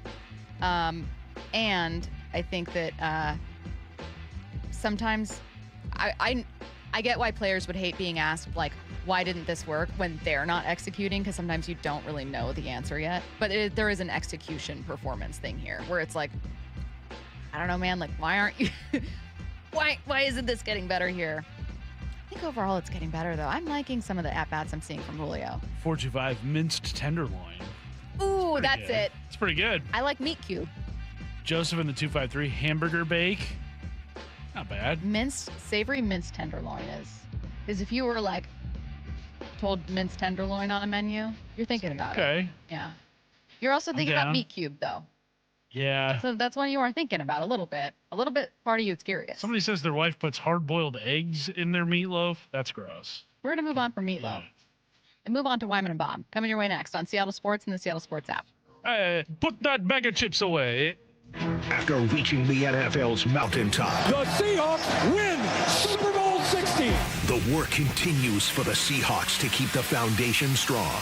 It's the 2026 NFL Draft. Next Thursday, April 23rd. Only Seattle Sports begins its first-round draft coverage with a reigning NFL Executive of the Year. Who are the real Seahawks? The John Schneider Show at 4 p.m. with Brock Hughes, Michael Bumpus, Steve Wyman, and host Bob Stelton live until 9 p.m. on Seattle Sports. Endless hours of research, seeking referrals, dozens of calls. Hiring the right attorney can be a challenging process during an already difficult time. J.P. Pendergast with Pendergast Law explains. In Washington State, Tom, there are thousands of attorneys to choose from. Referrals and online research can be helpful, but discovering the right attorney requires a conversation. It can be hard to identify integrity and authenticity without that interaction. So, what do you recommend? We encourage anyone looking for personal injury representation to call for a free consultation with our team before making a decision simply based on referrals or online research. Accident victims need an attorney that listens, demonstrates honesty, and is genuinely understanding of their unique circumstances. The care, attention, and preparation that our firm provides throughout the case mirrors the effort involved when taking on the insurance companies. Save time and avoid mistakes after an injury. Contact the caring and compassionate team at Pendergast Law. If you or a loved one has been injured in a car accident, call Pendergast Law.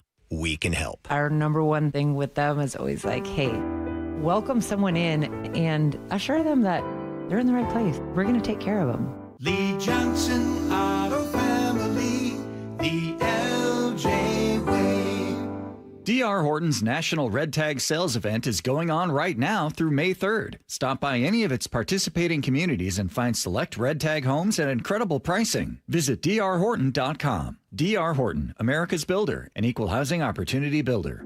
Hi, Chef John Howie here. At Sea Star Restaurant and Raw Bar in Bellevue, we've been serving the East Side for more than 24 years. We love serving our guests and creating wonderful memories. We also love serving the community, from local schools to amazing organizations like Hope Link, the American Cancer Society, Bellevue LifeSpring, and so many more.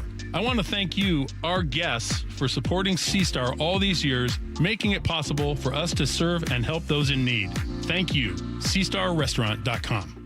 I'm Ed Evans, CEO of Consumer Cellular. No, we're not one of the big guys. Truth is, we don't want to be. If you're over 50, Big Wireless probably has you paying for more data than you might need. You could be throwing away thousands over a lifetime. Our entry-level data plans start at just $20 a month. And for a limited time, switch and get your second month free. Call 1-888-FREEDOM, visit consumercellular.com or a store near you and get your second month free today.